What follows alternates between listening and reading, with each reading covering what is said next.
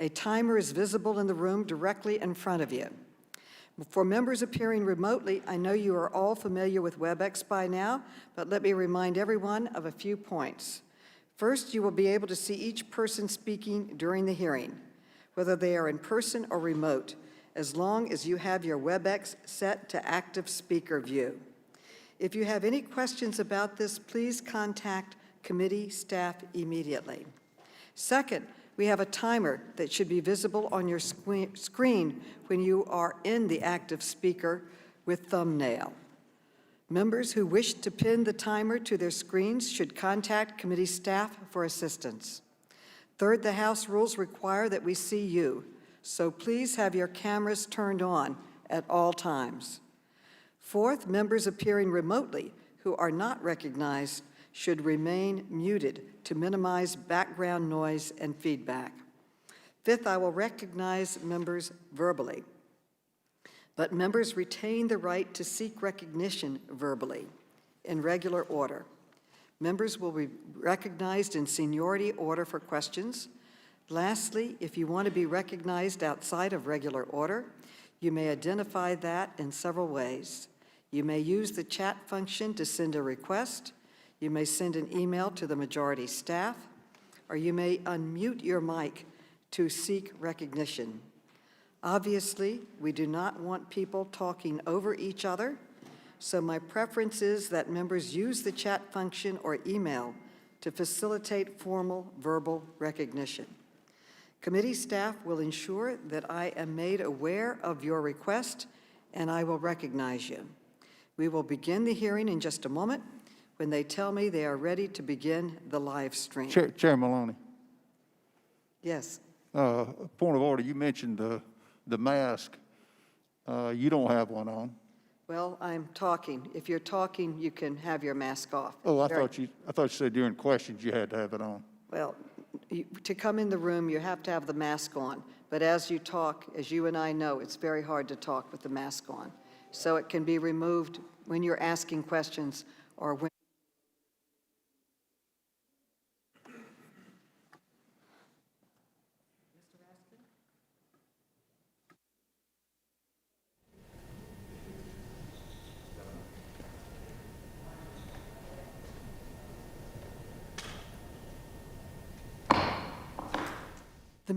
The committee will come to order.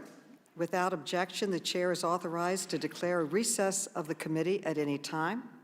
Without objection, the gentlewoman from North Carolina, Ms. Adams, as well as the gentleman from Illinois, Mr. Quigley, will be permitted to join the committee and be recognized for questioning the witnesses.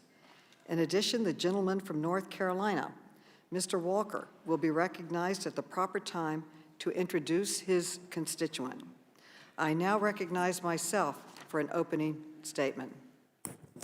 Good morning. I would like to welcome Postmaster General Louis DeJoy and the Chairman of the Postal Board of Governors, Robert Duncan, to this oversight hearing, and I thank you all for being here. In all of our districts, we are hearing from constituents about significant delays in the delivery of mail, medicines, food, and other supplies. These delays are especially concerning and potentially life-threatening during the coronavirus crisis. These are not isolated complaints. They are widespread. Our offices have been receiving thousands of calls and emails about the detrimental effects these delays are having on our veterans, seniors, small businesses, and families across the country. When we asked postal leaders about these delays, they downplayed them. They dismissed them as temporary. They discounted them as minor, unintended consequences of reforms being put in place. But then we saw national headlines describing these delays in much more detail. I have a document here that it lists headlines from almost every state in the country talking about these delays. For example, in my home state of New York, I quote, "Mail is delayed 5 to 6 days in New York City," Postal Workers Union says, end quote.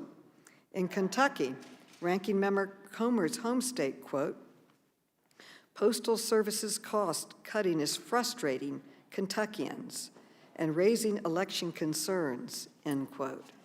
In California, the home state of our Vice Chairman, Mr. Gomez, quote, "Like Armageddon, rotting food, dead animals, and chaos at postal facilities amid cutbacks," end quote. This list goes on and on. Last Friday, when Mr. DeJoy was confronted in the Senate with these widespread reports, he said he felt bad about what he called a dip in service.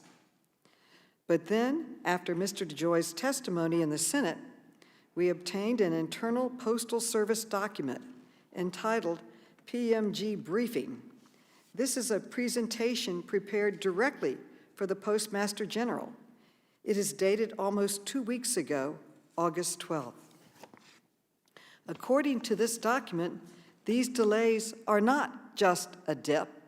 This document warns the Postmaster General of significant and widespread drops across the board in first-class marketing, periodicals, and other categories. This document shows that these delays are not a myth or conspiracy theory, as some of my colleagues have argued. These steep declines did not start in April or May when the corona crisis hit us, but in July when Mr. DeJoy came on board and began making his changes. Our entire country is experiencing these delays as a result of Mr. DeJoy's actions, such as his decision to restrict the number of trips from processing plants to delivery units. Perhaps Mr. DeJoy thought his sweeping changes would not cause any delays. In my opinion, that would be incompetence at best. Or perhaps this was intentional. Maybe Mr. DeJoy was warned that his changes would cause delays, but he disregarded those warnings. That would be extremely reckless in the middle of a global pandemic with less than 3 months before an important election. Or perhaps there is a far simpler explanation. Perhaps Mr. DeJoy is just doing exactly what President Trump said he wanted on national television, using the blocking of funds to justify sweeping changes to hobble mail-in voting. All of these options are bad, but when you install someone as Postmaster General after he donates millions of dollars to your campaign, when he rushes to make changes without conducting adequate analysis, and when he withholds key information from Congress and doesn't level with us when people begin to ask, what in the world is going on? Given all of this, it's not surprising that the Postal Service Inspector General has already opened an investigation into Mr. DeJoy's controversial changes.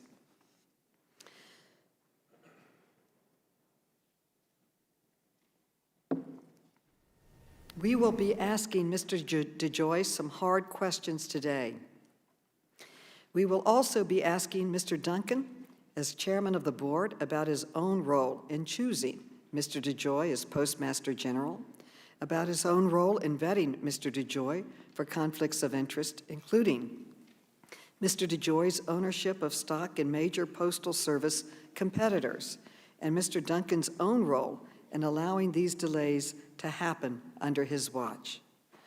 Whatever the cause of these massive delays, the American people want to go back to the way things were.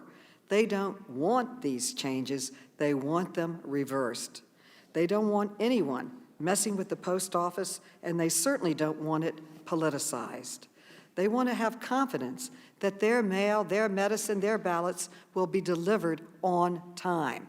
I look forward to hearing from our witnesses, and I now recognize the distinguished ranking member, Mr. Comer, for an opening statement.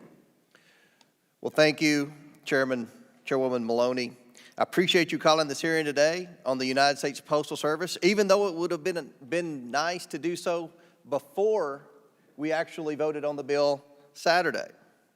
We all agree that the Postal Service needs to be reformed to better serve the American people. We all want the Postal Service to be as efficient and effective as possible to ensure Americans receive their prescriptions on time, small businesses thrive, and mail-in ballots are delivered in a timely fashion. But meaningful reform is going to take bipartisanship, something we have seen very little of in the last few days. Democrats fabricated a baseless conspiracy theory about the Postal Service and hastily passed a bill Saturday before hearing from you, Mr. DeJoy. The bill had no prior committee action to vet the bill, no hearings, no markup. Because of this rushed process, the bill was significantly amended by the Democrats before it went to the Rules Committee. It then proceeded to the House floor under a process that prevented any amendments to the bill. There was no Republican input, not at any step in the process. Just this morning, we have learned that the U.S. Postal Service opposes the bill that you all passed Saturday. They read the bill and realized that it ties their hands and will make it harder and more expensive to deliver the mail. At least this legislation is consistent with the Obama-Biden years at the Postal Service. More delays, more financial losses. This chain of events show Democrats are not serious about meaningful reform. The President does not support the bill, the Postal Service does not support the bill, and the Senate will likely not take up the bill. This is a political stunt. During Saturday's debate, Chairwoman Maloney unveiled a 60-page PowerPoint deck she had just received overnight from an apparent whistleblower. Madam Chair, I don't need to remind you that your and Adam Schiff's record with whistleblowers is less than stellar. The deck is dated August 12th, proving it played no role in the creation of your bill, which was unveiled the day before. The deck contains delivery performance data updated since the U.S. Postal Service's third quarter report. It shows some delays in July and August. I'm very interested to hear from Mr. DeJoy today about what he has learned about the causes of these delays. How much of an effect is the ongoing pandemic and increasing employee sick leave having on U.S. Postal Service's delivery performance? How does that compare to any temporary growing pains from efforts to make the Postal Service more efficient and self-sufficient?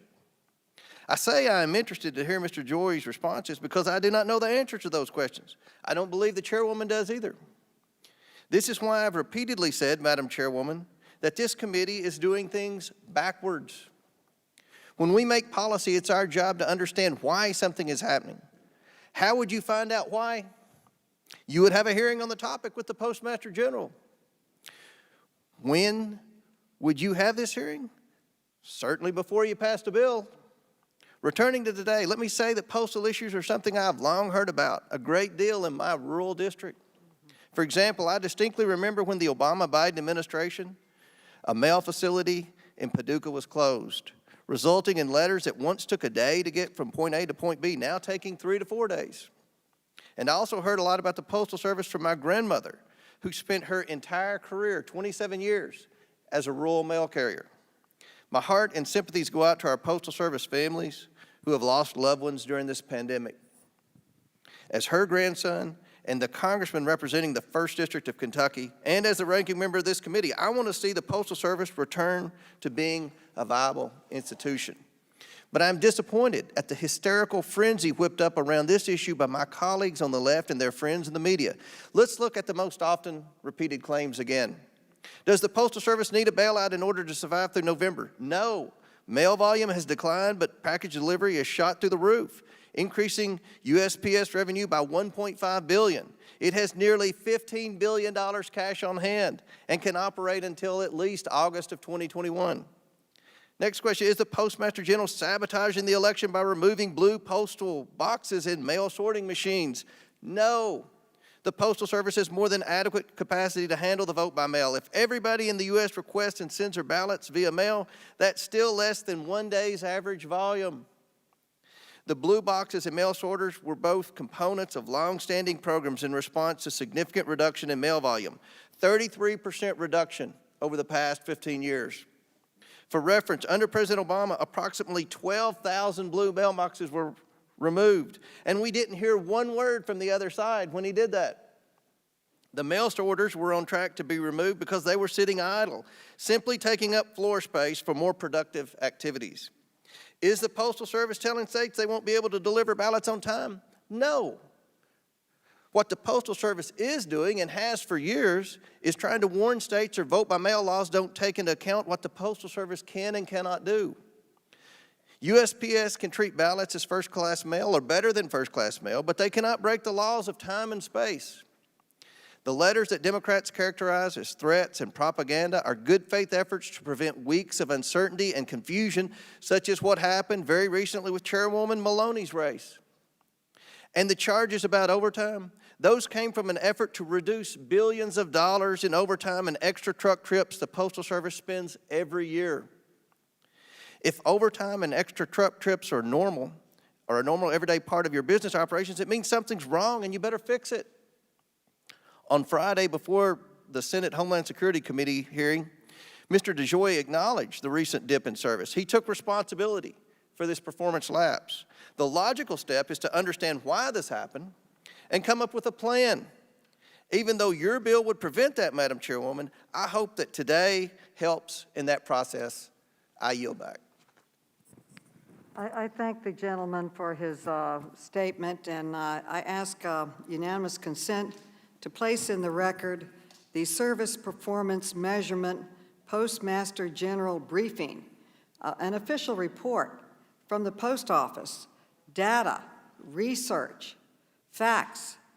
And in this report, the facts speak for themselves, and they show that under the first 2 months of the Postmaster General's work, the service fell anywhere from 6 to 10% in all the major categories. My bill merely funds the post office and returns it back to the way it was so that the services can get the mail out to the people during a pandemic and before a very important election.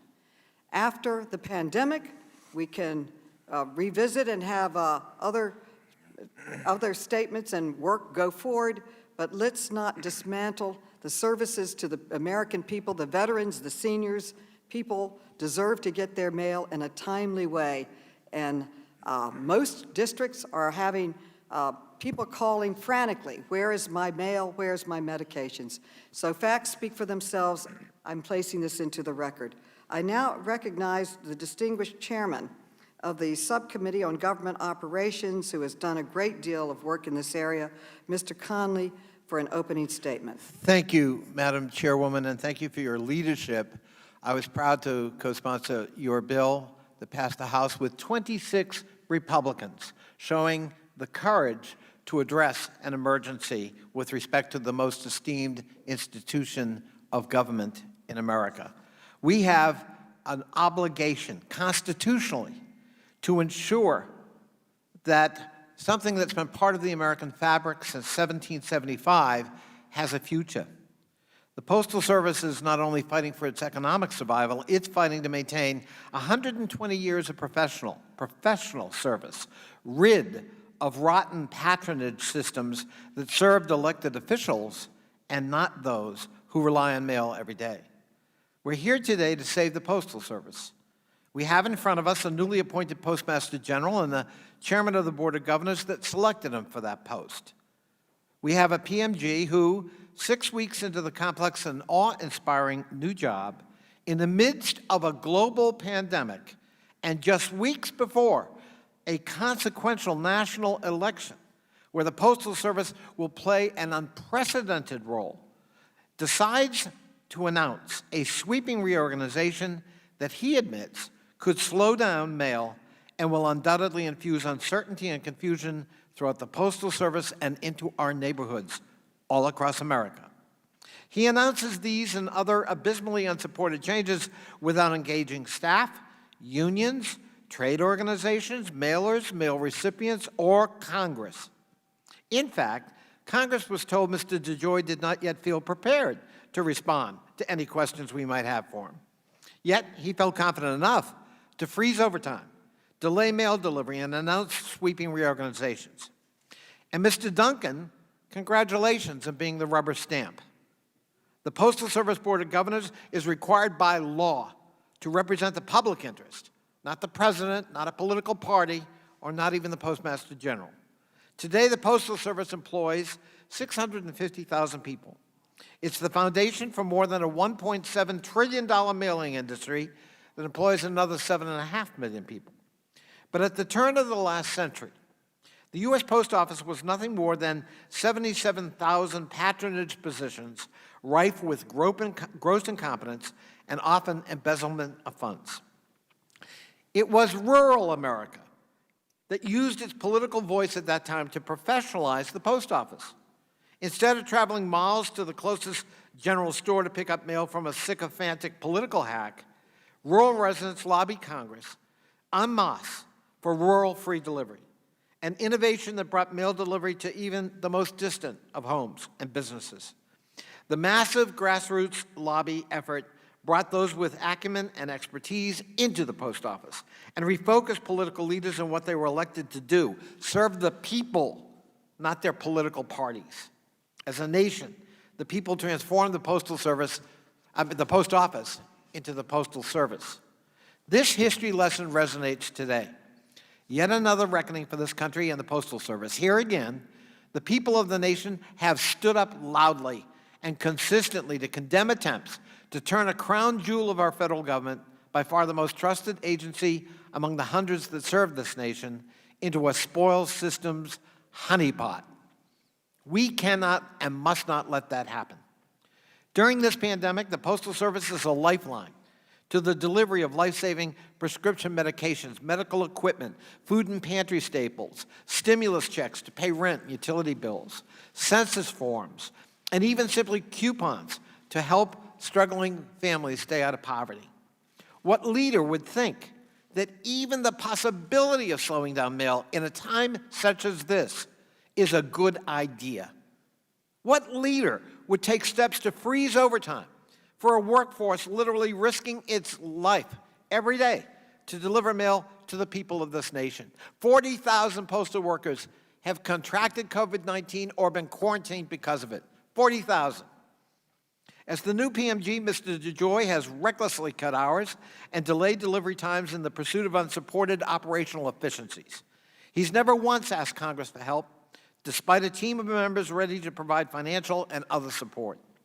The chairwoman and I, along with a collection of hundreds of members, have been fighting to provide the Postal Service with $75 billion in support, to pay overtime and hazard costs to the dedicated workforce, to invest in a modernized and green postal fleet that doesn't explode, to pay for information technology investments that can streamline communications from trucks and planes that are running late with important cross-county or international mail deliveries. Mr. DeJoy and Mr. Duncan have failed to work with Congress to get this enacted. Thus far, the passenger service airline industry has received $25 billion in revenue stabilization. The Postal Service, not a dime. On August 18th, the PMG announced he would put a hold on some of these sweeping operational changes. But his announcement did not commit to reversing the cuts to service and capacity already made. It did not include an agenda to support election mail that demonstrates a commitment to helping the Postal Service fulfill its historic role in the upcoming election. And lastly, the PMG is still not advocating for the additional funding for the Postal Service, despite the fact that the Republican-controlled, Trump-appointed Board of Governors unanimously called for that package.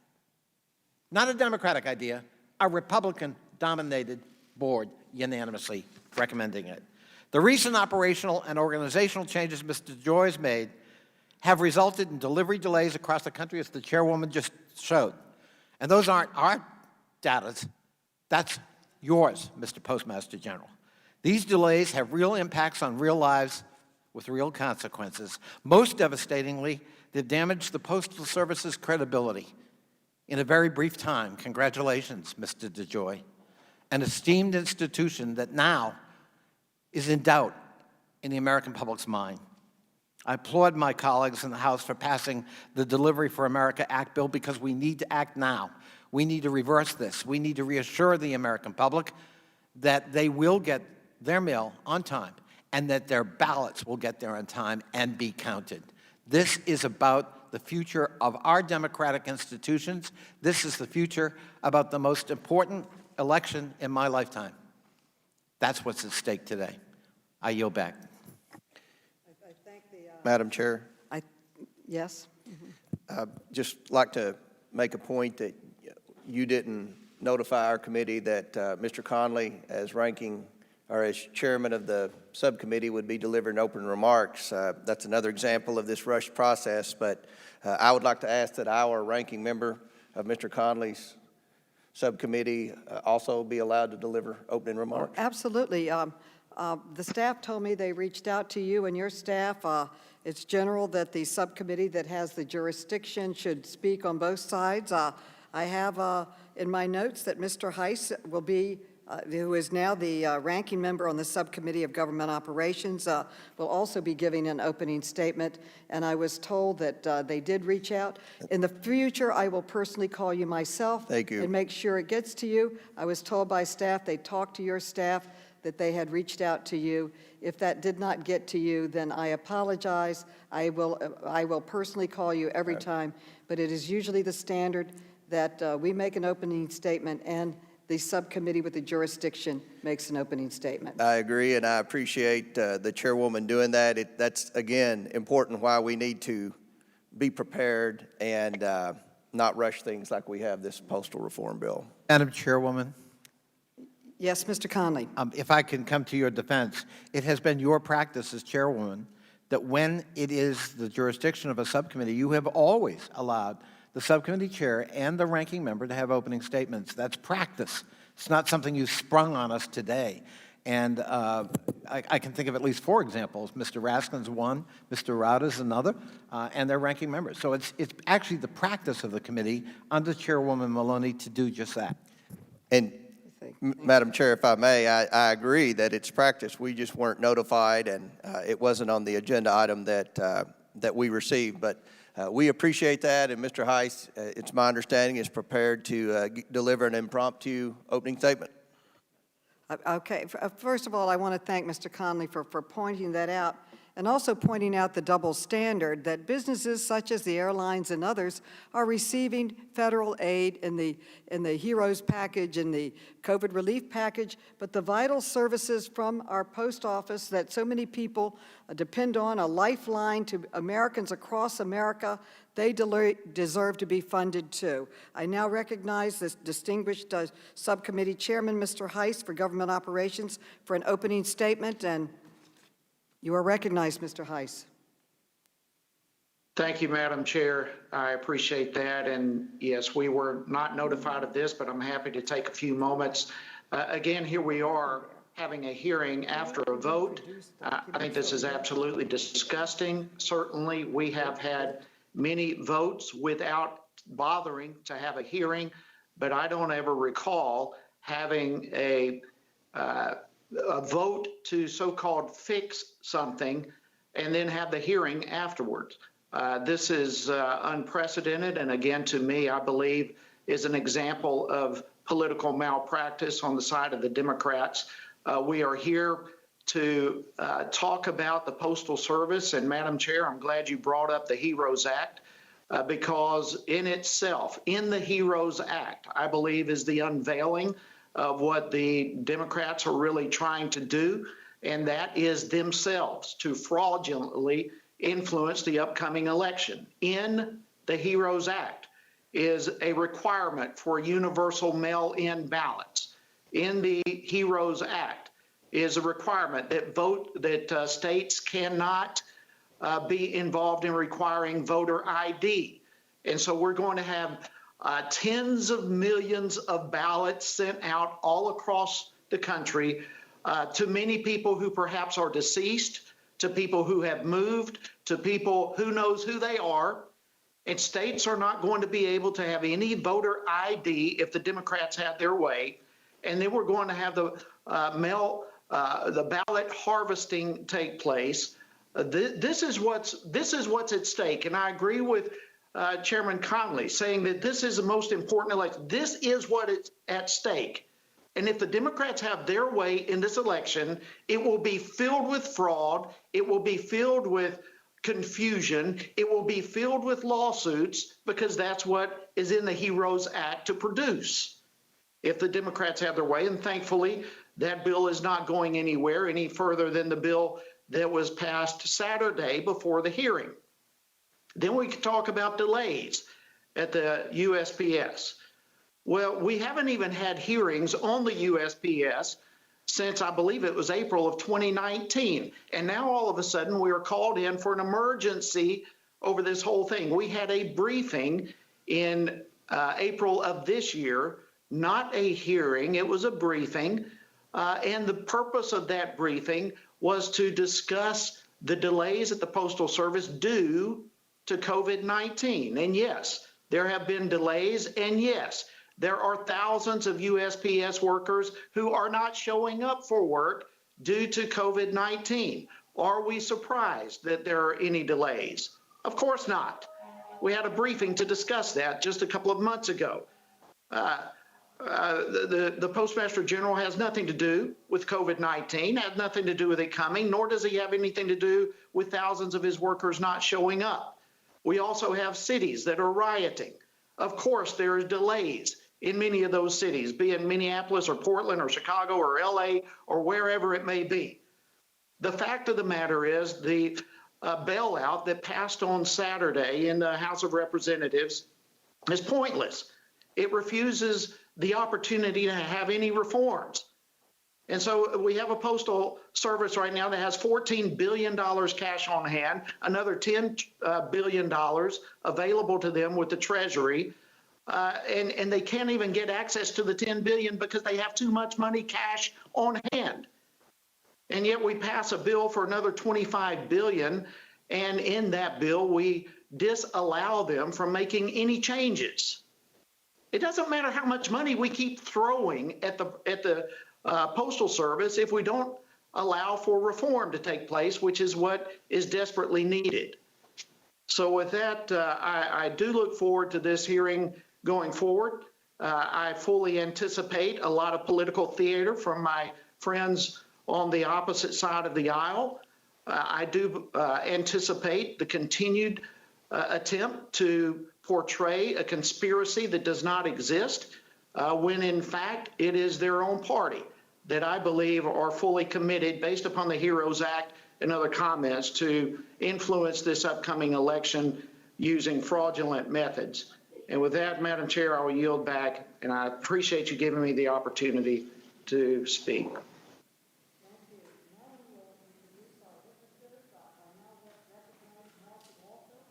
I now recognize Mark Walker to introduce our first witness, who is a constituent of Congressman Walker's.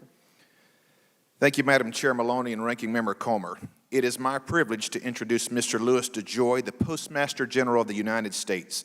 Mr. DeJoy has earned the respect of both charitable and business communities. Since its creation in 2005, the DeJoy Voss Family Foundation has positively impacted thousands of people. Duke University, the Cone Health Center for Children, police foundations, just to name a few. I was actually present when Mr. DeJoy was inducted into the Hall of Fame for the Triads Junior Achievement Business Leaders, the world's largest organization educating K-12 students on financial literacy and entrepreneurship.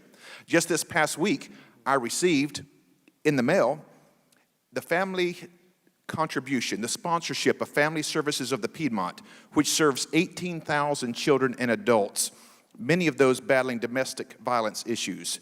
Yet maybe the most impressive act by this family is the one established for students from Title I schools, the Scholars Program at Elon University.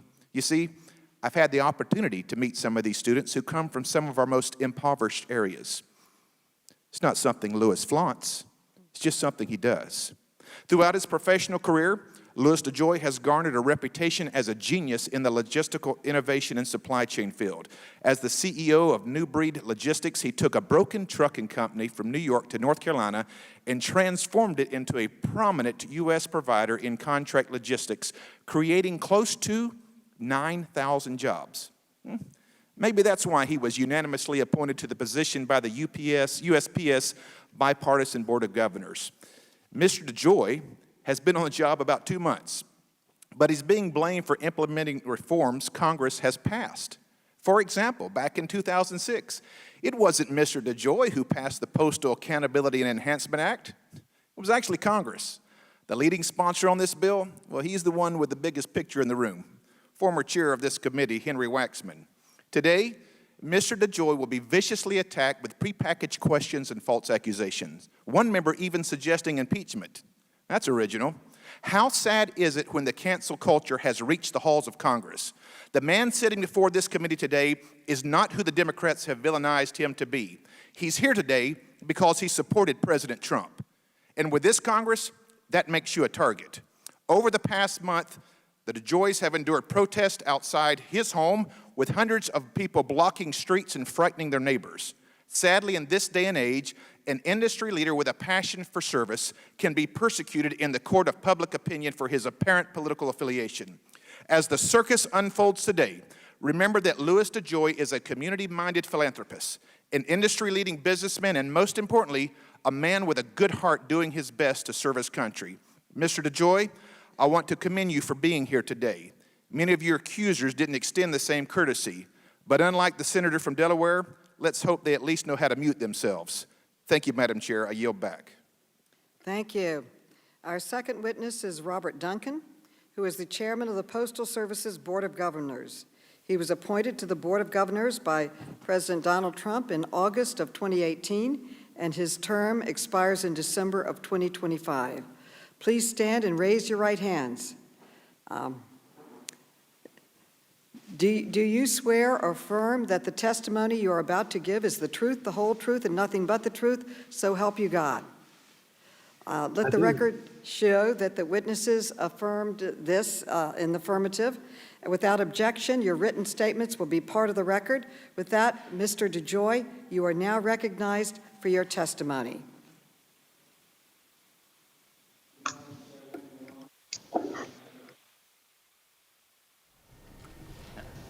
Good morning, Chairwoman Maloney, Ranking Member Comer, and members of the committee. I am proud to be with you today on behalf of the 630,000 dedicated women and men of the United States Postal Service. On June 15th, I became America's 75th Postmaster General. Since that time, for a variety of reasons, there has been a great deal of attention to the Postal Service by our elected officials, the media, and the American people.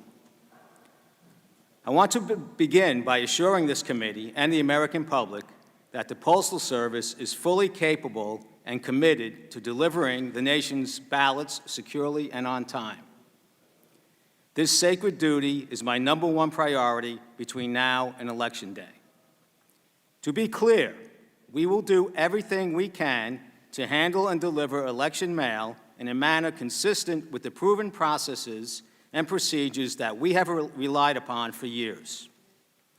Nevertheless, I encourage all Americans who choose to vote by mail to request their ballots early and to vote early as a common-sense best practice. As part of this conversation, there are many inaccuracies about my actions that I wish to again correct. First, I did not direct the removal of blue collection boxes or the removal of mail processing equipment. Second, I did not direct the cutback on hours at any of our post offices. And finally, I did not direct the elimination or any cutback in overtime. I did, however, suspend these practices to remove any misperceptions about our commitment to delivering the nation's election mail. Any further assertions by the media or elected officials is furthering a false narrative to the American people. Now, let me describe the 2 actions I have taken in 70 days since my appointment. I came to the Postal Service with decades of experience in solving large and complex logistical problems.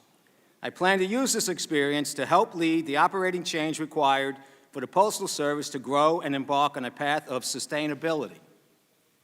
On the day of my swearing in, the Postal Service Inspector General issued an astonishing report about the scheduled delays in Postal Service transportation and the substantial cost associated with our weaknesses in this fundamental operating principle. Upon review, I directed the Postal Service operations team to develop and execute on a plan to improve our adherence to the transportation schedule of our over 40,000 trips a day. We have accomplished this goal, as our on-time departures are approaching 98% and wasteful extra trips are down by over 70%. While we have had temporary service decline, which should not have happened, we are fixing this. In fact, last week, service improved across all major mail and package categories, and I am laser-focused on improving service for the American public. The second of two changes I made as Postmaster General is installing a new organizational reporting structure to better align talent and resources, to instill greater accountability for performance, and to focus the organization on service and growth. These two changes, creating our new on-time transportation network and designing an engaged functional organizational structure, will be the catalyst for significant improvements in cost, performance, and growth that I plan for this vital American institution. Madam Chairwoman, the women and men of the Postal Service have demonstrated extraordinary commitment to our mission of service throughout the COVID-19 pandemic. In every community in America, we continue to work to keep our employees and customers safe as we fulfill our essential role in delivering the medications, benefit checks, and financial statements the public depends upon. Since the beginning of the pandemic, there has been a public outpouring of support for our postal employees as they perform their essential service throughout the nation. This is a well-deserved testament to their dedication. Chairwoman Maloney, Ranking Member Comer, I hope we can agree that the financial state of the Postal Service is unacceptable and needs to be fixed. I look forward to working with you and this committee and our stakeholders to restore the financial health of the United States Postal Service and to improve the way we serve the American public. This concludes my remarks, and I welcome any questions that you and the committee may have. Thank you. Thank you very much for your testimony, and we will now recognize Chairman Duncan. You are now recognized for your testimony, and he will be appearing remote. Chairman Duncan, you are now recognized. Thank you. Chairwoman Maloney, Ranking Member Comer, and members of the committee, thank you for inviting me to speak today. My name is Mike Duncan, and for the past 2 years, I've had the honor of serving as the chairman of the United States Postal Board of Governors. Throughout my life, I've looked for ways to help and strengthen and support institutions that are important to American communities. That's why I spent 5 years on the Tennessee Valley Authority Board, why I serve on Alice Lloyd College, why I've served on numerous boards and commissions in Kentucky and at a federal level. When I accepted this position, I did so because of my admiration for the United States Postal Service and its public service mission. I spent my life in rural Appalachia, and I know how important the Postal Service is to communities like mine. I also know the Postal Service provides important jobs to more than 630,000 Americans, which at one time included my own grandfather, who delivered mail by horseback in East Tennessee. Since I joined the board, I've made it a point to get on the road, to visit postal facilities, to meet workers, speak directly with our customers, union members, union leaders. These conversations have only deepened my understanding for and of the importance of the Postal Service. Serving on the Board of Governors of this institution is a significant responsibility. The governors, by statute, represent the public interest. That means I'll always remember its special role in our nation. And it means I can never forget the challenges that are putting us at risk. These challenges should come as no surprise to the members of this body. On 2 occasions, I've sent you the Postal Service's annual report to Congress. In each of those communications, I wrote that, quote, "The Postal Service's business model is broken and will only produce widening losses in the coming years, absent dramatic change." Last fall, Postmaster General Megan Brannon notified the board of her impending retirement. And in response, the board immediately recognized that we would be faced with the most important decision we would make as governors, the selection of a new Postmaster General. The board agreed that the Postal Service would benefit from a transformational leader, one who could help us build upon the inherent strengths and confront its long-standing challenges. Postal Service is an amazing institution, and we can do a lot to make it better. But we're unable to fix our broken business model or control our own pricing without the help of Congress and the Postal Regulatory Commission. What we can do is increase our efficiency and cut down on unnecessary expenses.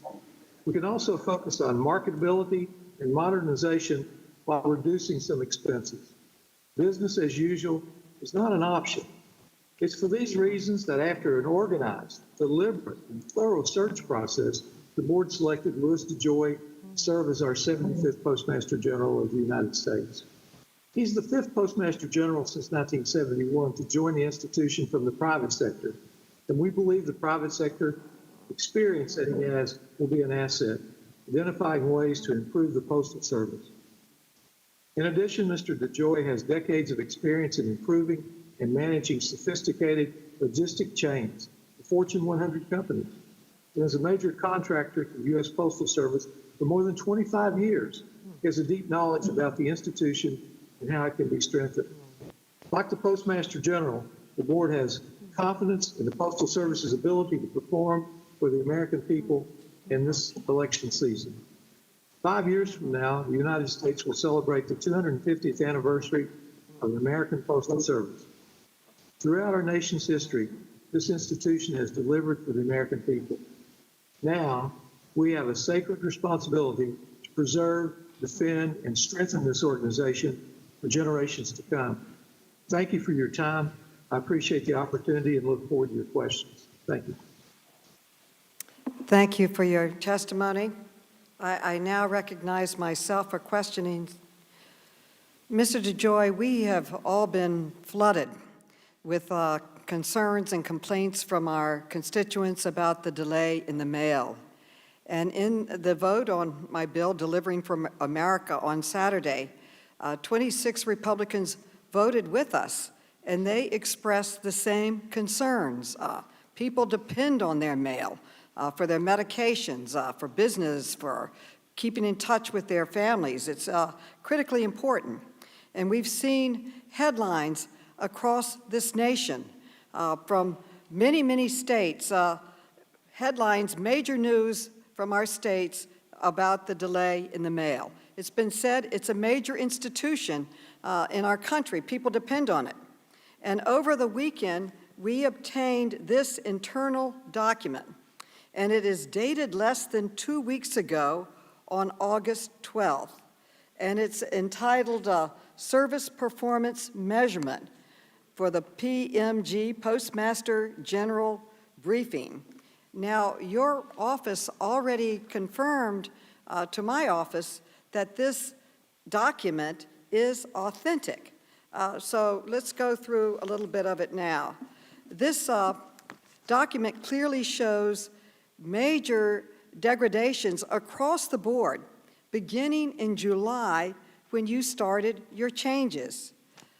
Here is the document for first-class mail, and overall, it is down an astonishing 8.1% from the baseline before your changes for the past 2 months, beginning in July. Now, the second one, the next slide, is the marketing mail, and that is down a stunning 8.42%. Now, the next, and it's on the wall where you can see it better, the next periodicals, and that is down almost 10%, down 9.57%.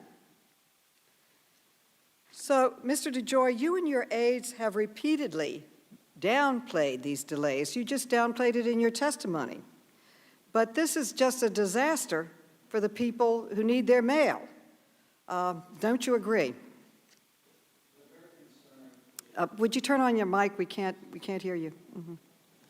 Thank you. Mm-hmm. We are very concerned with the deterioration in service and are working very diligently. In fact, we're seeing a big recovery this week, and in fact, that report, oddly, I requested that report be put together. Oddly enough, we didn't have measurement briefings at an executive level like this before my arrival, where the whole executive team was involved in looking at what the underlying circumstances were, and we're focused on fixing it. We're starting to see a nice recovery, and we will have it back to, my goal is to get it, to a higher level. We were not meeting metrics before. With this change, this fundamental change, we have a real good shot at getting to the stated metrics that we are supposedly governed by. Well, you just testified that you've been on the job 70 days. So this is essentially your report card for that period of time. If any other CEO had this kind of plummeting record in his first 2 months on the job, I can't imagine why he would be kept on. That's an unfair accusation. May I continue? When you testified on Friday, senators asked you over and over about the status of these delays. They also asked you to produce analysis about the negative impacts of your changes. It would have been easy to mention to the senators that this document existed. You could have said, as a matter of fact, Senator, I just received a detailed briefing, and unfortunately, the data shows major delays in nearly all categories. But you didn't do that. You dismissed these nationwide delays as, quote, a dip, and you refused to turn over any analysis. So my question is, why didn't you disclose this document and any analysis to the Senate when you had it and they were asking for it? They asked me for it on Friday. They asked me for an analysis on my decision. Of the delays. I watched the testimony. They wanted analysis. Why are all these delays? Well, there's a lot of reasons for delays besides just the action that I took to run your trucks on time. There are other reasons for the delays in the nation. Well, I would say running trucks on time would probably increase delivery, but for some reason it backed it up. 5 to 6 Oddly days enough, into yes. the district that I represent, so reported. But Mr. DeJoy, on August 14th, this committee sent you a 10-page letter, along with the chairs of ranking members of 3 other committees. And we asked you to produce all communications, and I'm quoting from the letter, all communications, evaluations, assessments, or reports regarding mail left behind or delayed as a result of these new policies that you instituted, end quote. We asked for these documents by Friday, and on Friday night, you did produce some documents to us, but you did not produce this one. And so my question is, why did you leave this important internal document from the postal professionals that was delivered to you and briefed to you 2 days before the Senate hearing? Why did you leave it out? I'm not familiar with the request in total or how we supported it. I'm sure the staff answered the questions as they were asked.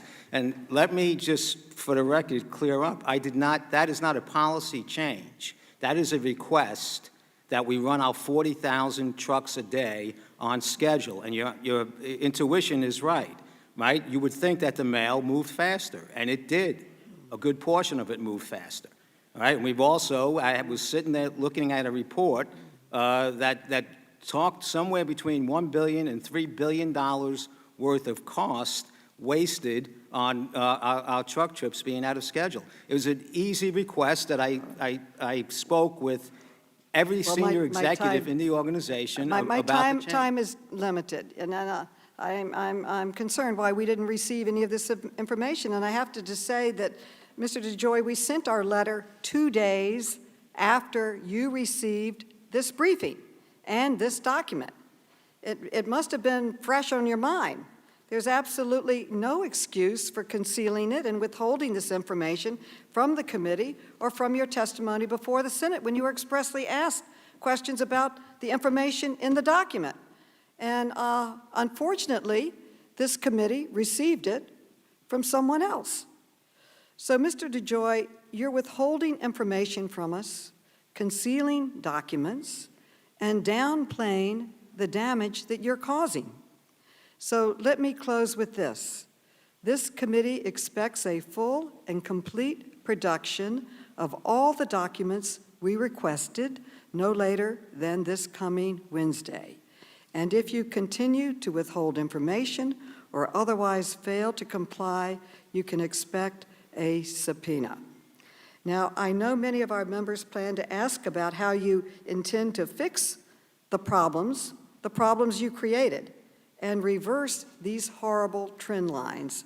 So we will get to those questions next. With that, I now recognize the distinguished ranking member for 5 minutes for his questions.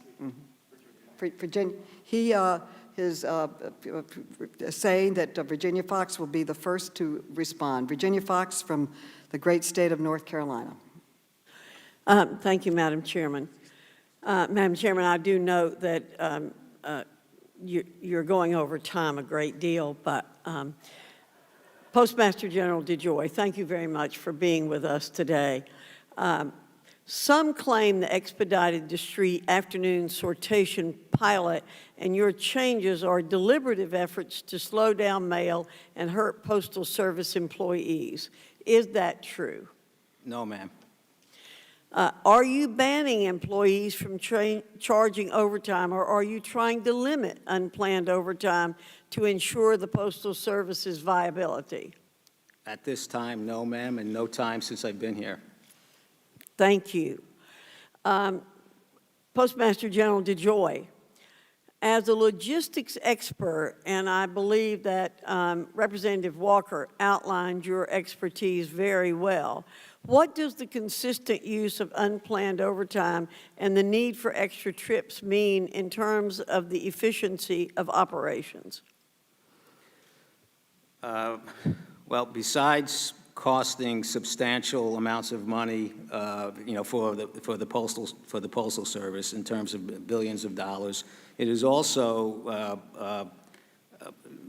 does not keep the system, the delivery system, in balance, which also results in delays in mail and in equilibrium in production processes across the whole network.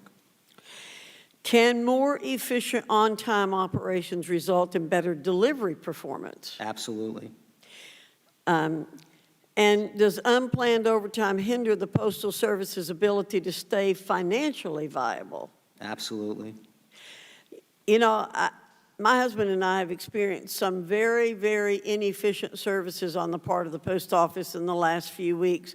I'm not going to go into those details, but I want to applaud your approach to accountability.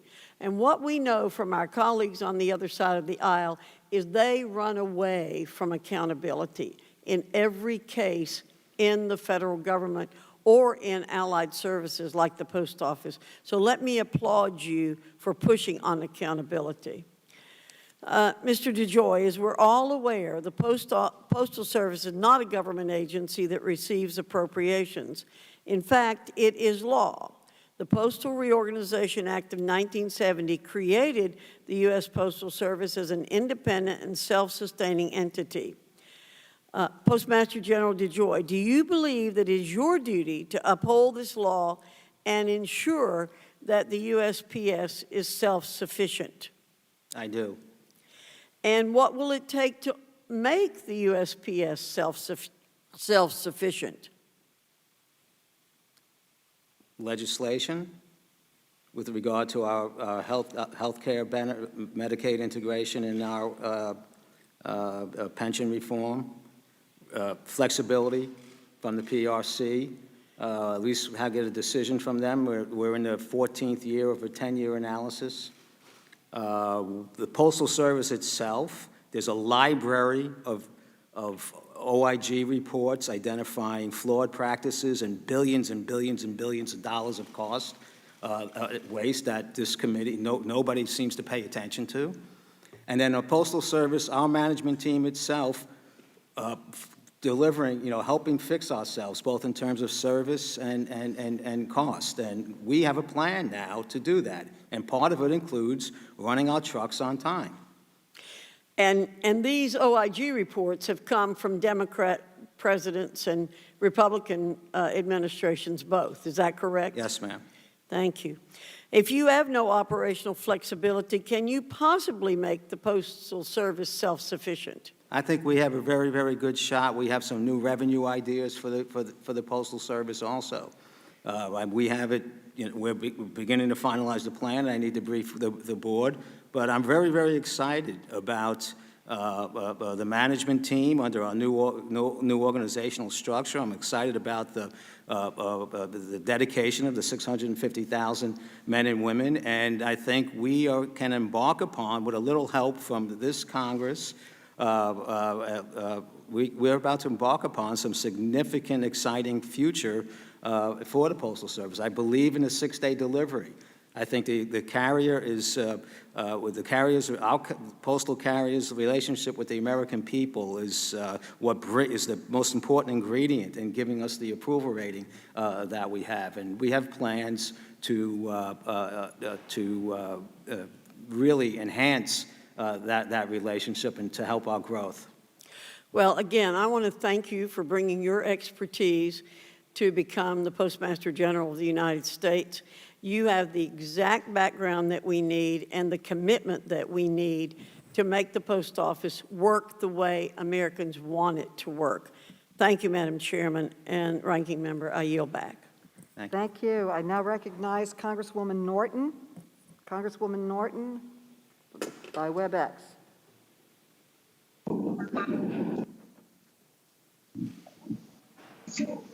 Thank you very much, Madam Chair. This hearing is very necessary to clarify matters that were left open when we took the vote already on this bill. Mr. DeJoy, in your testimony, you suggested that the coronavirus was having, and here I'm quoting, was a significant issue in employee availability in many, many parts of the country. If that's the case, sir, I want to know why you'd be reducing overtime. Isn't overtime even more necessary to postal employees during this national emergency, during this pandemic with so many people at home, and given what you've already testified to about the significant issue in employee availability across the country? Thank you. Why wouldn't overtime be necessary to make up for all of that? Thank you, ma'am. Since I've been here, we've spent $700 million in overtime. The overtime rate before my arrival was at 13% within the organization. It's still at 13%. As I said in my opening statement, this is a continued misinformation regarding what I did since I've gotten there. I've never put a limitation on overtime. Well, that's very important testimony, Mr. DeJoy, because in some states we're seeing 10 times the normal volume of mail. I'd like to ask about additional resources 2 weeks before the election. Is expanded allowance of overtime one of the items under consideration when you have already announced you will bring, quote, additional resources to bear in 2 weeks before the election? Does that include expanded overtime? Indeed, wouldn't it have to? Yes, ma'am, it does. We will, the 650,000 men and women of the Postal Service are very committed to having a successful election in our role in the election. Overtime, extra truck trips, postal inspection checks, rounds, in each postal processing That's facility. very important. That's very important for the record, that expanded overtime will be allowed in the 2 weeks before the election. My next question is on a P&G Postal Service document we have received.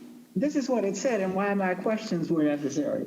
I'm quoting now the document entitled PMG Expectations and Plan. Overtime will be eliminated. There you see it before you. Again, we are paying too much for overtime, and it is not cost effective, and soon will be taken off the table. More to come on this.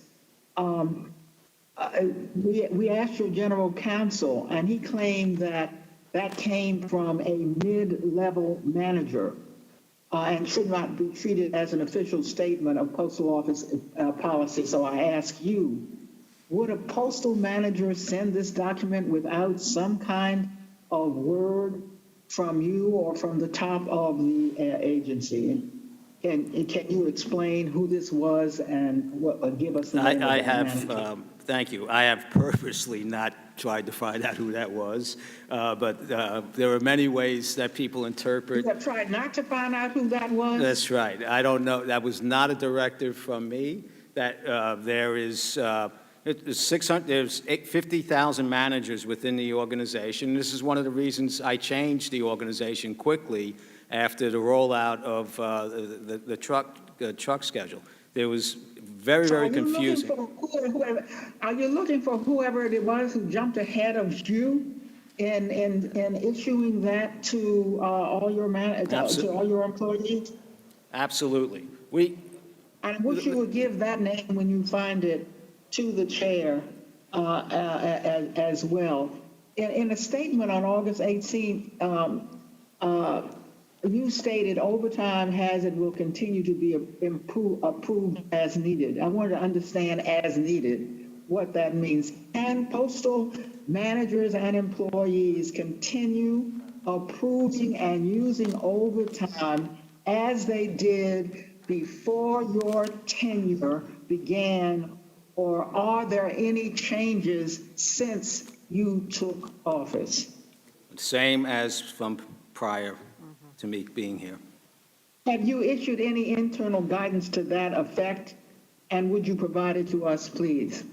I'm sorry, I didn't hear the question. I asked, have you issued any internal guidance to that effect, that the employees can continue to approve and use overtime? I never issued a guidance against that effect, but everybody, the organization. Are you intending to issue any guidance to the effect? Yes, that I've told the employees- executive team, the operations team, they know there is no different process Madam Chair. than prior to my Yeah. arrival. Okay, the gentlewoman's time is completed. You may Madam Chair, can I just ask that he provide you any written guidance on overtime? Okay. To Time. the committee. I make that request on behalf of the committee. I now recognize Mr. Gosar, Congressman Gosar. Yeah, can you hear me and see me? Yes, we can. Okay, thank you. We can hear Mr. you, but we Joy, don't thank see you. you. There you are. Okay. Mr. Joy, thank you very much for coming today. And I want to clear up some obvious political disinformation that the majority is actually putting out. So, and then I also want to say thank you very much for acknowledgement of the dip in services, but we'll get to that in a few minutes. On Saturday on the House floor, my colleague said the post office is on the verge of collapse, but that's not true. You have over $10 billion cash on hand and access to a $10 billion line of credit, which makes you fiscally viable through August of 2021. Is that true, Mr. DeJoy? Yes, but I would say that only in Washington, D.C. would that be a good position to be in when I have $135 billion in liabilities, a $2.5 billion a month, a week, biweekly payroll, and a whole bunch of others. But yes, we can get through the election, and with the loan, should we Should we take it, I don't know how we would pay it back, but should we take it, we should be fine for, through mid-21.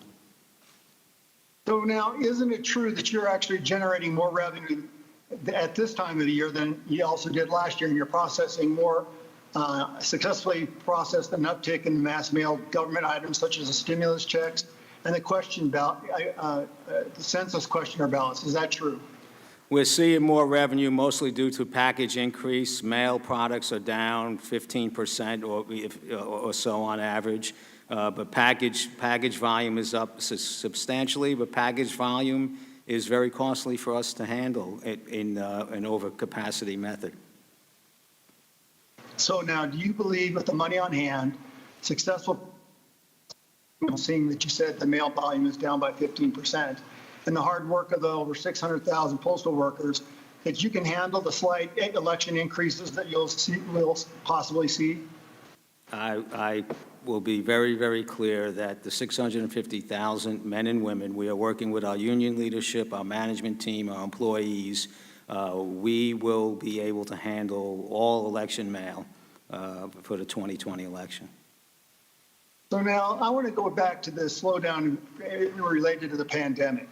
I want to highlight that this week the president of the Phoenix Postal Workers Union stated that it was suffering from these pandemic workforce strains, that no processing machines have been removed during your tenure, and that the United States Postal Service processed over 700,000 ballots in our recent primary election. Let me ask you a question, Mr. DeJoy. Have you had slowdowns or impediments like in Seattle and Portland and New York City and Chicago because of the rioting and the anarchy that's going on? Well, sir, I mean, any kind of rioting does produce delays with any type of public service, so I don't have a specific measurement on that. But I will say this, that as the coronavirus cases throughout the country have expanded, it has had an impact on our employee availability.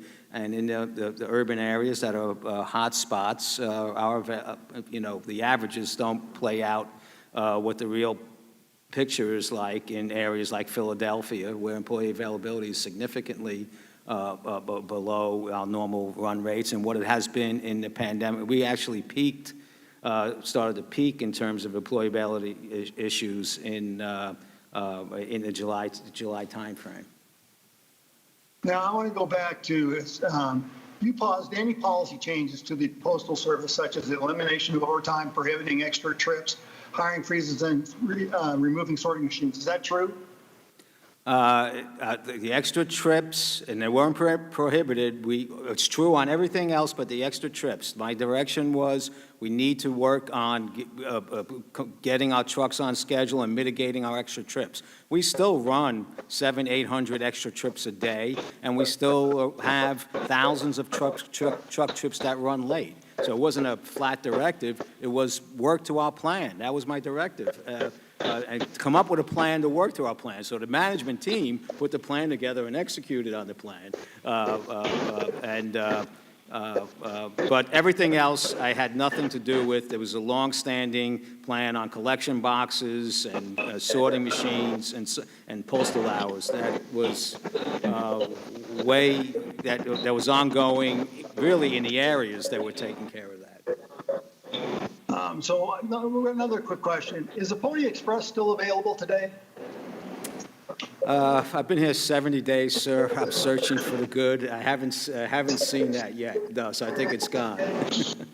I wonder, technology has its changes, and any transfer of new ideas, it always goes smoothly, doesn't it, Mr. DeJoy?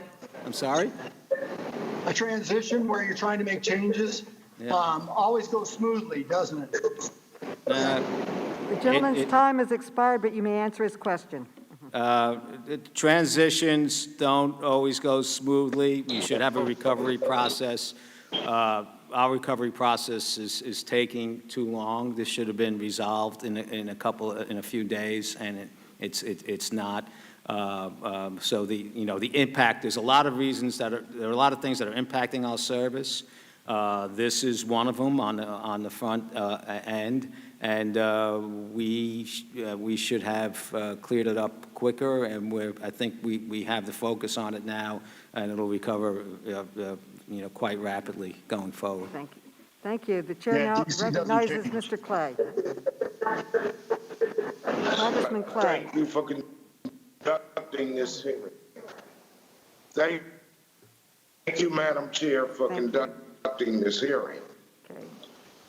Mr. DeJoy, one of the most damaging results of your actions is the reports we have heard over and over again from people and families across the country who are not getting their mail-in medications on time, and it's heartbreaking. The Postal Service delivers hundreds of millions of prescription drug shipments each year. That is millions of shipments per day, 6 days a week, of vital medicines delivered across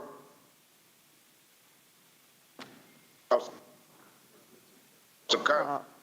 We're having a technical problem right now with Mr. Clay.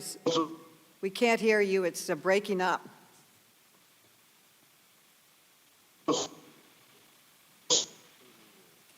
Should we go to someone else and come back?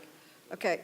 Mr. Clay, we're gonna try to correct there's a problem. We can't This hear is you. literally a lifeline. We're gonna hold your testimony. Vulnerable populations. Should we go forward or not? Okay. This problem has gotten aggravated during the coronavirus crisis because mail order. Madam Chair, for the sake of time, let's Okay. Mr. Move Clay, on. we're going to hold up on you and go to Mr. Lynch and then go to a Republican and come back to you. We have technical difficulties. Mr. Lynch, Congressman Lynch, you are now recognized. Thank you, Madam Chair. Thank you. Thank you, Mr. DeJoy, for attending. Mr. DeJoy, you've been the Postmaster General of the United States for a couple of months right now? 70 days. 70 days, okay. So I've been a member of this committee for about 20 years, and since my mom and two of my sisters, a bunch of my aunts, cousins, my in-laws, all worked at the post office. Some of them are retired, some of them are still there. As a member of Congress, you might say I've been compelled to take a keen interest on matters affecting the Postal Service. I'm also a former president of the Iron Workers Union in Boston, so you can get a sense of my perspective. It's a blue-collar, common sense, get your work done sort of perspective. So Mr. DeJoy, as the Postmaster for the United States of America for the last 70 days, did you know that the Postal Service has never allowed itself to be in the situation that it's in today? Throughout the Postal Service history, there's been a tradition of reliable delivery from the very beginning, Article 1, Section 8, Clause 7 of the United States Constitution. Going back to Ben Franklin, our first Postmaster General, the Pony Express has been mentioned before. I was actually watching a Ken Burns special last week, and he had these heart-wrenching letters that were back and forth from soldiers during the Civil War. So even at a moment when the country was at war with itself, the mail was delivered. During the First World War and the Spanish flu influenza of 1918, through the Great Depression, millions of people out of work, 1,000 bank failures, the mail was delivered on time. Even during the Second World War, with the threat of Nazi U-boats, international mail was delivered on time. Just so happens I was elected on 9/11, the day of the terrorist attacks on our nation, a god-awful day. Some people forget, in the days after 9/11, we had direct anthrax attacks on the United States Postal Service. We lost two brave postal workers, Joseph Cursine and Tom Morris, down at the Brentwood facility here in D.C., from anthrax inhalation. But for the good of the country, the postal unions continued to send their members into the post office to do their job to keep the country running. So two weeks ago, after you'd been postmaster for just a few weeks, that all changed. In the middle of a pandemic that has killed 170,000 Americans, and on the eve of a national election, at a time when the CDC is advising people not to gather, limit outside contact, the Postal Service started removing 671 high-speed mail sorting machines across the country. You stopped the APWU from sorting the mail, and you stopped the national letter carriers and mail handlers from working overtime to deliver the mail. And for the first time in 240 years in our history of the United States Postal Service, you sent out a letter, embarrassingly, in July to 46 states that said the post office can't guarantee that we can deliver the mail in time for the elections in November. And we have reports from across the country, as you acknowledge, service has been delayed and the mail is piling up. You have ended a once proud tradition. Now, as a member of the Oversight Committee, we are the chief investigative committee in the Congress. We conduct oversight on every matter that impacts the American people, foreign and domestic. There are members on this committee who have been to Iraq and Afghanistan a couple dozen times. They've been to Yemen, Somalia, Gaza, you name it. They literally go to the ends of the earth to investigate matters that affect the American people, especially when it involves our sons and daughters in uniform. In this moment, it is our postal workers who happen to be our men and women in uniforms. They are on the front lines of this pandemic. Throughout this pandemic, they've risked their own health and safety to deliver, or tried to deliver, mail, medicines, and mail-in ballots to every American home and business 6 days a week. As a member of this August committee, I'm supposed to ask you a question. In my heart, I'm tempted to ask, after 240 years of patriotic service delivering the mail, how can one person screw this up in just a few weeks? Now, I understand you bring private sector expertise. I guess we couldn't find a government worker who could screw it up this fast. It would take them a while. The president is running this post office like a business, like he said. He's running it into the ground, as he has declared bankruptcy a few times on his own businesses. In an effort to apply the facts, the real facts, not the alternative facts, based on what you have actually done, one can only reach, as a fact finder, we can only reach two conclusions. One, either through gross incompetence, you have ended the 240-year history of delivering the mail reliably on time, or the second conclusion that we could gather is that you're doing this on purpose and that you're deliberately dismantling this once proud tradition. The gentleman's time has expired. The gentleman may answer his question. My last question is this. Thank you, What sir. the heck are you doing? Thank What you, the sir. heck are The you doing? gentleman's time has That's my expired. question. Thank you, sir. The gentleman's time has expired. The gentleman First of may all, answer. I would like to agree with you on the heroic efforts of our 650,000 employees across the nation, and the history of the Postal Service for their the 250-year history of serving the American public. And I'm very Will you put proud- the machines I'm back? I'm very proud to lead the organization. The rest of your accusations are actually Will you put the- will they're you put actually the high-speed outrageous. machines No, I back? will not. You will not. Will not. You will not. Well, there you go. There I go. What? There Those will- machines, Madam those Chair, machines have been let the coming witness out. answer the question, and not he has gone over time. Order. The gentleman may answer the question without being interrupted. And Every the question is, will accusation- you put the machines back? The answer is no, and every accusation you made, other than the truck, adhere to the truck schedule, is inaccurate and more misinformation for the American public. You won't put the machines back, though. I will You not- took them out. They're high-speed Madam machines. Chair. Did not take- You took them Madam out. Chair, Mr. Jordan is now recognized. Congressman Jordan, is he here? Just Congressman Jordan? no, I believe that's not the order. What? No, it's Palmer, Congressman Palmer. I'm getting different signs up here. All right. Who's- Why don't we go back to the old way that you write it down, because it keeps changing. Okay. Congressman Palmer is now recognized. I thank the chairman, and I just want to point out a Washington Post article from August 26, 2015, almost 5 years to the day, that there was a decline in first-class letter delivery of 18 to 44%, Lynch. and a 38% decline in the performance over the same time in 2014. This was during the Obama-Biden administration. The United States Postal Office in 2012 started closing dozens of mail sorting facilities. From January to June of 2015, there were 494 million pieces of mail that did not arrive on time, a 48% increase in delayed mail delivery. And I'm sure that that was intended to impact the 2012 election, yet this committee didn't see fit to look into that. Mr. DeJoy, these will be yes and no for the most part. Is there any way the post offices can know whether or not ballots that they are delivering to households are to eligible voters? Is there any way for the post office to know that?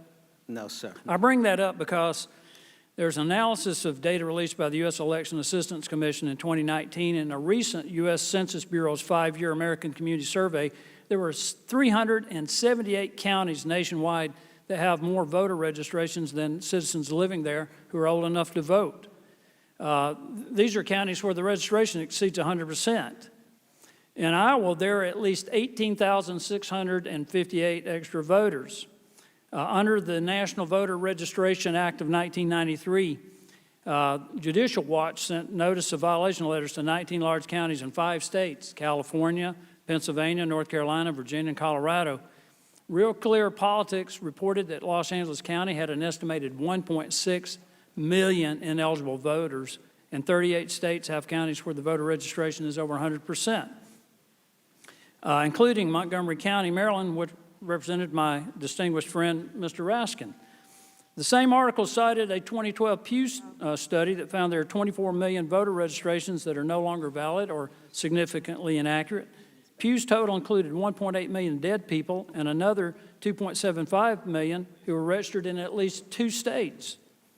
New York, for instance, in this most recent primary that impacted your race, Madam Chairman, had 84,000 ballots, almost over a fifth of all the ballots, I think, cast. 12,000 in your race that were disqualified. So my question to you, Mr. DeJoy, is there any way to be sure that more ballots than a household should be eligible to receive are not being delivered? I'm sorry, say that again? Is there any way for the Postal Service to determine whether or not a household is getting more ballots than they should be? We're focused on delivering the mail. So the sent answer to is the no. address. There's no way to know that. And so, if there was some way to know that, I'm sure the postal inspectors would get involved. Okay. So let's try that again. Once it calls you, it tells you press Madam 1 to Chairman, be connected. I think that's reserve what my we need time. to do. Okay, so it's gonna call me. What's going on? I think the Chinese have hacked in or something. Okay. What is that noise? I don't know. Ma'am, the clock is still running. Madam Chair, can his time be restored? We will give you adequate time to Okay. complete because of. Have we resolved this, do you think? What is the problem? What is it? They're just trying to deal with technical. We'll give you extra time. Keep going. Okay. You have extra time. We have some technical problems. Thank you, Madam Chairman. And I do appreciate your indulgence. Thank you. The Census Bureau reports that 11% of Americans move each year. Section 8 of the National Voter Registration Act, which was passed by the Democrats in 1993, signed by President Clinton, and voted for by Mr. Cooper and Mr. Clay and Madam Chairman Maloney, requires states to perform voter registration maintenance. It is really the responsibility of the federal government to ensure that states and local governments make sure their voter rolls are accurate, that they have removed deceased people, people who have moved or inactive voters. And it should be noted that the Obama-Biden administration did not bring a single Section 8 enforcement action during their entire term. That makes the post office task of only delivering ballots to eligible voters more difficult. My point is that you've been accused of trying to impact an election when the fact of the matter is, and for those people who have never had a real job out in business, what you've been trying to do is improve the performance of the post office so that what happened in 2015 does not continue to happen. And it's going, and the accusations are that you're trying to throw the election. When the fact of the matter is, the fact that the federal government has not done its part, particularly during the Obama-Biden administration, to ensure that the voter rolls are accurate, has made your job more difficult. It's really not your job, is it? One way or the other. No, sir. Can we count on the post office and delivery personnel around the nation to not deliver mass ballots, stacks of ballots to an address where the delivery person knows that there's nobody there, an abandoned house, an abandoned apartment complex, a business?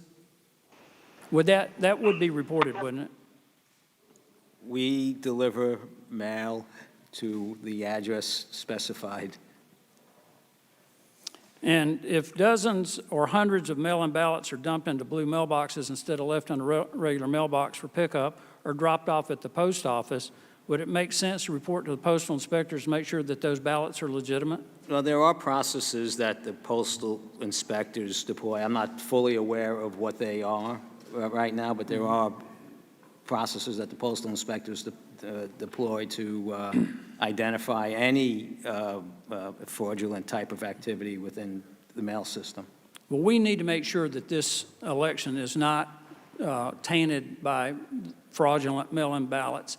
And Madam Chairman, I'm going to do something that I rarely do. And when Mr. Gosar mentioned the burned out, the riots in Portland and other Seattle and other places around the country, there was a chuckle from one of the Democrats on this committee, and I take offense at that. This is a picture of the burned out post office in Minneapolis, okay? There was mail in that post office that was lost. There may have been prescription drugs that were lost. There may have been Social Security checks in that office that were lost. It is a fact that not only is the mail delivery delayed when you have anarchists laying siege to cities all over the country, it endangers postal workers, delivery people. It may have endangered people's lives who were not able to get their medicine because it burned up in the Minneapolis post office. That's not funny. And I hope that the Democrats in this committee and in this Congress will take seriously what's happening in American cities. I yield back. The gentleman yields back. We're still having difficulty connecting with Congressman Clay. I now recognize Mr. Cooper, Congressman Cooper. Mr. DeJoy, here's what your so-called reforms have done to my district in 70 days. A lady named Elena Roser paid $5 on July 22nd to send a certified letter to the Nashville, Tennessee Social Security office. The distance is 20 miles. The letter took 12 days to arrive. Just this morning, excellent reporting from Nashville's Channel 5 TV proves that Nashville's mail trucks are being forced to leave on schedule even when completely empty. Imagine it, 53-foot trucks forced to travel hundreds of miles completely empty due to your so-called reforms. Here are the truck records. That's not efficiency, that's insanity. For anyone thinking of voting absentee, the effect of your policies is to unilaterally move up Election Day from November 3rd to something like October 27th. And if you force more empty trucks on the highway, you will be able to single-handedly move up Election Day even earlier. According to NPR, already 550,000 primary ballots, absentee ballots, were rejected in just 30 states. And one of the main reasons was late delivery. How dare you disenfranchise so many voters when you told the Senate committee just last week that you had a sacred duty to protect election mail? You know that it's a felony for a Postal Service officer or employee to delay delivery of mail. A postal employee can be fined or imprisoned for up to 5 years for delaying the mail, but somehow you can delay all the mail and get away with it? They can be prosecuted, but you can't, even if your actions are a million times worse? Mr. DeJoy, do you have a duty to obey U.S. law like every other American? I do, sir. Well, previous Postmasters General have been punished for much smaller conflicts of interest than yours. In 1997, the 70th Postmaster General, Marvin Runyon from Tennessee, had to pay $27,000 because of a $350,000 conflict of interest. If your $30 million conflict of interest, 100 times larger than Mr. Runyon's, were treated like your predecessors, you would have to pay a $2.7 million fine and probably be ousted from being Postmaster General. So, Mr. DeJoy, are you above the law that applies to other Postmasters General?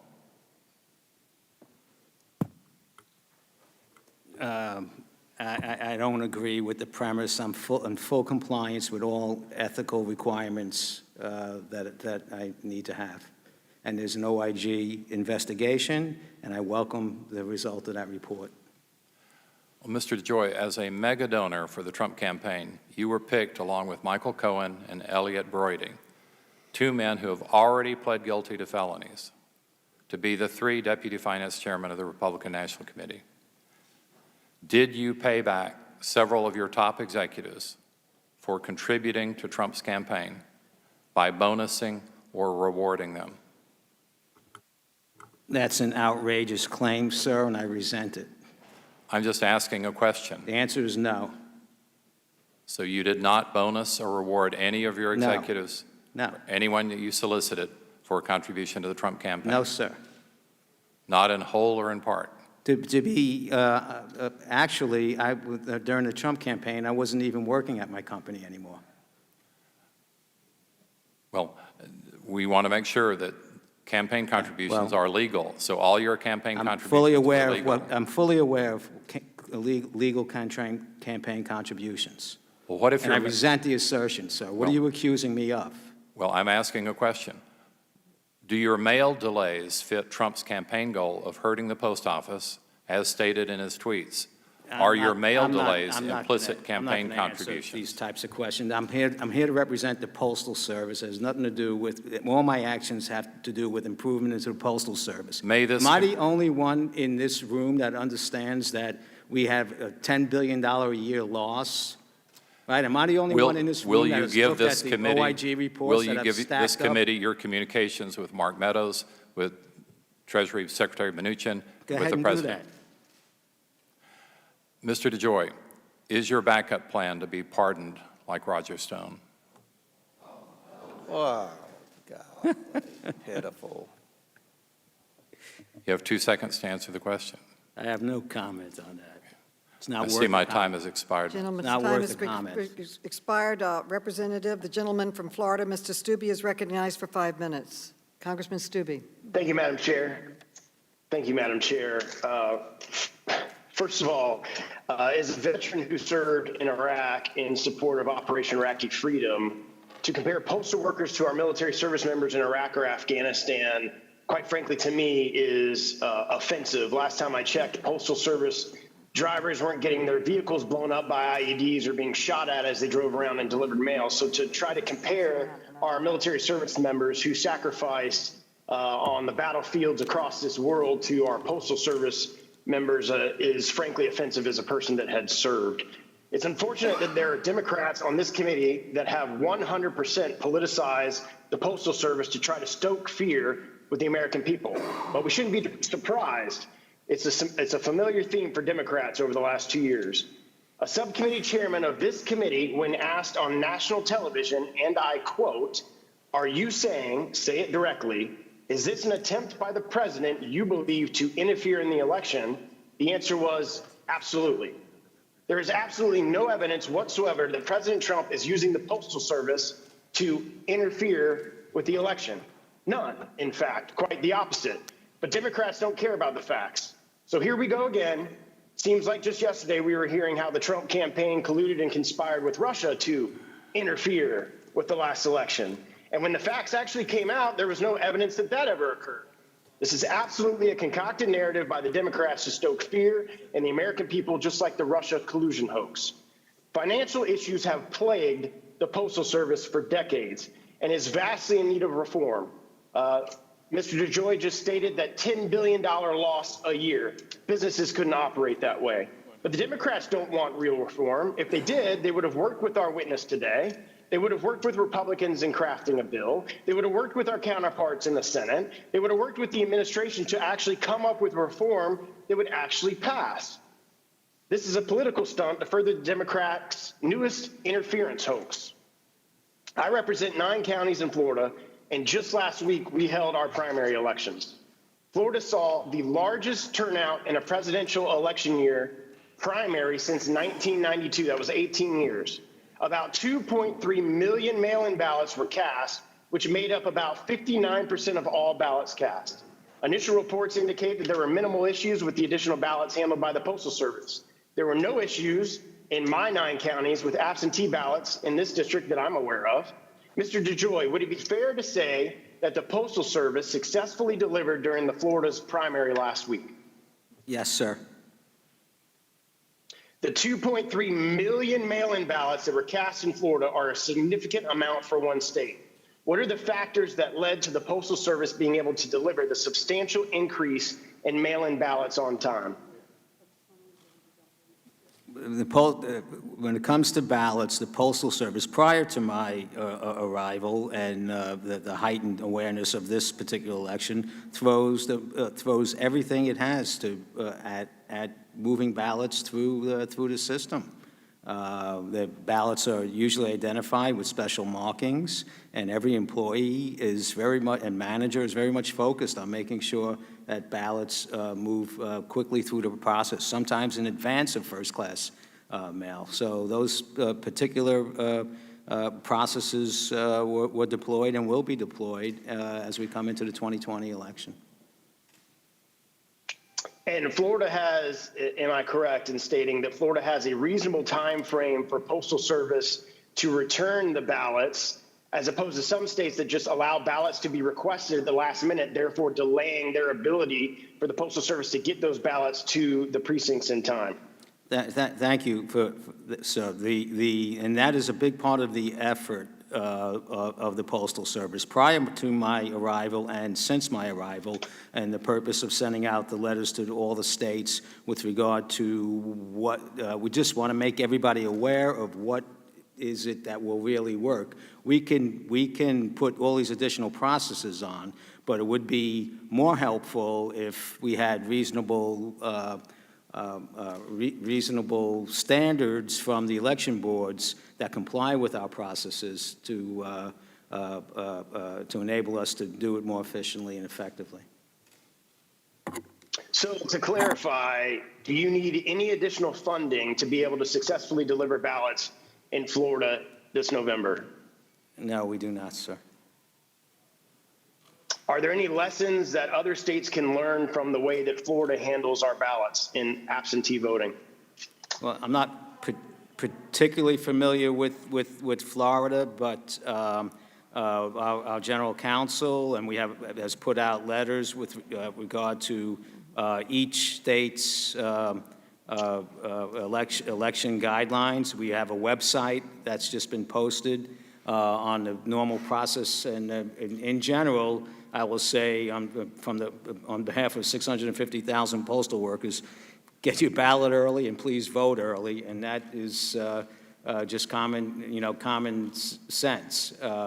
But if Florida had Florida had a good process, so I'm sure their electoral board procedures were good. We can't do this all by ourselves, so we would appreciate every state's help in reviewing their standards and and taking the advice of the Postal Service General Counsel and what's on our website. Thank you. The gentleman's time has expired. We now recognize Mr. Clay. If we're still having connection problems, we will be going to Mr. Connolly. Mr. Clay. Hi, Madam Chair. I hope you can hear me now. Yes, we can.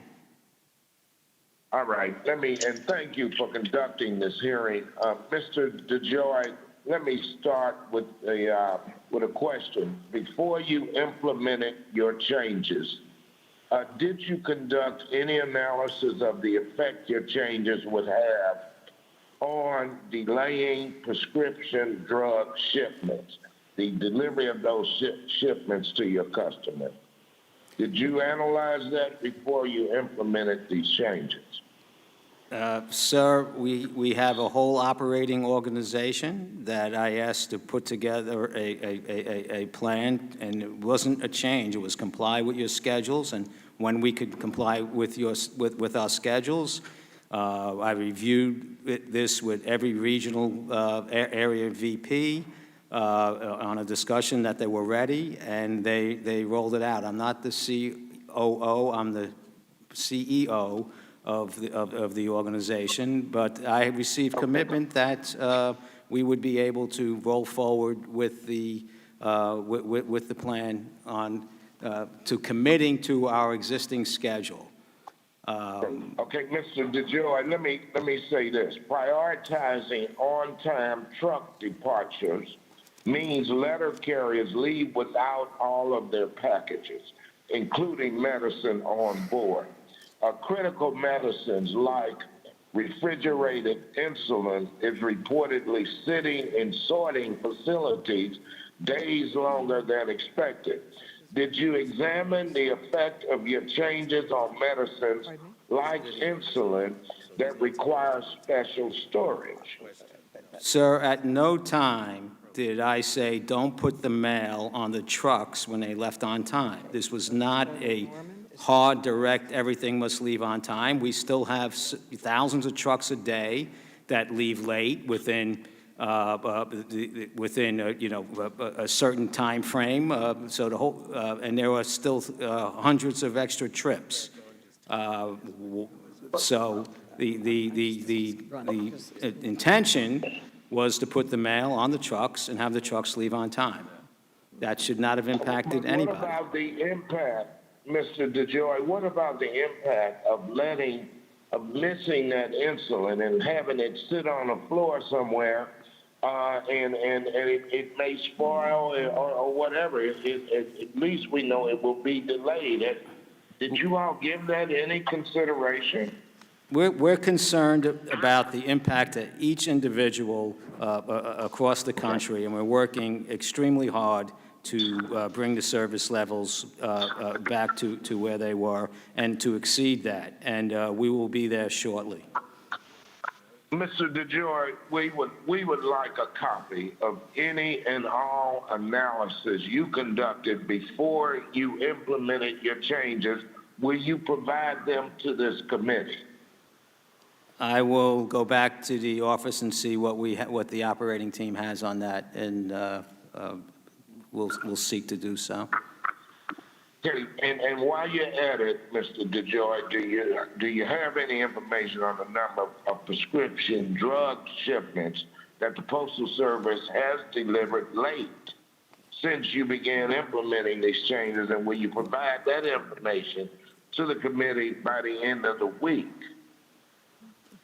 Can you get us that? I don't know. I'm not aware of what we have on specific types of shipment. I'm sure we have something. I will take a look at it. But again, I want to remind you that the change is misleading, and what I ask is that the team find a way to run the trucks on the schedule, which the intention was that we put the mail on the trucks when we ran them on schedule.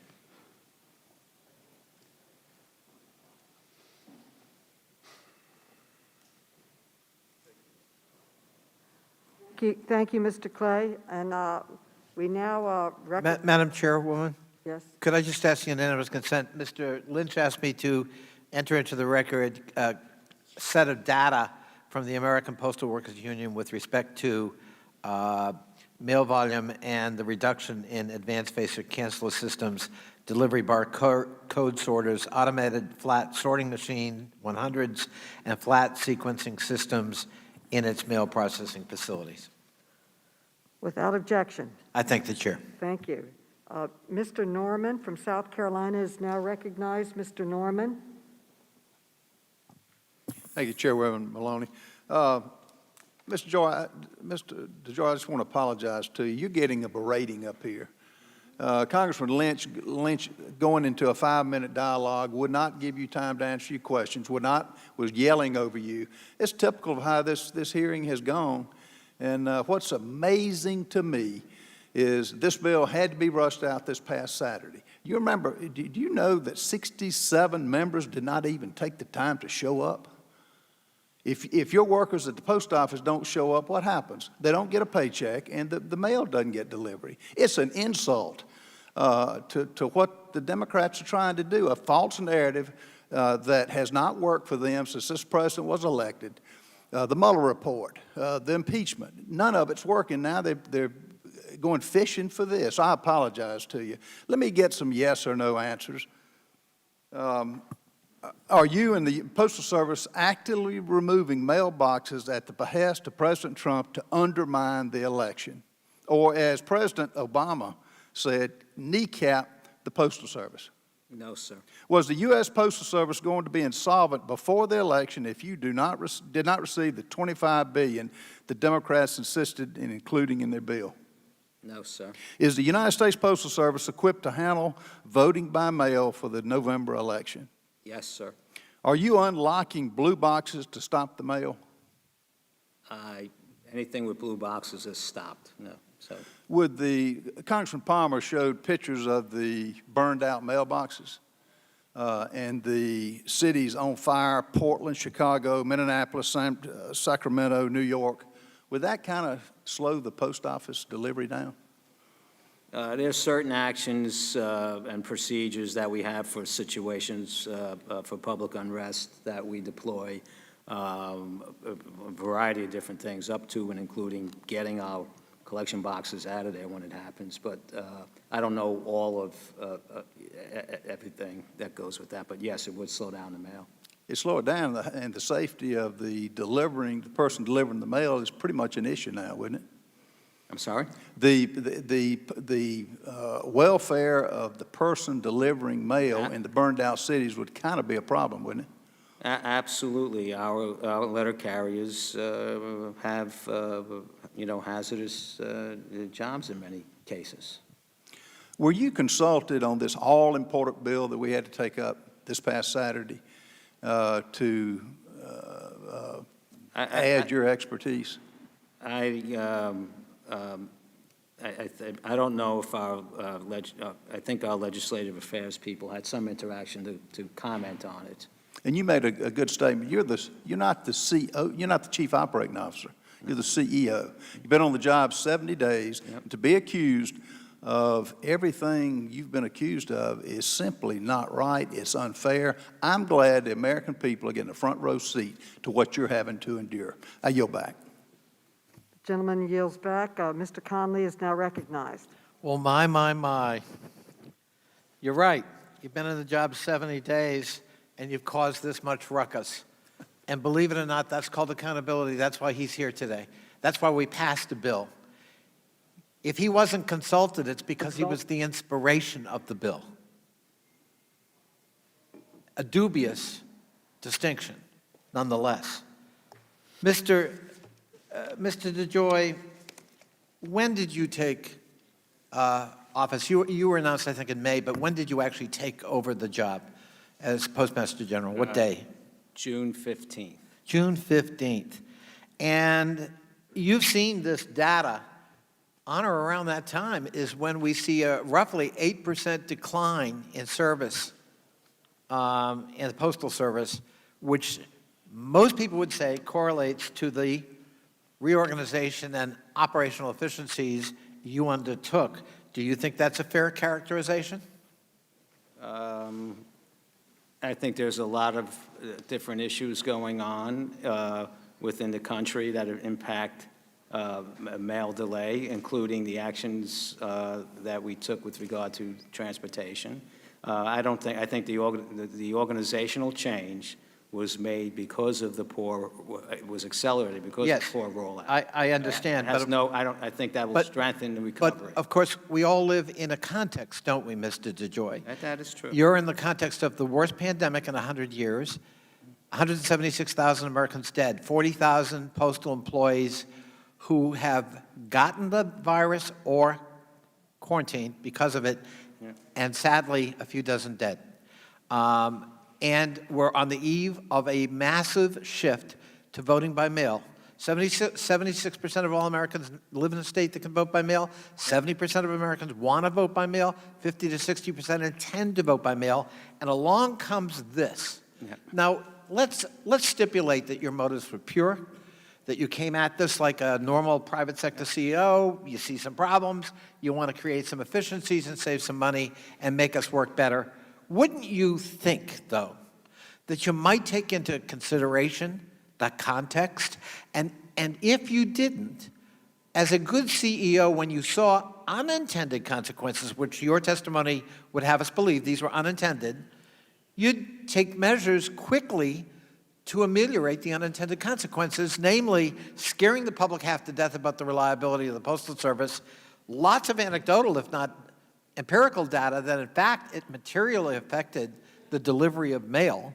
As the new Postmaster General, you don't want to be seen as the guy who actually damaged the 244 reputation of the Postal Service and scared voters into believing that their ballots won't get on time because of your service, do you? So I understand the context, and I think when we look in terms of the context, it was the summertime, mail volume was down, significantly. So it was not we're getting ready for the peak season, and the election is 3 months away.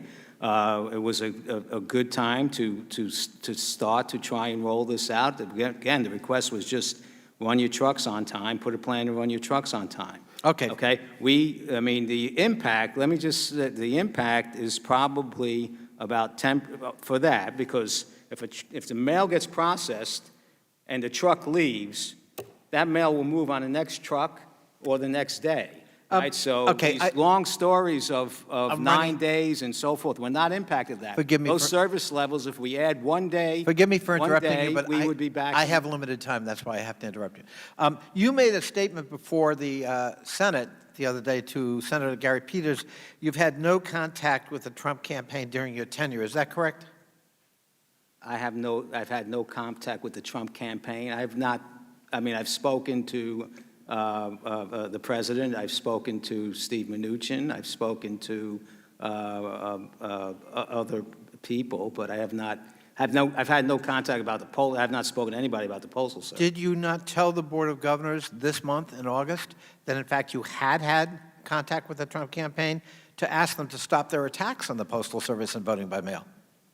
I have put word around to different people to please that this is not helpful to. So you did have contact with the Trump campaign for a good purpose.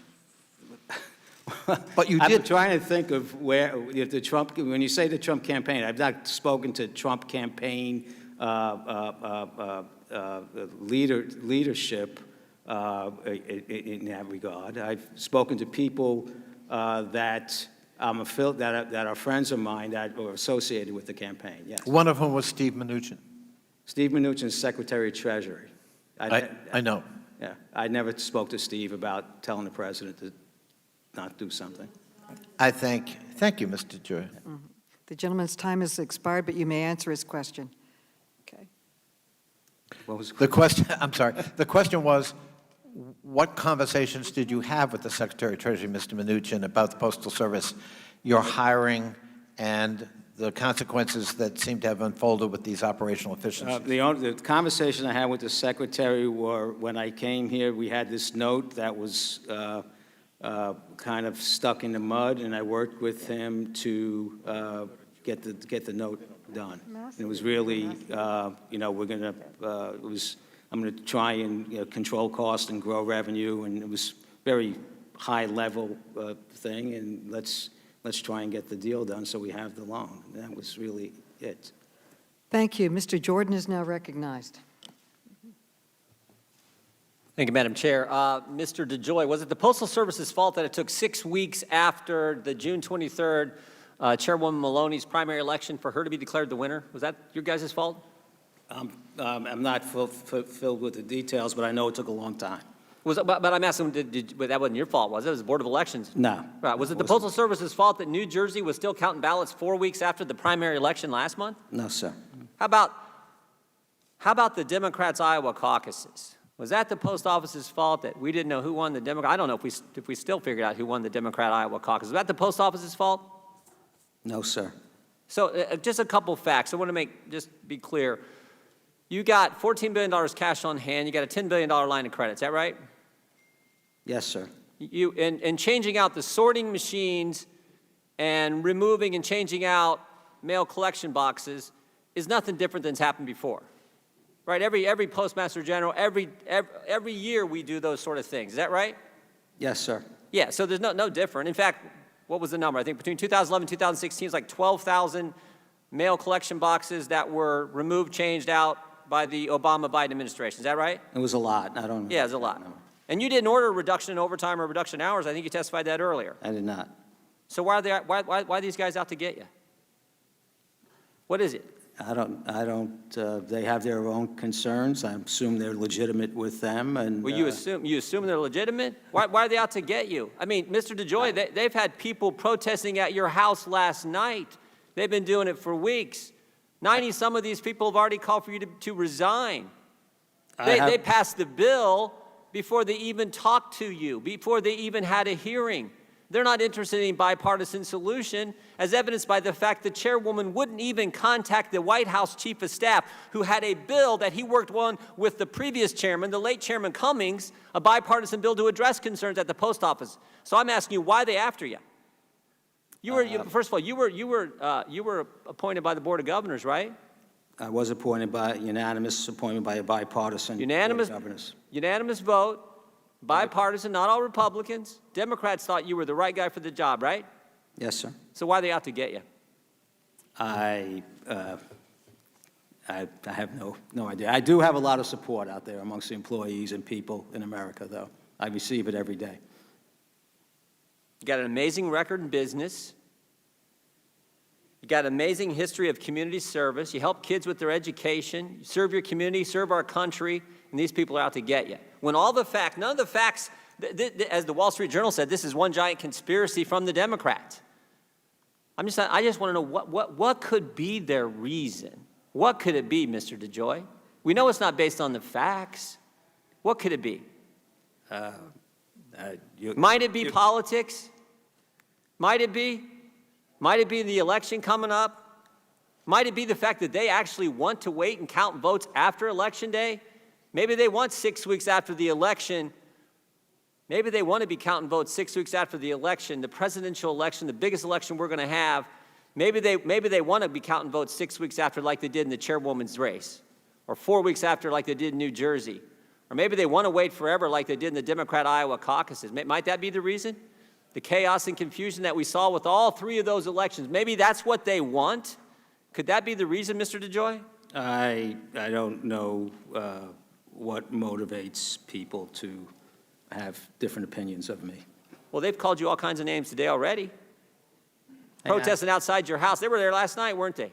Yes, sir. Banging pots and pans outside your house, disrupting your neighbors, disrupting you. Mm-hmm. When the facts, as you've testified, are not anything close to what they've been saying for the last 3 weeks, what they said Saturday on the House floor. We know what this is about. We all know what this is about. This is about these guys wanting chaos and confusion because I think they know this. I think they know on election night President Trump's going to win. They know on election day, the vote count on election day, President Trump's going to win. And they want to keep counting. 6 weeks, 4 weeks, Iowa caucus, whenever. I don't know when they decided that one. I still don't know if they've declared a winner. I don't know if it was Bernie or Biden or whoever was running then. That's what they want. And they're willing to go after a guy like you who has served our country, served his community, helps kids with their education, amazing record in business. They're willing to go after you, and you've been on the job 70 days, and everything you've testified is nothing new that's been done by, same thing's been done by other postmaster generals, and yet they're coming after you because that's how much they want to get this president. It's disgusting, and we all know what's going on. And the fact that you know it too, you won't say it, I think that shows your character as well, but I'll say it because it's the truth. And the American people understand it and see right through it. I yield back. The gentleman back, Congressman Krishnawarthy. You're now recognized. Good morning, Mr. DeJoy. Good morning. Before becoming Postmaster General, I believe you appropriately resigned from being the finance chair for the Republican National Convention, correct? I did, sir. And I say you appropriately resigned because even in your written testimony, you said we should keep the nonpartisan tradition of the USPS. And in this case, occupying a high-level political post, at the same time you'd be occupying a high-level USPS post would create at the least appearance problems, if not more, right? Yes, sir. I also think I couldn't hold both positions. Yes, sir. Mr. Duncan, are you on the line, sir?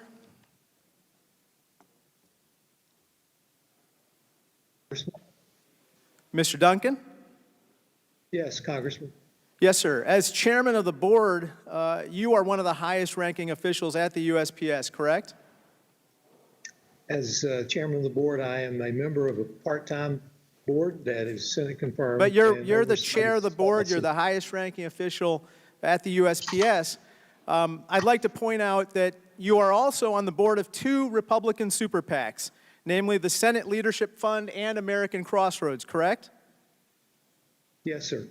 And I just went to the USPS website, sir, and I looked at your bio, and I'd be remiss if I didn't point out on your official government bio at the USPS website, you said, as RNC chairman, he, namely you, raised an unprecedented $428 million and grew the donor base to 1 million, a record at the time. This is on your official government USPS bio. Mr. Duncan, I have a couple other questions for you. In your written testimony, you mentioned that an outside research firm called Russell Reynolds Associates was contracted to find the quote-unquote best person for the job of Postmaster General, correct? Correct. You further noted in your testimony that Russell Reynolds reviewed 212 candidates, and then they narrowed the search to 53 after they reviewed those people's bios and backgrounds, and they vetted them, correct? Yes, sir. And interestingly, according to David Williams, the former vice chairman of the board, the former inspector general for 13 years at the USPS, as well as a published report over the weekend, Mr. DeJoy was not among the 53 presented to the board. Either one, Russell Reynolds considered Mr. DeJoy and decided there were 53 better candidates than him, or Mr. DeJoy was not considered by Russell Reynolds at all before presenting the 53 finalists. Which was it, Mr. Duncan? We were still in the process of developing the pool before we had our first round interviews at that point. I understand. You're talking about the first round interviews, the round of 14. But you don't dispute, obviously, in your answer, that Mr. DeJoy did not make the initial cut of 53 finalists presented to the board, but he was inserted into the round of 14, not by merit, but his connections. It would be the same as an NCAA team not making the round of 64, but then swooping into the round of the Sweet 16. And that's what happened here. So let me ask you this question. Mr. Williams repeatedly asked the board to do a background check on Mr. DeJoy by the Postal Inspection Service. Do you know what the Postal Inspection Service is, sir? Yes, sir. And you and the board refused to do that background check. And that was not shared with the board before they voted. Now let me turn to my final set of questions here. Mr. Duncan, you were once quoted in a Republican fundraising letter saying, quote, the Obama-Biden Democrats and their liberal special interest allies are trying to steal their election victories from Republicans. I assume you still believe that about Joe Biden and the Democrats, sir? I have no knowledge of that Yes, fundraising letter. it's in the CNN article that quotes you directly right here. And then we have another article from the Las Vegas Sun. It says, again, you wrote in a letter, Democrats will soon be trying to pad their totals at ballot boxes across the country with votes from voters that do not exist. Do you still believe that to be the case, Mr. Duncan? What are the dates of these letters? This article is from the Las Vegas Sun from 2008. Do you still believe this, Yes, sir. this sentiment? No, I don't believe anyone at this point who is a nominee of the major parties is trying to steal an election. Thank you. That would be in contravention of what the president said in a tweet on August 20th. They are trying to steal this election, the Democrats. The gentleman's time has expired, but the gentleman may answer. Well, let me respond. There were lots of false premises in this about making the cut. The process worked that we had lots of people who put input, including members of Congress, members of the administration, all of our board members. I think I put in a half a dozen different names. We ran into a period of time after the holidays and when the COVID started that we weren't moving as fast as possible. We got together, we talked about, well, we need to make sure that we have as many candidates as possible because you get a better pool, you get a better choice at the end of that time. It was during that period of time that Mr. DeJoy's interest became, or availability became known to me. I submitted that name as I had many others. Okay, the gentleman's time has expired. Mr. Massey, Congressman Massey, you're now recognized. Congressman Massey.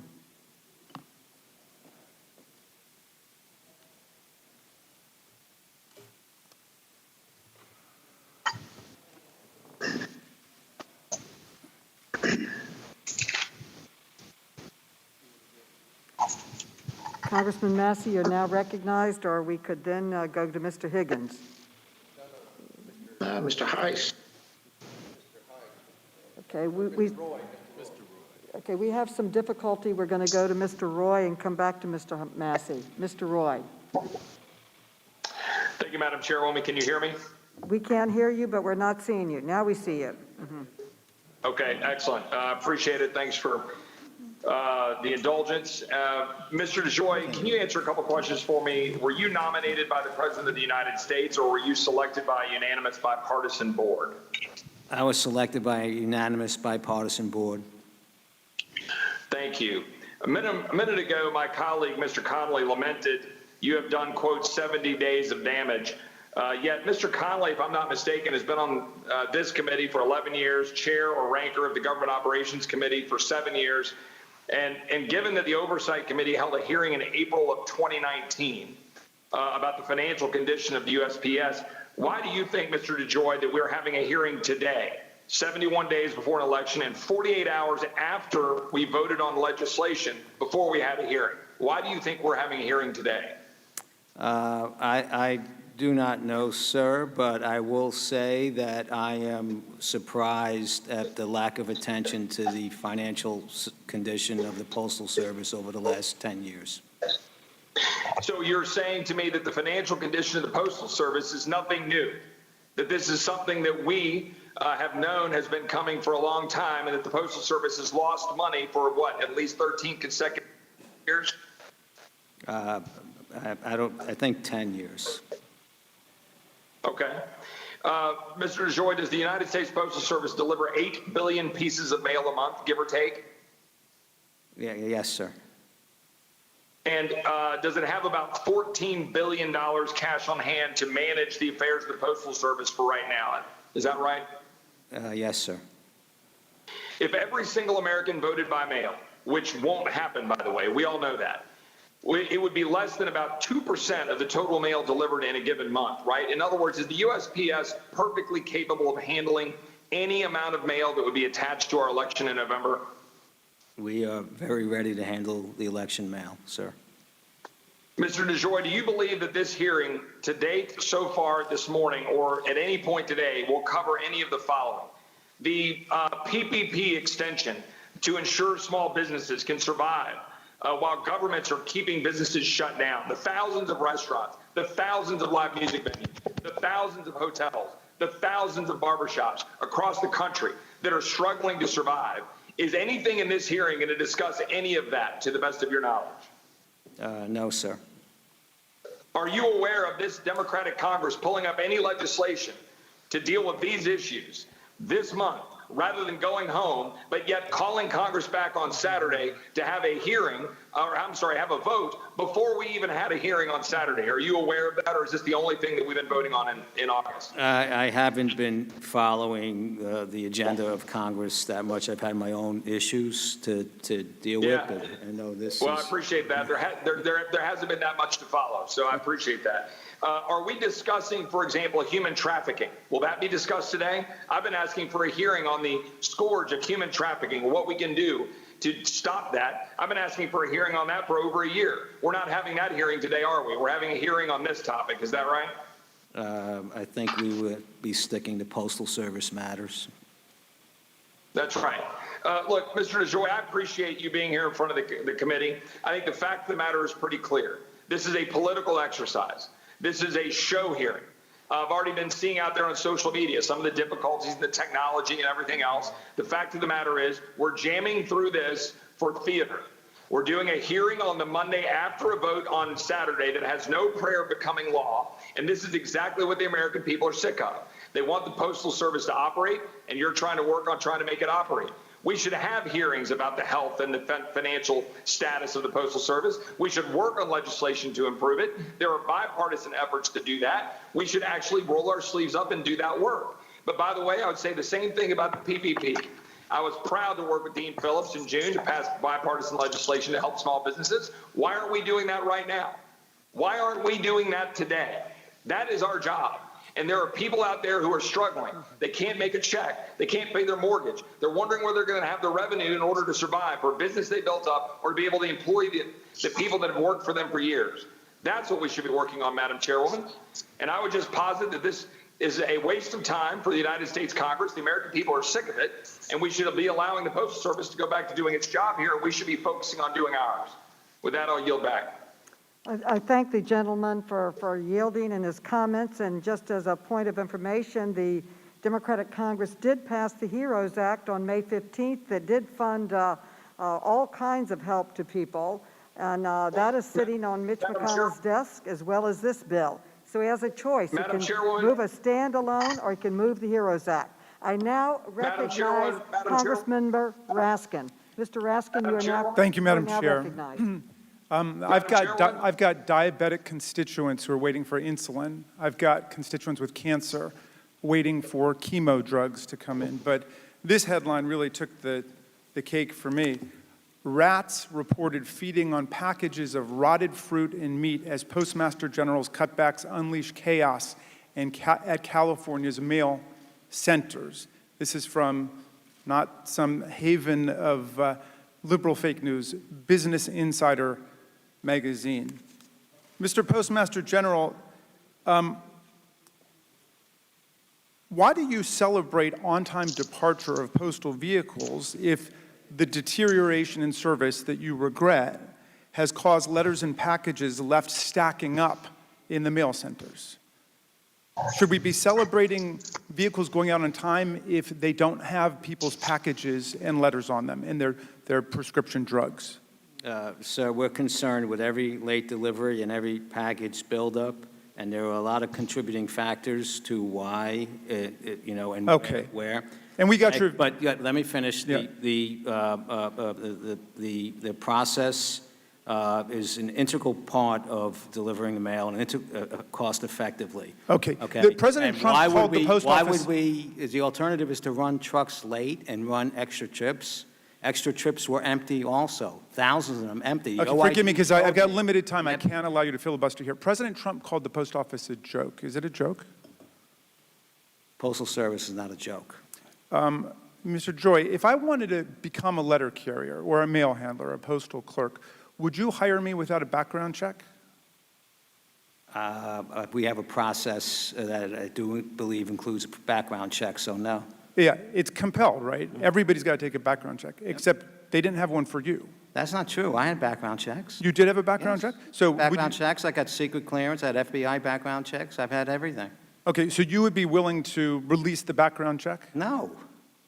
Why would I release a background check? Well, that's interesting. Let me go to Mr. Duncan about that. Mr. Duncan, would you be willing to to allow Russell Reynolds to turn over the file from this process?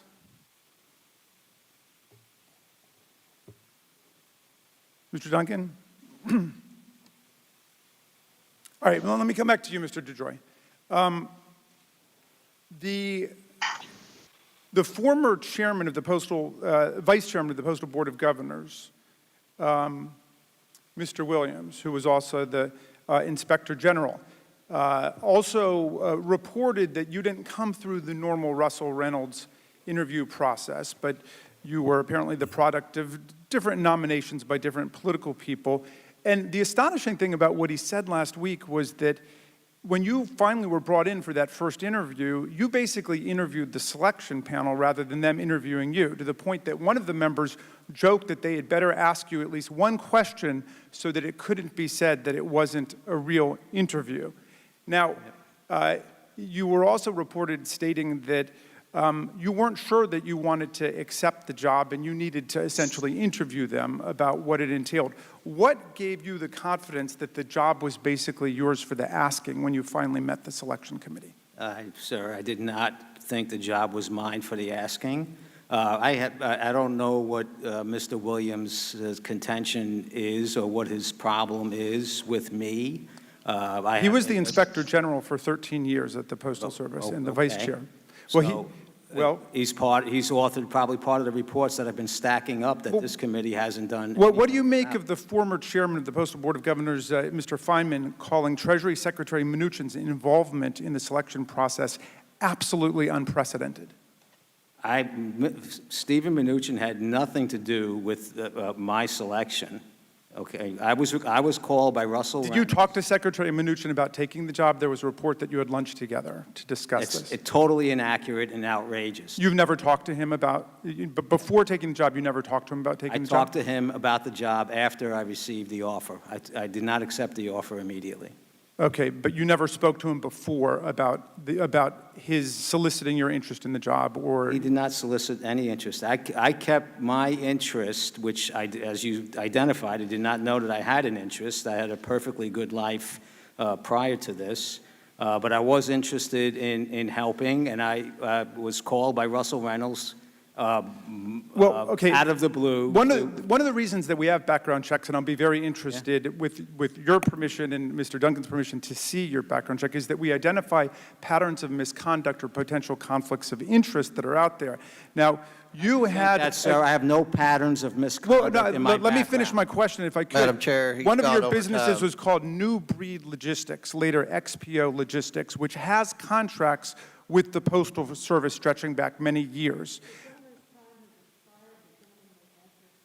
Okay, well, the question is, they identified problems with contract performance and billing practices in the contract file. Would you consent to releasing that contract file so everyone can see what your business? I don't even know what you're speaking about. Are you not aware of XPO Logistics, which? I am aware of XPO. Okay, so do you have $30 million invested? Time, Madam Chair. He's gone way over his time. Do you have $30 million invested? He doesn't. I have a significant investment in XPO Logistics, which I vetted before with the Ethics Department of the Postal Service, and I was given specific types of guidelines that I needed to adhere to. It's a very, very small part of the Postal Service business I have nothing to do with. And I comply with all ethical requirements, and we have an OIG investigation. I guess they'll get to everything that you're interested in, and we will see what will happen. Well, Mr. Raskin's time has expired.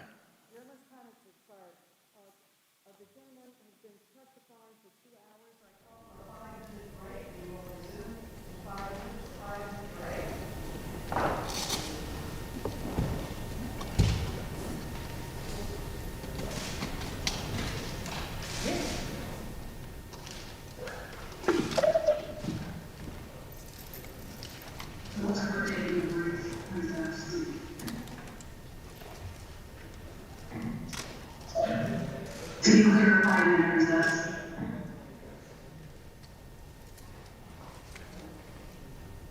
Can we test my microphone in recess? Sure. Can we penalize you?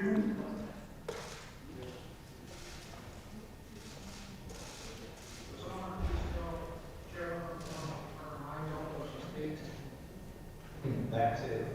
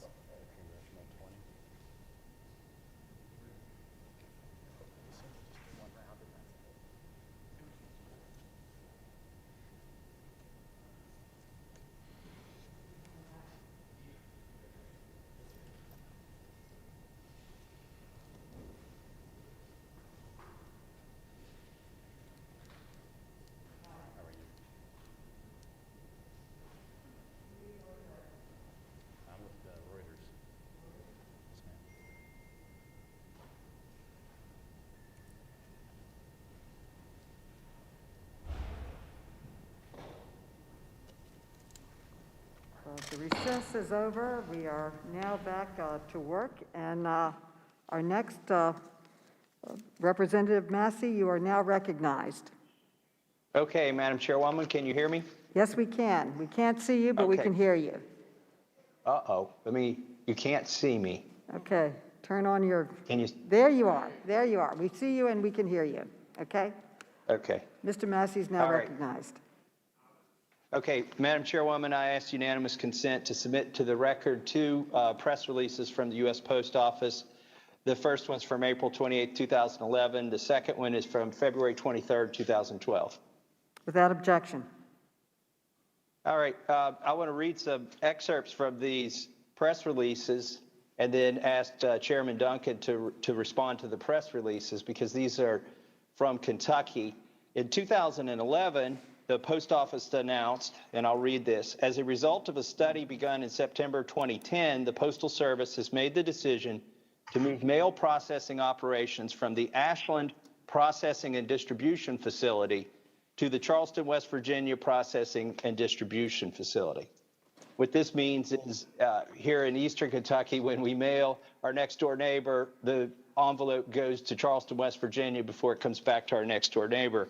I want to read from this other press release from the U.S. Post Office, the Kentuckiana District. It says, and this is February 23, 2012, as a result of studies begun 5 months ago, the Postal Service has made the decision to move all mail processing operations from Bowling Green, Kentucky, moved to Nashville, Compton, Kentucky, Elizabethtown, Kentucky, Hazard, Kentucky, Lexington, Kentucky. Our second largest city lost their mail processing facility in 2012. Paducah, Kentucky moved to Evansville, Indiana, and Somerset, Kentucky, Knoxville, Tennessee. So this was in 2012. This was an election year, and this was while Obama was president and Biden was vice president. I want to read a quote from Chief Operating Officer Megan Brennan at the time. The decision to consolidate mail processing facilities recognizes the urgent need to reduce the size of the national mail processing network to eliminate costly underutilized infrastructure. Consolidating operations is necessary if the Postal Service is to remain viable to provide mail service to the nation. Now, the Democrats have cooked up this conspiracy theory that the Post Office is now somehow going to be at fault for disenfranchising voters or suppressing votes because, and the media is complicit in this. They've shown video of mail sorting equipment being moved out of facilities. Well, here I've just mentioned 10 facilities in Kentucky that were shut down in an election year. And so I want to ask Chairman Mike Duncan, Mr. Duncan, do you believe this in 2012 was part of some conspiracy to disenfranchise voters in the 2012 election or part of some conspiracy to keep people from getting their medication or Social Security checks? Congressman, I have no knowledge of the conspiracy that would keep people from voting or getting their Social Security checks, but as a resident of that area, I know that it's added to the number of days it takes to send or receive a letter. Right, and you, I believe you know the Chief Operating Officer Megan Brennan. She was the CEO in 2010 and then became Postmaster General. Do you question her motives in the course of these operations? No, I worked very closely with Megan Brennan when she was the chief of this organization. She has great integrity. She knows the system. She's been an operations person. She was a letter carrier. She worked her way up. She leads Post Office Blue. And she has a business degree from MIT, I would add. So this wasn't a part of any kind of conspiracy then. It was a part of realigning the infrastructure of the post office to the changing needs of the U.S. customer. And I just want to close by highlighting some irony and hypocrisy. Postmaster General LaJoy, how long will the post office be funded? If there's no more transfers of cash to the post office, how long can you operate? Sir, would you turn on your mic, please? Late 2021. Okay, late 2021. So at least for one more year. I hope that members of this committee are aware that the U.S. government ceases to be funded on September 30th of this year. So we're holding a hearing about a post office that's funded for fully another year. Meanwhile, we're not even in town because Speaker Pelosi isn't concerned that government funding ends on September 30th. Everything but the post office shuts down on September 30th at midnight if we don't do something. Also, one other element of irony and hypocrisy, our Democratic governor shut down 95% of the voting precincts in the state, and now Democrats are somehow trying to blame the post office for disenfranchising voters. And with that, I will yield back. Gentleman yields back. We now recognize Congressman Ruda. Thank you, Madam Chairman. Let's level set. For the thick-headed individuals that don't understand why we are here today, let me sum it up for you. First and foremost, mail is being delivered late at the expense of those who need prescriptions, at the expense of small businesses who need the supplies to stay in business or reopen for business, for Social Security recipients and veterans who need their benefits. That's the first reason. The second reason, we got a president of the United States who says that mail-in ballots are fraudulent, and if he doesn't win the election, it's because it was fraudulent. We know that's not true. We know that's a lie, and that lie continues to be continued by members in this committee on the other side of the aisle. Third, we know from a memo from Mr. DeJoy to 46 states telling them they should be worried about receiving mail-in ballots to their voters on time and for them to be returned back in time to be counted. And fourth, we're here because the United States Postal Service has requested financial help from this institution. Let me turn to my questions. Unlike any private enterprise, the Postal Service has a universal service obligation to deliver mail to virtually every address in the United States, regardless if it's profitable or not. The Postal Service also has a ridiculous mandate to pre-fund in 10 years' time 75 years of retiree health benefits, unlike any other private or public institution. Mr. DeJoy, in your testimony, you stated that you are against the pre-funding mandate. The Trump-appointed Board of Governors, postal workers, and senators on both sides of the aisle are against that mandate. As you know, there is a bipartisan bill sitting on Mitch McConnell's desk that would eliminate the pre-funding mandate and free up tens of billions of dollars for the U.S. Postal Service. Here's some free business advice. Pick up the phone. Please call Mitch McConnell, because one vote and one stroke of a pen by this president would free up billions of dollars for the U.S. Postal Service to be able to accomplish the opportunity to revitalize that organization for decades to come. I have some questions about your business plan. It's standard practice as an executive to come in, meet with your team, and develop a strategic plan before executing operational changes. This was the plan that was released in May, just before you became Postmaster General. Did you make any written modifications to this plan since you have taken office? No, first of all, sir, you're incorrect in my position on the pre-funding of the health care. In my written statement that I know you support it. I support it. Yes, I said that. Yes, you do support it. I recognize that. But back to my question, have you made any modifications to this business plan? Well, I'm working on making modifications to that business plan. Yes, in fact, on August 13th, developing a strategic plan to achieve operational excellence and financial stability. Is that plan that you're working on, would it usurp this plan? If approved by the Board of Governors, it would. And I must add, we do need to identify that the legislation also requires the Postal Service to be self-sustaining, and it has not been self-sustaining for the last. And that's why getting rid of the pre-mandate is so important. But I just want to make sure that we are working under a written plan of some kind. If you have made any written modifications in memos to team members, will you provide this committee with that information so we know how you have modified this 5-year plan? When we come out with a plan, Well, surely you've got memoranda and other documents floating around, right? You can give us a draft, can't you? I would not. You can't give us a draft? I mean, we just got the report with the KPI showing that you're down 10% nationally when we know that in battleground areas it's down even more. So you were able to get that to us late. Can you get us that information as requested? Probably not.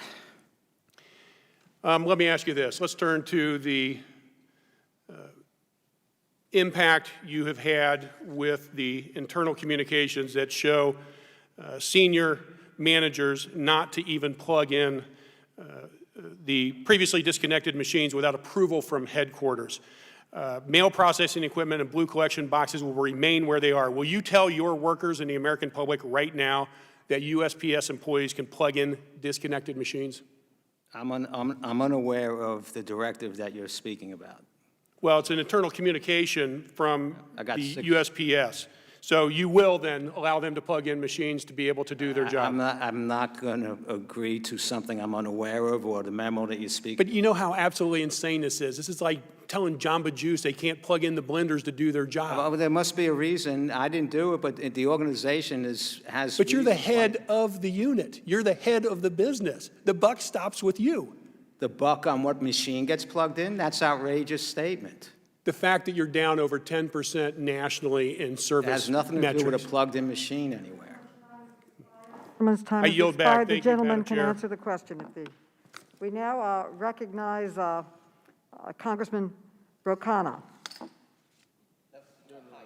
Oh, excuse me, Heiss. Congressman Heiss.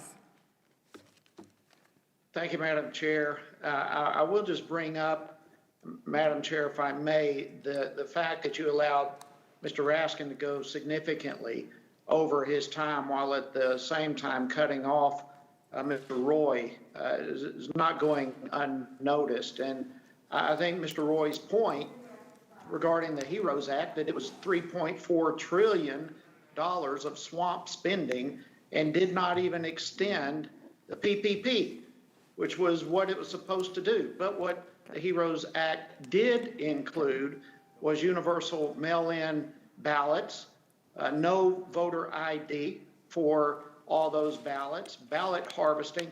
It's funny to me that the HEROES Act, which was supposed to be about COVID help and relief, did not extend PPP, but it did have a whole lot of voting reform in it that actually brings us into the conversation here today.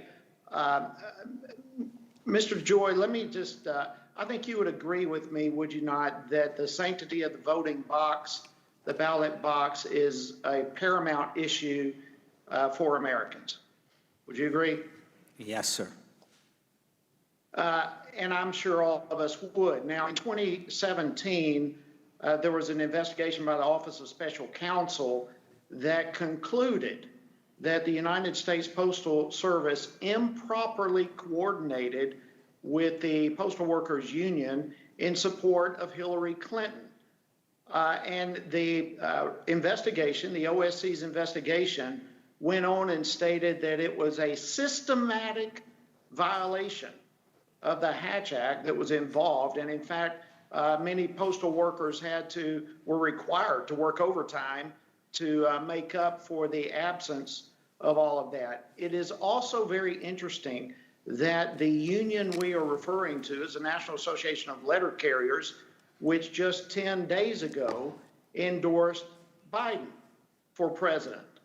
Let me ask you, how many fraudulent votes are necessary for it to be considered too many? I don't know, sir. I guess one. I would say one. We don't want fraudulent votes. There's no reason for us to have that. Your predecessor, Ms. Brennan, committed to Congress to fully implement some of the recommendations, in fact, all the recommendations from OSC to avoid future Hatch violations. So I'd like to ask you, what kind of changes have you made to prevent these type of violations from taking place in the future? Congressman, that is not a focus I've had in my 70 days, but I will take a look at the status of that initiative and get back to you. Okay, I would appreciate you getting back with us. You know, there's no question in my mind that the vast majority of USPS workers are faithful workers. They're honest, dedicated public servants. But that being said, what the OSC has identified is, without question, many cases of political bias. And in fact, just lay this out, when you have a union that consists of 300,000 workers, and that union comes out and endorses a candidate, in this case Biden, and then that union is supposed to be expected to accurately handle and deliver ballots to both parties fairly. Does that raise any concerns for you at all? Sir, I respect everybody's, right to support candidates and donate to candidates. I've done so myself for 20 years, so in my mind, it doesn't raise any awareness on the concern with regard to postal workers and their initiatives. I respect the rights of individuals too. The Postal Service has 650,000 people, and we will have, like the rest of the American society, we will have people that don't pay attention to the laws. But for the most part, Mr. DeJoy, I believe I've got in less than the 30 ability to seconds. donate I respect and support Thank you for your answers.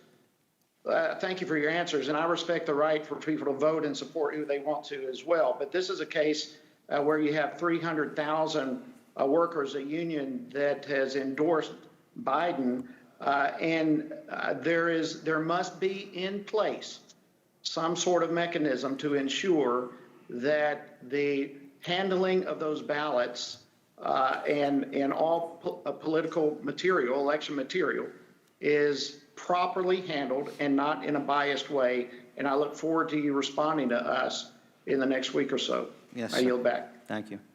Thank you. The gentleman yields back. I now recognize Congressman Ro Khanna. Thank you, Madam Chair. Thank you, Mr. DeJoy, for being here. I want to see if we can find some common ground to resolve some of the differences. Can you begin by sharing with the American people and this committee the unofficial motto of the Postal Service? No rain nor snow, that sleet nor hail will make our delivery. Yes. It's about service, correct? Not about profit. Do you know how many veterans serve in the Postal Service? About 100,000. Correct. Do you know what percentage of veterans rely on the Postal Service for their prescription medicine? I don't know. It's a high number. It's about 80% of veterans. So I guess my beginning, I want to ask you this. You know, our Defense Department, we don't tell them you have to go sell weapons to make revenue to serve the American people. We don't say that about our health service or the National Institute of Health. Why should we have a different standard for the Postal Service? Why do you have to go make a profit instead of just serving the American people? Sir, it's an interesting and good question, and it's not that we need to make a profit. It's to be self-sustaining, which means at least cover your costs. But why? It's such a small. I'm not a legislator. I'm the Postmaster General. Do you know? Do you know the history? Do you remember the time in the Postal Service history where that wasn't a requirement? I do, in the 70s. Actually, it was from 1840 to 1970. We funded the Postal Service. We didn't require them to make a profit because we thought people should in rural America and other places, and our veterans should serve. And one of the reasons people serve in the Postal Service who've served in our military is they view it as public service. Now, I appreciated one point you made, which is you assume that those who disagree with you have a legitimate difference, a legitimate perspective. Your perspective is that these mail sorting machines aren't required because packages need to be delivered and open up floor space. It's your testimony that you didn't direct it, correct? Who directed it? I have not done an investigation. It came probably through our operation. It's been a long-term initiative. So you don't know who directed it? You don't know who implemented it? Well, there's hundreds of them around the country in different places. It was an initiative within the organization that preceded me. Okay, so your perspective is this is necessary to make efficiency of packages. You understand that there are millions of people in America who have the opposite view, who are concerned that this may slow down the delivery of mail. Do you have any sense of how much it would cost to restore these machines? No, Would it be more than $10 billion? More than what? $10 billion? $10 billion? Yeah, no, right? No. More than $1 billion? It'd be less than $10 billion. Less than $1 billion? I would assume so. Okay, It's so only here's my 700 question. machines. Let's stipulate that you may be right about the efficiency. I disagree with you, but let's just stipulate that. Now, we have Donald Trump, the president, tweeting out yesterday that he's up in the polls. He thinks he's going to win. Nate Silver thinks Biden is going to win. I think everyone in this room can agree on one thing. Whoever wins, the American people should have confidence in that result.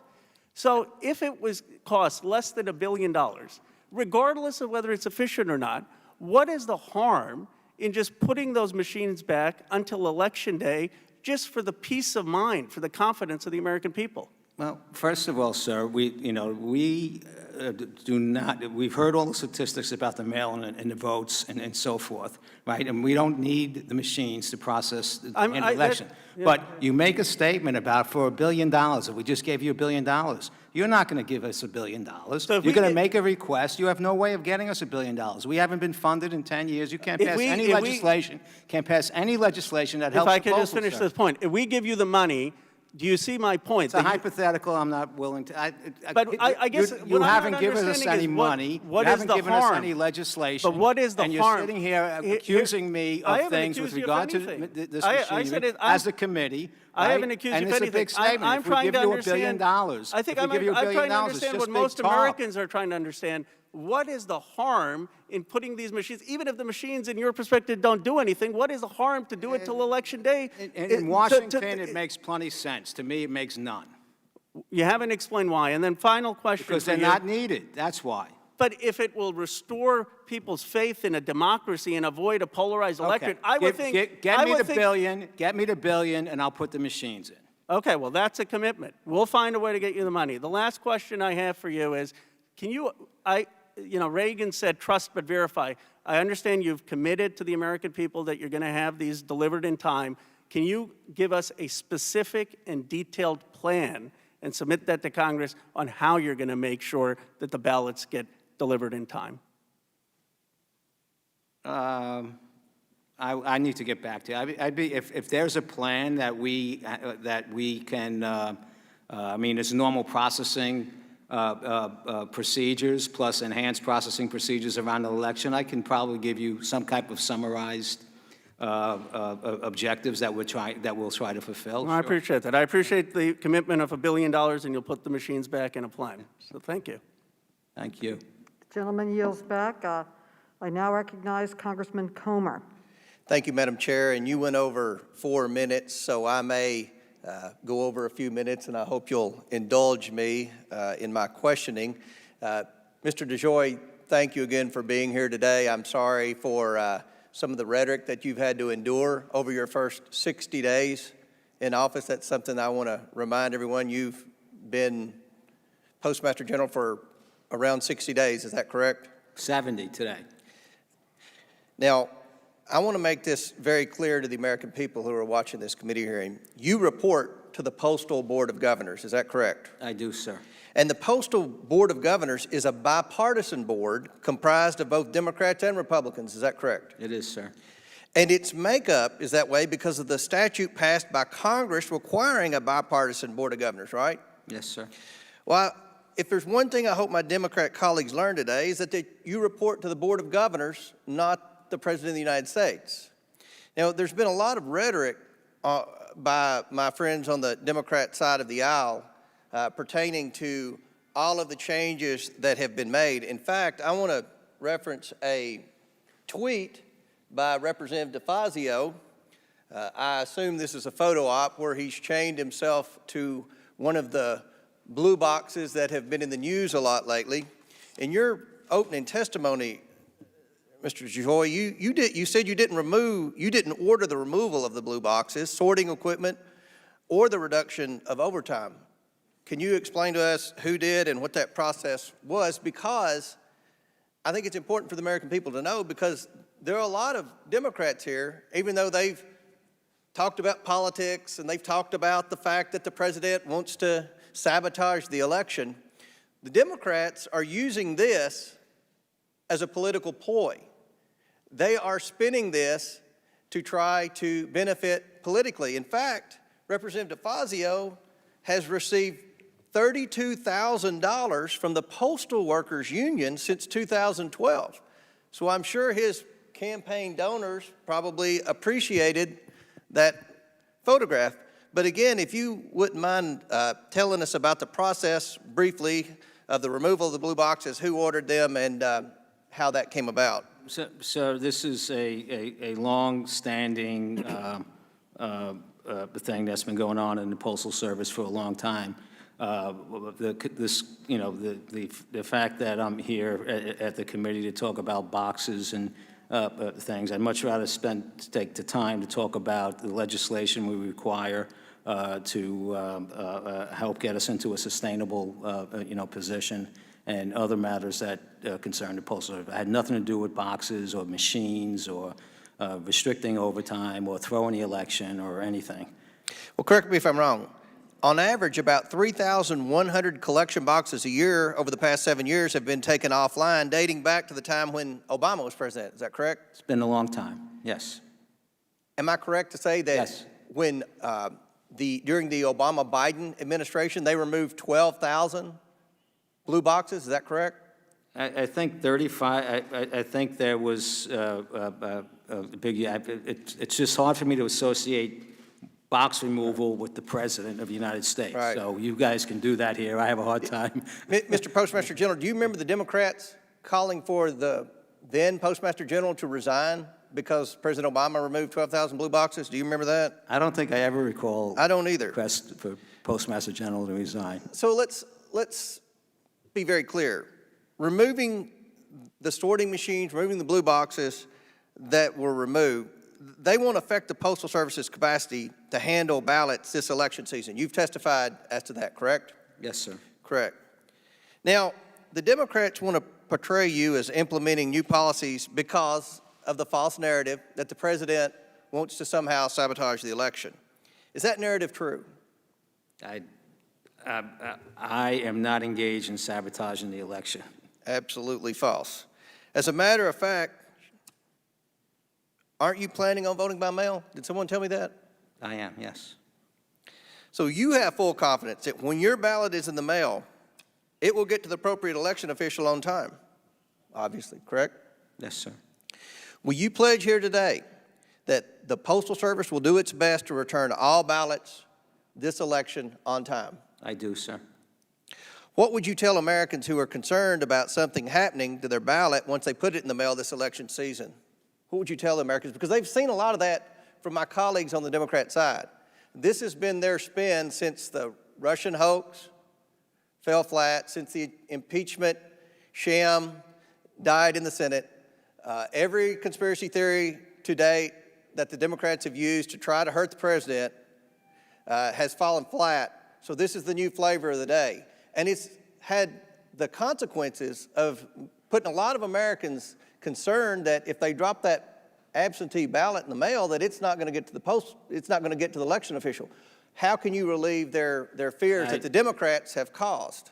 The American people have the commitment of the 650,000 women and men of the United States Postal Service that we will do everything within our power and structure to deliver ballots on time. But again, we remind them to request your ballot early and vote early.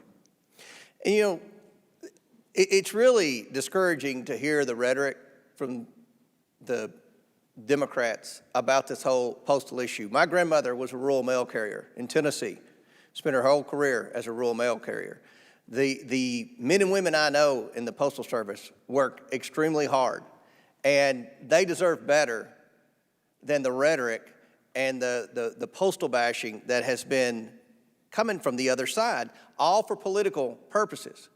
We all want to see the post office succeed, especially in a district like mine, a very rural district, that still hasn't recovered from what Congressman Massey mentioned, the changes that Obama made when he took the sorting facilities out of Bowling Green, Kentucky and Paducah, Kentucky. But I'll close my question with this. This is a sad day for the Oversight Committee. The Oversight Committee is responsible for identifying waste, fraud, and abuse. The Oversight Committee is supposed to be responsible for making government transparent and accountable. Postmaster DeJoy, you have come here with a sterling background. You are one of the most qualified Postmaster Generals we've ever had with your background in the logistics business. It's an honor for the federal government to have you trying to reform the post office. But the bill that the Democrats rushed through Saturday without even having a committee hearing on it, that bill ties your hands. And it also gives $25 billion to the Postal Service, which I find ironic because Mr. McGovern in the Rules Committee markup on Friday said he didn't trust you.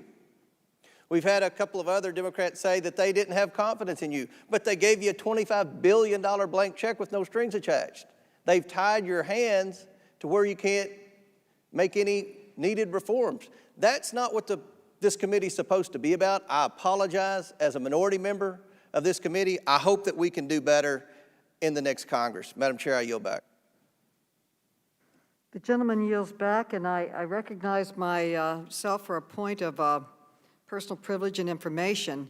The bill that the House passed that I authored that bill after the Postmaster General came forward with changes to the post office that slowed the mail down. It does not in any way hinder any effort to make the post office more efficient and effective. Madam Chair.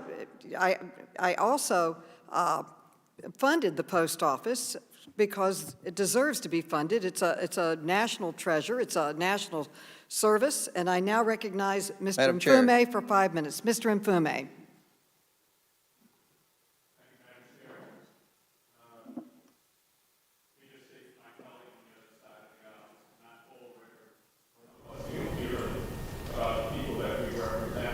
Mr. Mfume, would you turn on your mic, please?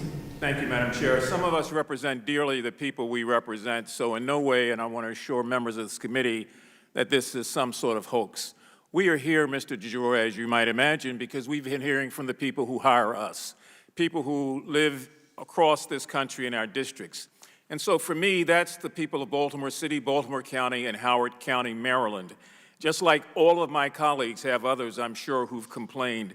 And I just want to keep this focus on the face of those people. These are senior citizens like you and like me. They've worked hard. They're at a point in their life where they depend, like they've always had depended on the mail. Some of them have high blood pressure. They wait for their medications. Others have heart trouble. They wait for their medications. These are citizens, men and women, who put on a uniform in various wars and conflicts and represented us and rely daily on the mail for their checks, their VA checks, for their medicines. These are small business people, like you used to be, and many of these members of the committee may have been, who watch their small business compete now, not being able to keep abreast of basic things that they rely on to come through the mail. And then they're just average citizens, somebody who wants to pay a bill because they don't believe in the internet and they believe in writing an old-fashioned check, and then they're told by the company that they're being charged now with a late fee because it didn't arrive on time. So these are real stories. And when the mail slows down, it has a disparate impact on communities, and particularly on communities of color around this country. These changes, Mr. DeJoy, I assume are changes that you have vetted. I'm talking about the ones you've implemented with the Board of Governors. Is that correct? The change, the organizational change, and the requirement to, in the initiative to have the trucks leave on time are within my authority, but I had discussed them. Well, let me ask this. Major changes are required to have an advisory opinion. Is that correct, before they're submitted to the Board of Governors?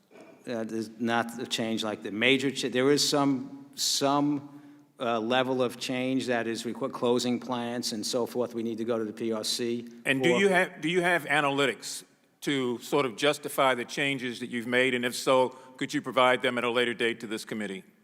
I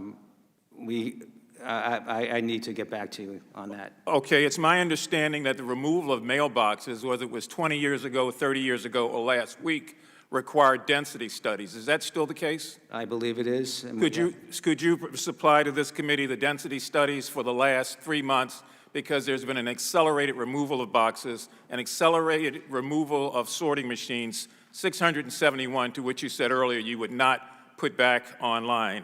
And I'm not a conspiracy theorist, but I don't believe that Humpty Dumpty fell. I think he was pushed. And when I see these sort of things back up in such a way that we get your report, dated August 12th, that says, yes, there has been an 8% decrease in mail arriving on time, a 9% decrease in periodicals arriving on time, and a decrease in virtually all other classifications, it just makes some of us a little suspect, and I'm sure you would understand that. Let me ask you, are you familiar with the Expedited to Street afternoon sorting program? I am. It was introduced on the 25th of July. It affects 1,200 zip codes across the United States. Are you aware of that? I'm aware that it affected a lot of zip codes. Yeah. Are you aware that it shakes up longstanding procedures at the post office? I'm aware of what the process was and whether it was longstanding procedures.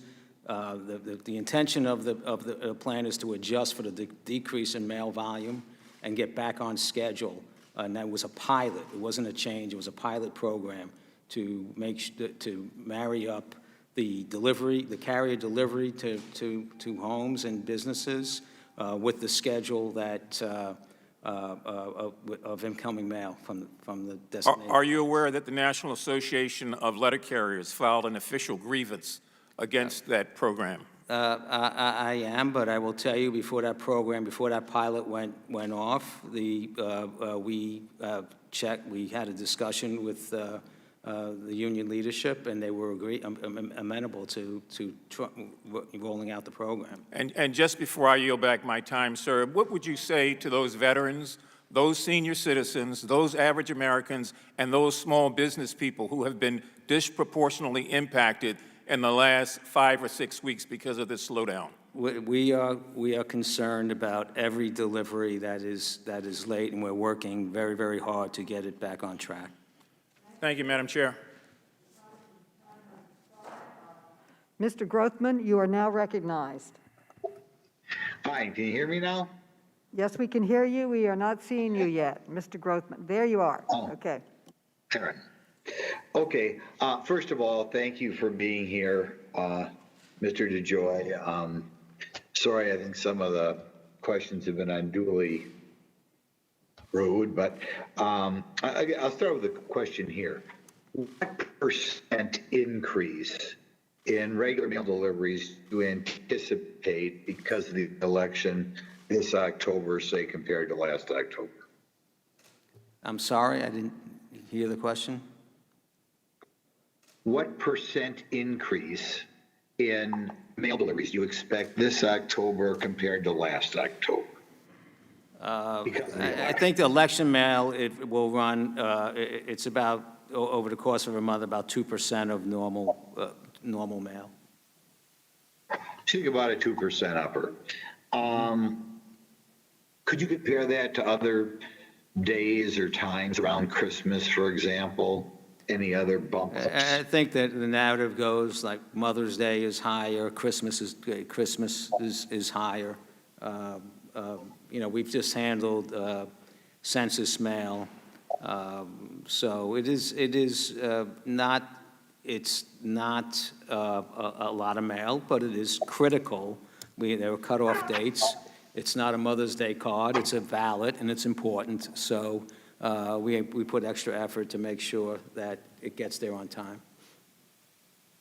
Okay, but you don't consider it, say, compared to how much mail you had maybe 3 years ago, or the amount of mail on Christmas? It's not a volume issue, sir. It's just that every ballot counts, so we want to get every one of them. Okay. I know here in Wisconsin, I assume nationwide, there's postage that comes with the absentee ballots. As a matter of fact, in Wisconsin, there's postage going out and postage coming back.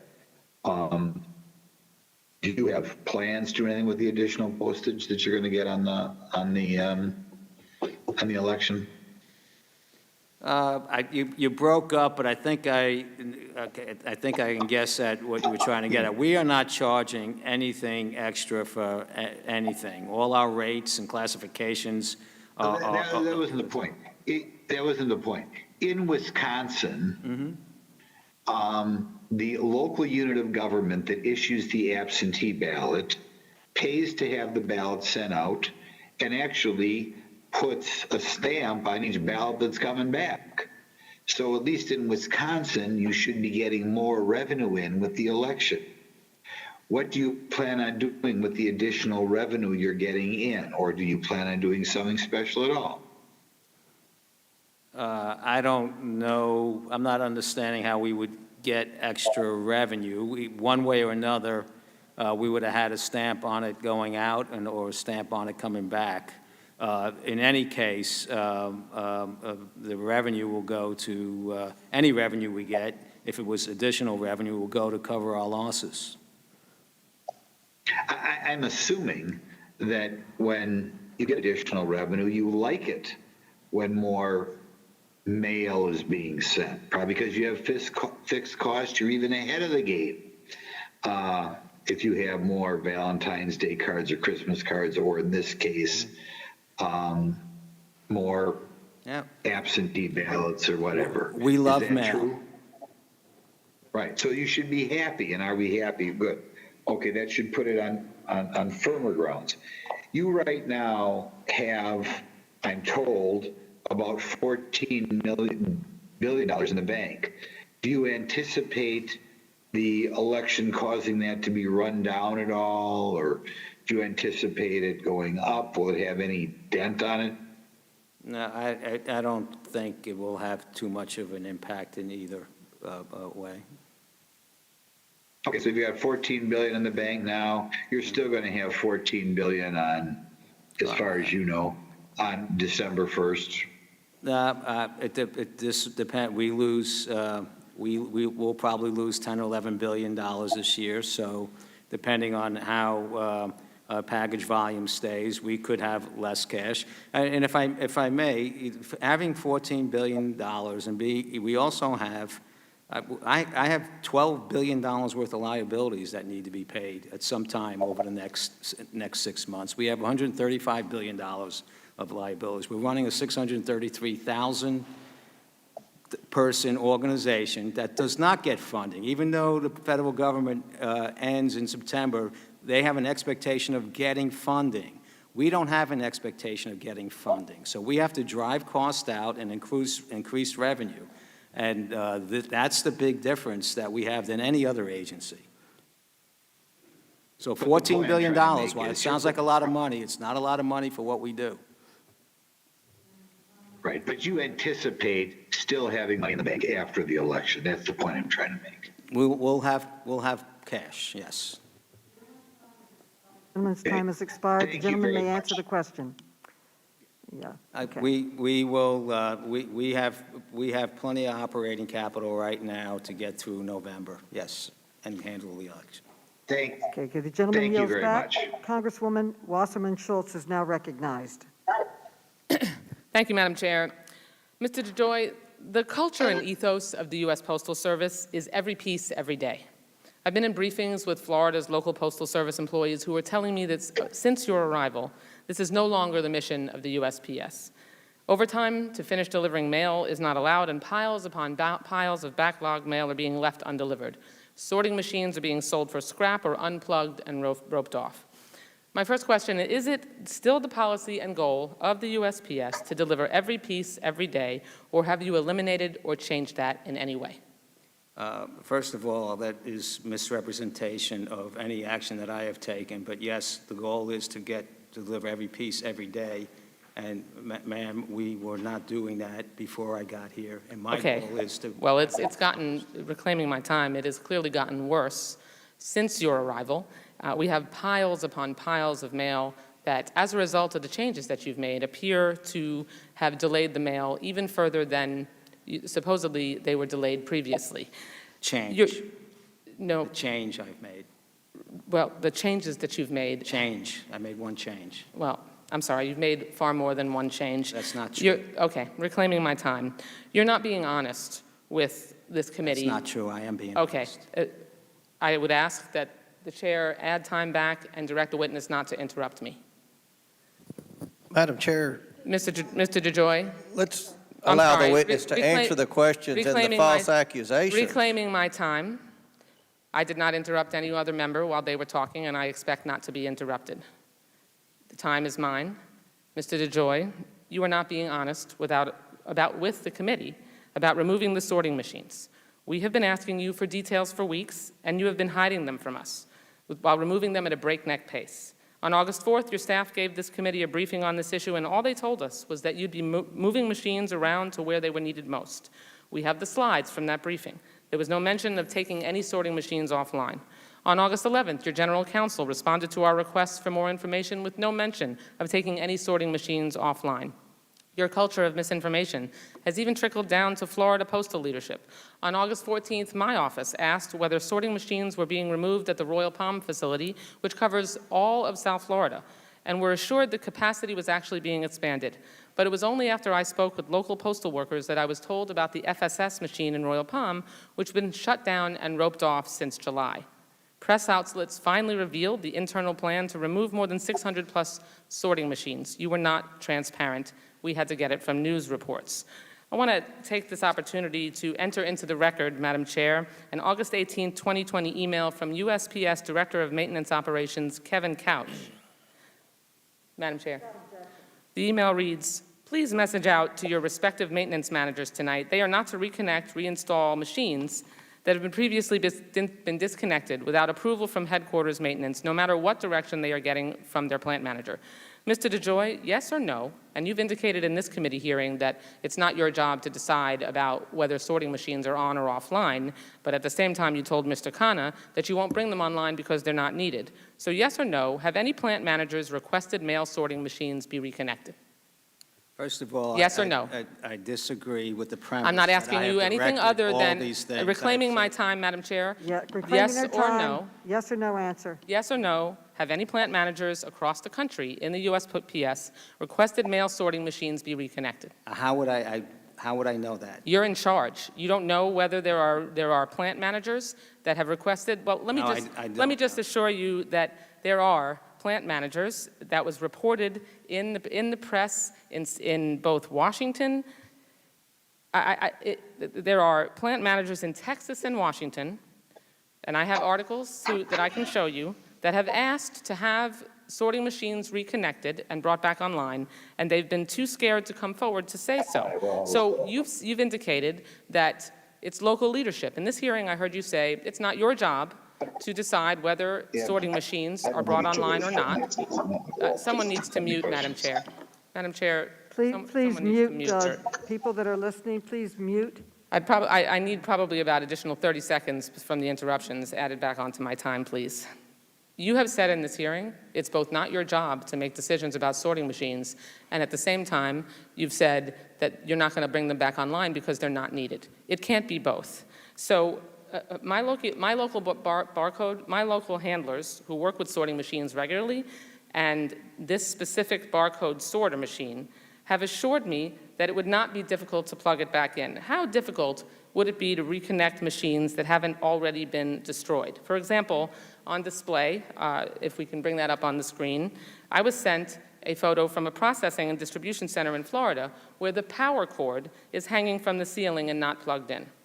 And my local handlers tell me that with sorting machines regularly, and that specific machine specifically, that it would not be difficult to plug back in. Do you believe that it is the local handler's job to decide whether they need a sorting machine? And will you give them the freedom to plug the machines back in and bring machines that haven't been taken apart back online in order to make sure we can get the mail out on time, which you acknowledge has gotten worse since your arrival? The gentlewoman's time has expired, but the gentleman has requested to answer a question. That was a long list of accusations. No, I just want a simple answer to the question about whether you will give... Well, it's my time now? Is it my time to No, it's answer? always my time. And I'd like an answer to the question. Her time has expired, I'm Madam sorry. Chairman. I'd like an answer to the question whether or not you will We have leave a it... management team that is responsible for making decisions as to what what machines are used and not used. But okay? those So- things are decided locally. The Will you gentlewoman's let them time has decide that expired. The locally? gentlewoman's time has expired. Yes or no? Will you let them decide that locally? No. Okay. Congressman Well, then Higgins, you are now then you have not told recognized. us the truth in this hearing, and it is your Time has fault that expired, the mail Madam has Chairman. delayed. Her time has Your expired. fault. Her time has On you, and expired. you've acknowledged that. Her time has Yield back the expired. balance of We my request time has a response expired. in writing. Okay, Congressman Higgins, you're now recognized. Thank you, Madam Chair. That was quite a debacle. This hearing right here is exactly why America does not trust Congress. Our cities are on fire. Violent mobs roam our streets at night. The Chinese have crushed the American economy with a virus, and Democrats are talking about a mailbox conspiracy. Postmaster General DeJoy, are you aware of any evidence whatsoever that supports a mail delivery conspiracy? No, sir. Would you repeat that, sir? No, sir. The question is answered. America needs to hear. Are you aware of any evidence whatsoever of some kind of a mailbox or mail delivery conspiracy? I am not, sir. Postmaster General, thank you for being here today. Let me ask you, are you here on subpoena or voluntarily? I'm here voluntarily. Well, you're a better man than me because you're sitting at attempt after attempt by my colleagues across the aisle to assassinate your character. And might I suggest to you, sir, as an American patriot and a constitutionalist, if I was you, I wouldn't appear before this committee without a subpoena in the future. Congratulations on your character for being here voluntarily to submit yourself to this harassment. During the course of your lifetime, sir, I'll be 59 today. I cannot remember a time when the Postal Service was not in some sort of financial trouble. Do you recall any time, sir, some sort of a era that I'm not recalling that the Postal Service was totally squared away, operating within budget, and was never in financial trouble? I think in the late 90s and early 2000, few years, it was covering its cost. And happy birthday, sir. Thank you, sir. That's very kind of you. I recall the same. Out of the last 40, 50 years, there's only been a couple of years where there was anything that could be described as financial stability in the Postal Service. I mean, dedicated men and women, but the fact is that inefficiencies are legendary within the Postal Service. So let me just ask you, Postmaster, why did you accept this job? Tell America why you took this job. Sir, I have a certain experience. I had the certain experiences in my life, business-wise, with large projects and large But logistical. we know that you're qualified, sir. I get that. Yeah. But America needs to hear from your heart. Why did you accept this job, this incredible burden to serve your government in your nation in this way? What was your purpose?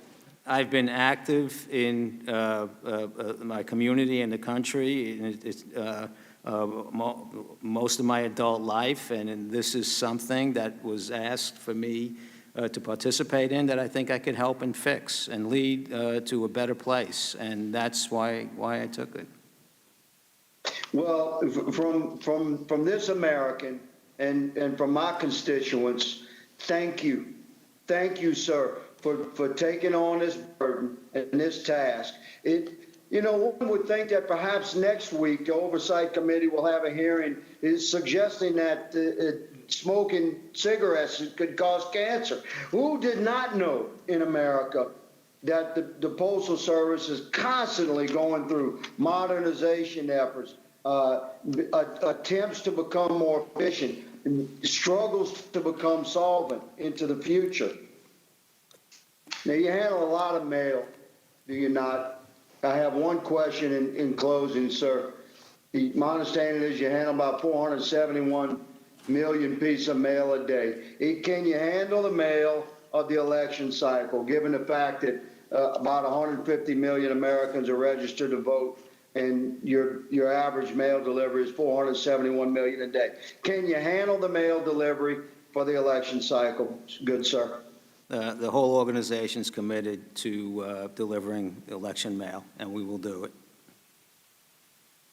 Roger that. Thank you, sir. Thank you for appearing before us today. I apologize on behalf of all of America for the way that you've been treated by my colleagues across the aisle. Madam Chair, I yield back. The gentleman yields back. Congressman Sarbanes, you are now recognized.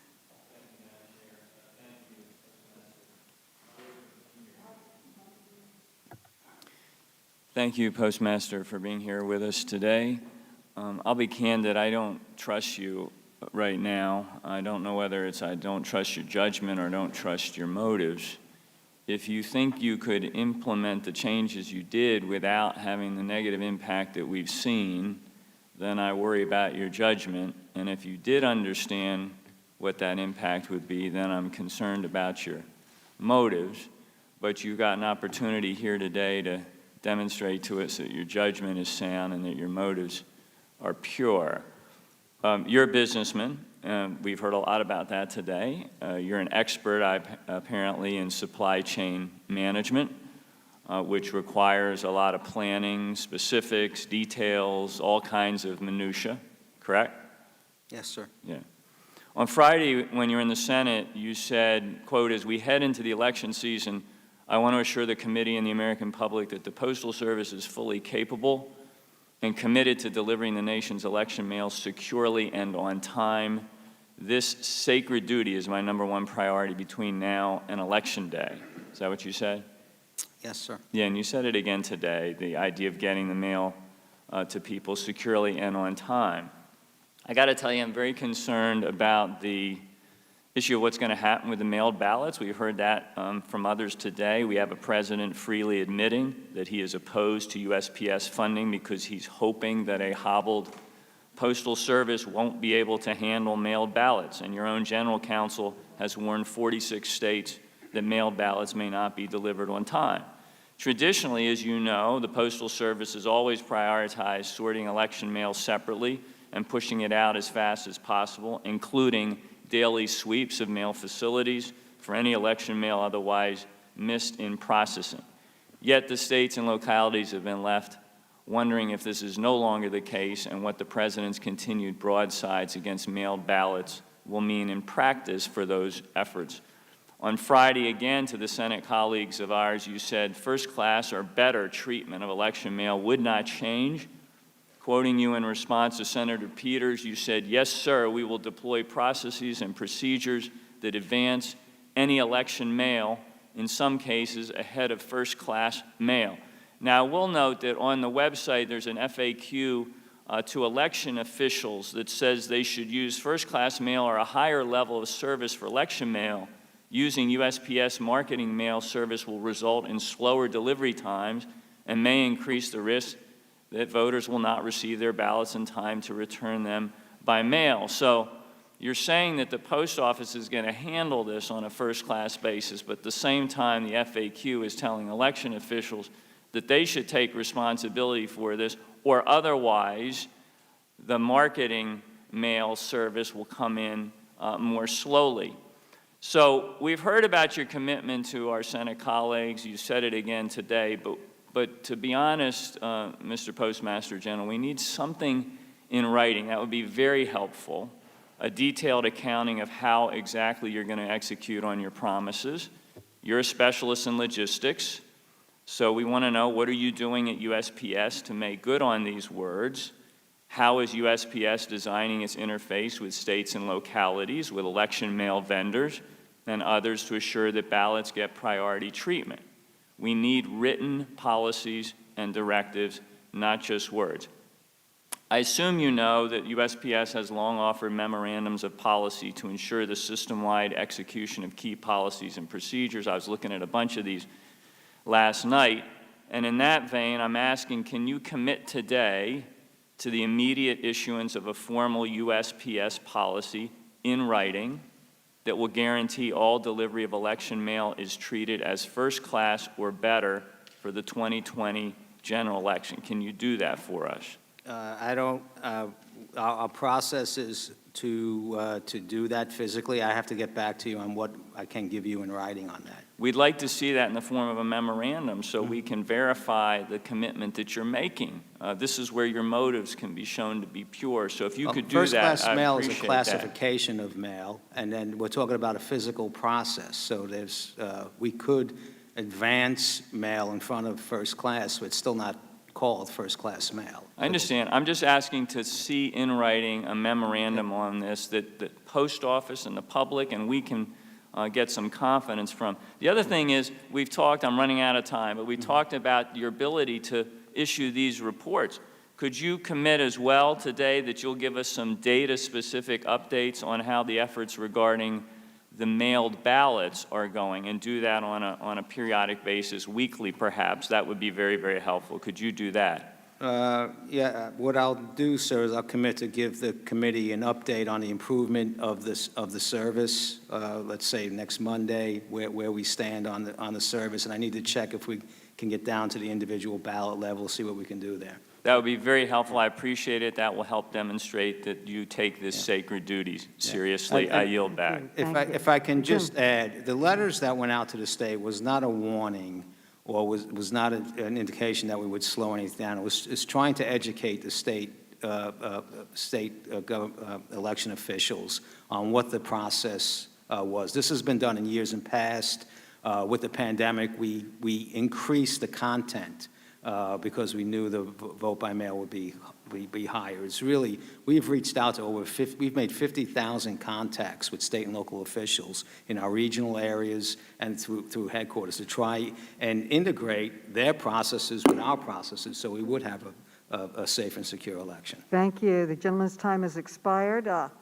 Congressman Gibbs, you are now recognized. Congressman Gibbs.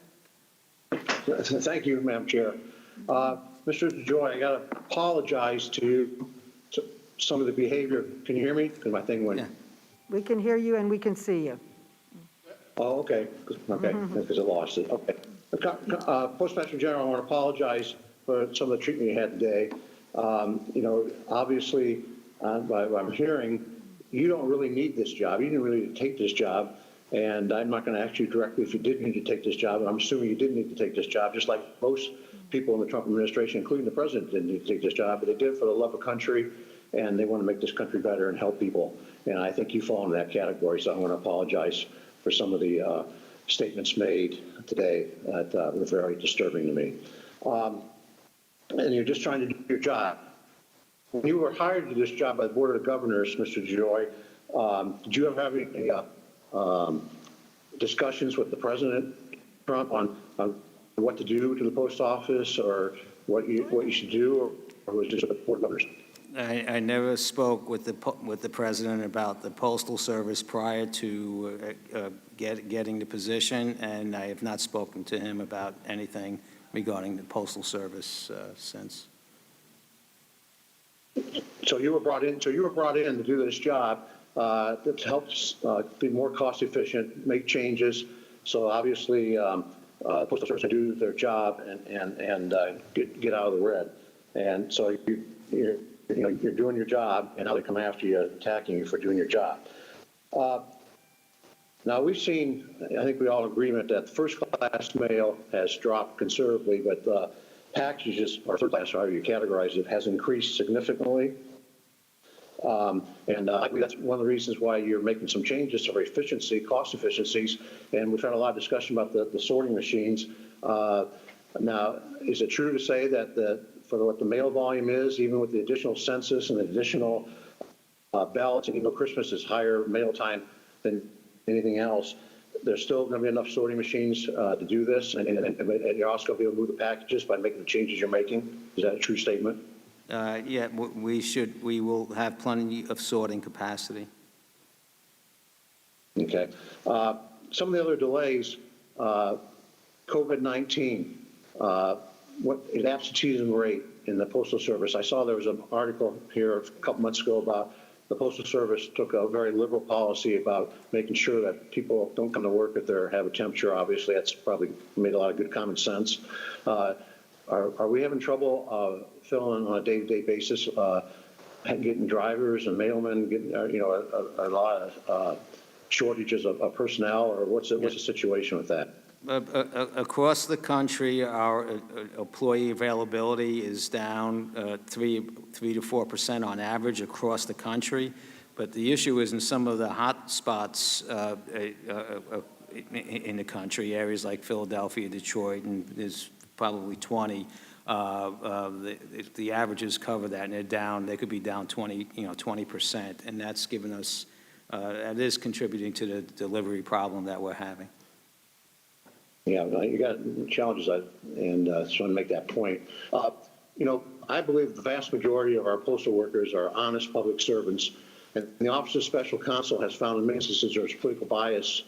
Back in the 2017 report, back in the 2016 campaign, they were biased towards Hillary Clinton. Considering the substantial increase in mail-in ballots this November, what steps do you think the Post Office is taking to ensure that political bias does not factor in the delivery of ballots? From that report. I think I have not reviewed the report, but I have full confidence in the 650,000 men and women of the Postal Service that they will handle election mail safe and securely. Like the rest of the country, there are individuals that do things they shouldn't, and we have an inspection service and management team that look for that kind of stuff. But I have full faith that we will deliver on a safe and secure election. I appreciate that. Some of the challenges you have for states, I know here in Ohio, in the primary election, people could request ballots to be mailed out to them on Saturday before the Tuesday election. And I think that is a real challenge, because I think a lot of states do that. So what's the Post Office doing to try to make sure, or working with states so people realize that if you request a ballot, on the weekend before Tuesday, the election, there might be a challenge in getting the ballot? Expired. The gentleman may answer his question. I think he asked, I couldn't hear, it was breaking up, but with regard to and that's one of the reasons that we are working with the state election officials to make sure and to educate the public. We will be sending a letter out to every American, again, with, describing our participation in the election process, and again, requesting to request their ballot early and to vote early. But when it gets down to those last days, that last day, we will have various procedures, sweep procedures, expedited. I mean, I've heard stories of postal managers running ballots over to the election board. So we're going to do everything we can to make sure every ballot gets where it needs to be. Thank you. Congressman Welsh, you are now recognized. Congressman Welsh.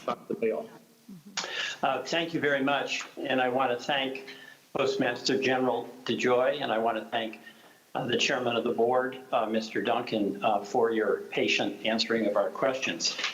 As both of you know, it was President Nixon in 1970 who signed a very major postal reform bill to guarantee the independence of the post office.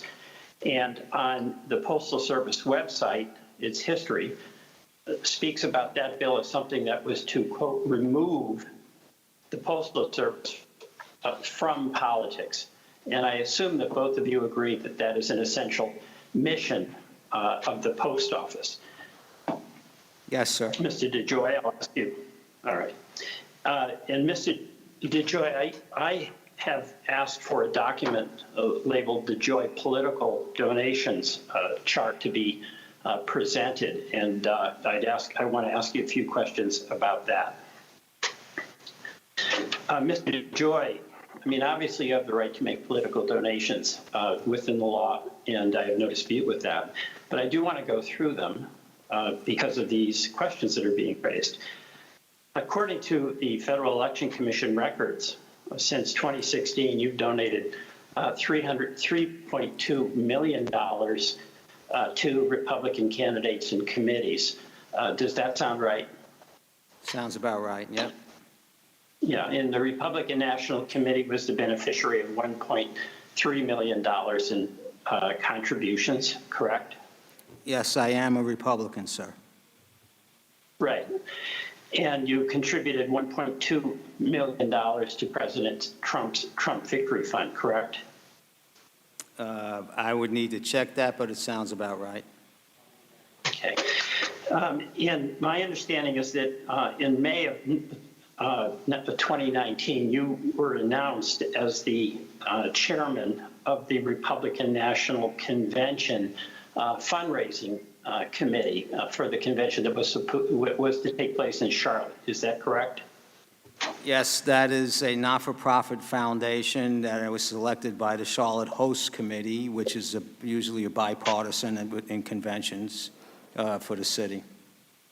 Right, and that you stayed on that position until June 12th, 2020, shortly before you took over officially as the Postmaster General, correct? I did, sir. Right. And in June, from January to April of this year, in the run-up before you were selected as Postmaster General, you provided 18 contributions in the amount of about $650,000 to various Republican committees, correct? You seem to have something in front of you. I don't know what you're looking at, but I give a lot of money. Let's go for the record. I give a lot of money to Republicans. Right. And let me just ask an obvious question. You obviously support the Republicans. That's obvious. It's totally within your right. You're a big supporter of President Trump. Totally within your right. How do you square being a major supporter of the president and Republican committees and other members with the independence that's required of the Postmaster General? Can you really do both? Absolutely, sir. Well, you're aware of the fact, of course, that President Trump has made very hostile statements about the Postal Service. He called the Postal Service a joke. I assume you disagree with that? I do, sir. And he has also vehemently and repeatedly attacked mail-in voting, saying, and I'll quote, "Mail-in ballots will lead to massive electoral fraud and a rigged 2020 election." Do you agree with that? I'm in charge of delivering ballots. I don't really want to comment on what, that's not my responsibility, electoral.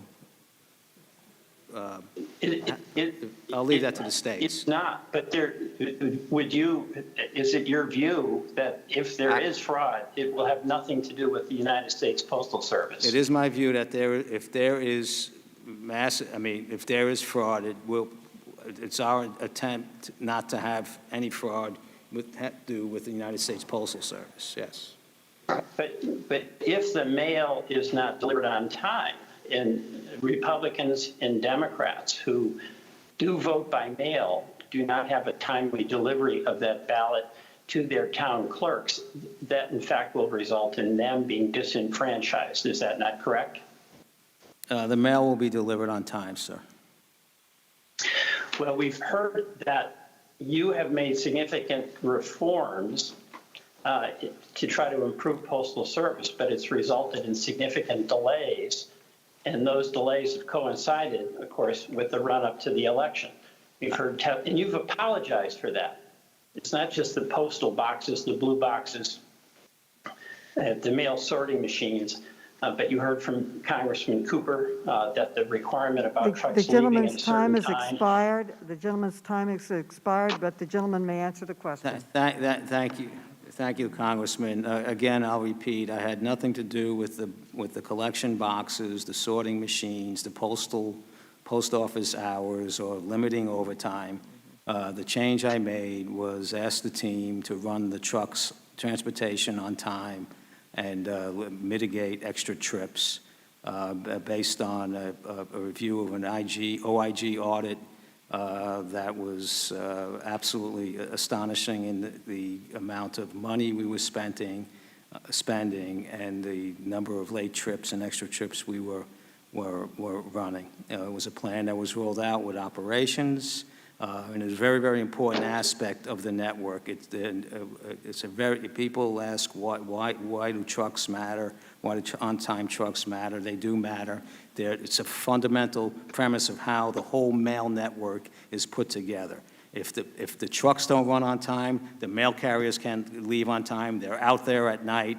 They have to come back and get more mail. Collection processes are late. Plant processes are distorted. I see several $1 billion in potential savings in getting the system to connect properly, and that's why we ran out and put a plan together to really get this fundamental basic principle: run your trucks on time. I find it really, I would not know how to reverse that now. Am I to say, don't run the trucks on time? Is that the answer that we're looking to get me to say here today? I think the question was, why don't we fill the trucks? The gentleman's before time they has expired. Now we recognize Congressman Keller. You are now recognized. Thank you, Madam Chair, and I would like to thank the Postmaster General DeJoy for being here today. On July 29, 2020, the USPS General Counsel sent a follow-up letter from May to 46 states, including Pennsylvania, expressing concern that the state's deadlines for requesting and casting ballots by mail do not fit with the Postal Service's delivery standards. Mr. DeJoy, can you confirm that these letters and outreach to state election offices is something USPS has done in the past under previous Postmasters General? Yes, this has been done in the past. I looked at a letter about a week ago that was sent out, before the 2016 election also. But we have intensified the effort to work with the election boards and to communicate with the election boards to help them gain more knowledge on what our process is. It's really been amazing to me in this experience how many people in high places don't really understand what a how we use a postmark. Well, I think, I would agree with that. Also, the Democrats have been making a lot of noise about these letters your general counsel sent to state election boards. I'd like to clear this up. In the letters to the states, does the USPS say that they will not deliver ballots this November? No, sir.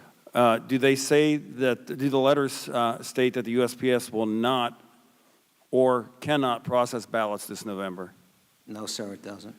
Do they say that the voters should not vote by mail?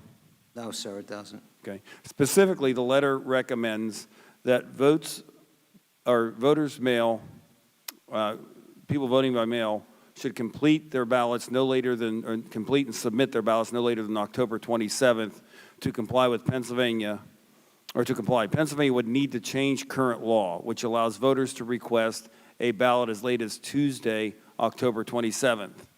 To ensure that the USPS can deliver completed ballots in time to be counted by Election Day on Tuesday, November 3rd, 2020 by 8 p.m., as it is required under Pennsylvania law. Do you agree that Pennsylvania should move the application deadline for mail and absentee ballots back, for example, on or around October 19th to request the ballot in order to ensure voters can receive their ballots in time and complete them and return them no later than Tuesday, October 27th, as recommended by the Postal Service, or the Postal Service's General Counsel? I didn't catch all of the details. Well, basically, it would be best if the state election boards follow the recommendations of our General Counsel to ensure that every ballot, we're still going to do everything that we need to do. But I don't know why we would want to put this in conflict. It's a very important process in the democracy, and I don't know why we should take any chance other than have a properly integrated system between the election boards and the Postal Service. And that's all the General Counsel and the team that supports them is trying to do, make people aware. Why would we want to put more risk in the system than is necessary? Well, Pennsylvania law states that the ballots are to be received by November 3rd by 8 p.m. Anybody that's reasonable, I mean, I'm 55 years old, and I've used the Postal Service for the past 37 years. to deliver my mail, to pay my bills, to do everything. And I don't wait till the day the bill is due to mail the check. I mail it in enough time, knowing that it's only reasonable that I have to walk to the mailbox. I have to put it in the mailbox. Somebody has to come collect it. It has to be put in a car or on a plane and taken to another place to be processed and delivered. It's only reasonable that the states should take that into account when they set up their laws. So I want to keep moving on because there's another point I'd like to get to also. Governor Tom Wolf recently announced that Pennsylvania will cover the cost of postage for every mail-in ballot this year. The United States Postal Service handbook for area mail processing guidelines states that postmarks are not required for mailings bearing a pre-canceled stamp for postage. In other words, envelopes with prepaid postage that Pennsylvania send with the ballots to be returned, will they be postmarked? We're going to work to try and set up a process to postmark as much as we can. Is it currently is a process? Is it currently prepaid postage does not get processes that prepaid postage does not get postmarked. So it could, if nothing were to change, which the chairwoman's bill said you can't change anything. So if nothing were to change, you wouldn't be able to postmark those Yeah, letters. if we didn't make a special effort to postmark prepaid mail, we would not be postmarking. Now, we have certain other ways of identifying election mail, which is how we have done in the past to try and postmark things, but they're not seamless efforts. So, You would have to make some adjustments to be able to make sure that's secure. yes, sir. I would sincerely hope that the chairwoman of this committee would have thought of that, and that would have been the value of having this hearing before she introduced the bill saying you can't make any changes. Because you're trying to do things to make sure that the items you handle are done in time. So I do appreciate that. The one thing, Postmaster General, can you guarantee that, that you will deliver every ballot to the people when they request them and every ballot when it's returned? I guarantee we will use every effort of 650,000 people that work at the organization to fulfill that obligation. You won't change anything this Gentleman's election time- that you've done previously. Gentleman's time has expired. Thank you. Gentleman can answer the question. Or I think I did. Congresswoman Spear is recognized. You're now recognized. Thank you, Madam Chair. I have two documents I'd like to submit for the record, one from the Postal Service on the reorganization and one from Citizens for Responsibility and Ethics in Washington. Without objection. Thank you. Mr. DeJoy, thank you so much for being here today. You have answered some questions about your contributions to the President. You also contributed $586,000 to attend a dinner for him in February of this year. Is that correct? I don't think so, no. Well, there's records that show you did. Your wife has also been nominated to be the ambassador to Canada. Is that correct? She is, yes. All right. Mr. Duncan, wherever you are. Yes. Mr. Duncan, you have also been active in President Trump's campaign and as the director of American Crossroads Super PAC. Is that correct? I am the director of American Crossroads Super PAC, yes. And you've contributed over $1.9 million to President Trump's campaign. That's not correct. Not you personally, but the PAC. I don't know the answer to For that. the records Is the show that. reason. So you're both vested in making sure that the president gets reelected. Is that correct? I'm not here to talk about the president's election. I'm here to talk about Postal Service issues. Okay. Mr. Duncan, how much did the Postal Service pay Russell Reynolds to be the company to look for a replacement? I don't have that number. I'd be happy to try to provide it for you. All right. In your own testimony, you said they started with 212, they then vetted 50, and they got down to the first round interviews, and there were 14. But Mr. DeJoy was not one of them. So we paid this company to do a national search for the replacement for the USPS, Postmaster General. He was not in that group. But Mr. Barger, I guess Mr. Barger said, well, we have another candidate. Did you recommend Mr. DeJoy as a candidate? Let me go back on your premise that he wasn't included. We were still taking recommendations at that point of time before the first interview All right. process had gone in. Mr. Duncan, So just answer the question. Did you recommend Mr. DeJoy as a candidate? I gave Mr. DeJoy's name as a candidate, as I did with other candidates. I submitted it through the process. All right, but he was not part of what was provided to you by the search firm. Let's move on. The president has been very critical of Amazon and the contract they have with the Postal Service, Mr. DeJoy. Have you reviewed that contract? I have not reviewed the contract specifically in any detail now. Well, but you did offer some testimony, I believe, in the Senate that suggested that you had, in fact, reviewed it and that you thought that the rates were... The question was about rates, right? There's a contract. Contracts are thick. I'm studying the rate building process of the Postal Service on the NSAs. That's what So you did look at Amazon's rates? I did look at Amazon's rates. All right. Yes. On your statement of financial... As long as hundreds of other... I understand. Okay. In your statement of financial disclosure, you sold your Amazon stock on June 22nd, I believe, and then you purchased options on Amazon on June 24th. That would suggest to almost anyone that there is a conflict of interest. It doesn't require that you make a decision. It only requires that you participate. Did you check with the Government Office of Ethics to see if that was appropriate? Before I went in the Postal Service, you file your forms the day you arrive at work. I filed my forms. I was going to a meeting on Amazon. I own stock someplace in a call at Morgan Stanley, and they told me I had to either recuse myself from reviewing a number of contracts or sell the stock.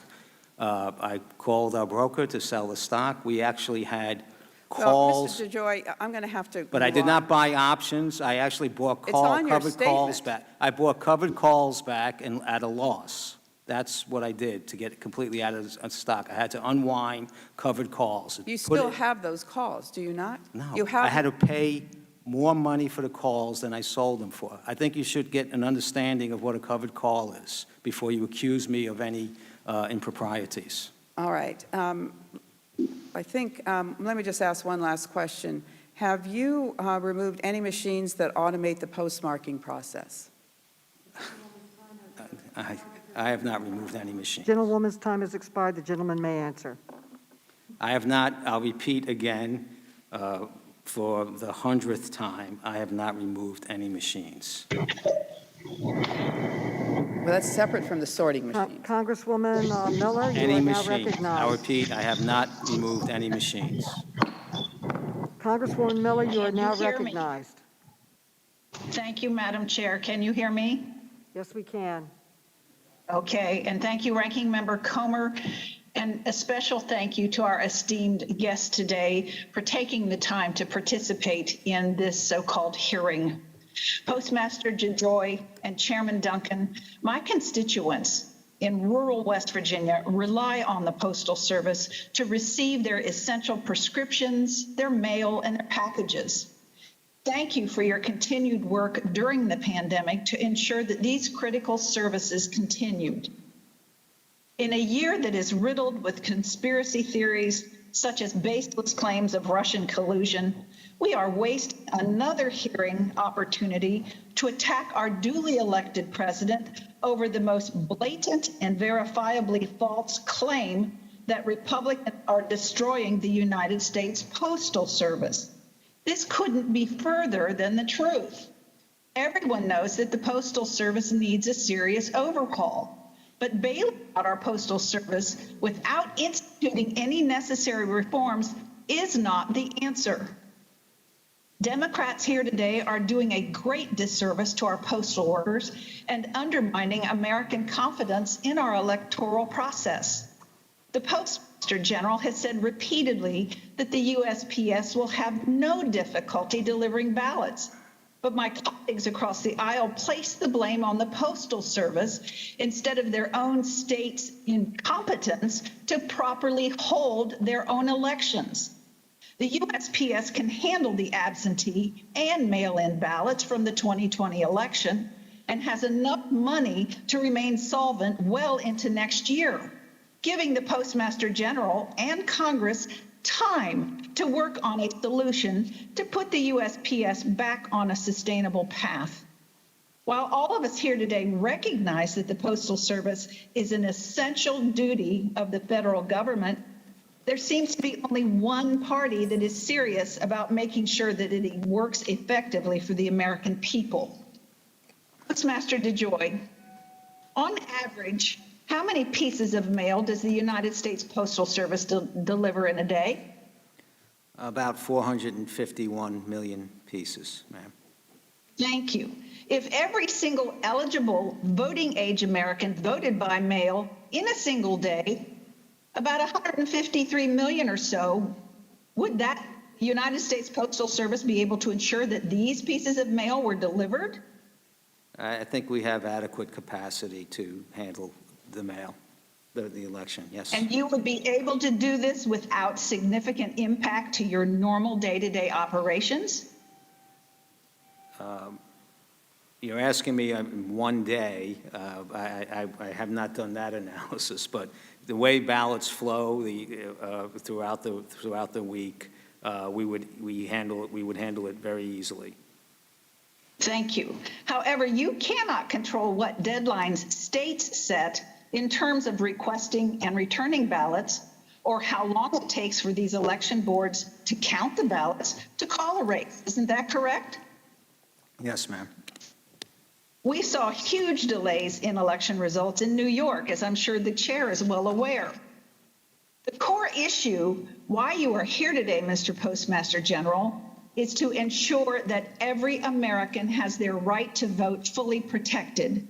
What is becoming abundantly clear is that the Trump administration, Republicans in Congress, and the USPS are not obstacles to that right.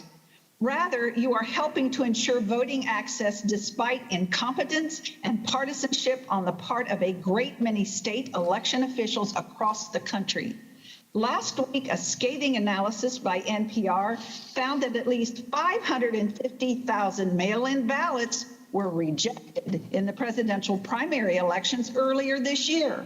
Of those, nearly half of those rejected ballots came from New York, New Jersey, and California, where there isn't a single Republican in statewide office. This November, we must ensure that all Americans can and should be able to vote safely in person at their local polling locations, and those that do need absentee ballots can and should be able to vote securely through the USPS as they have in past elections. I hope colleagues and our counterparts at the state level heed the recommendation of the USPS on how to execute this undertaking free from politics and partisanship. I yield back my time.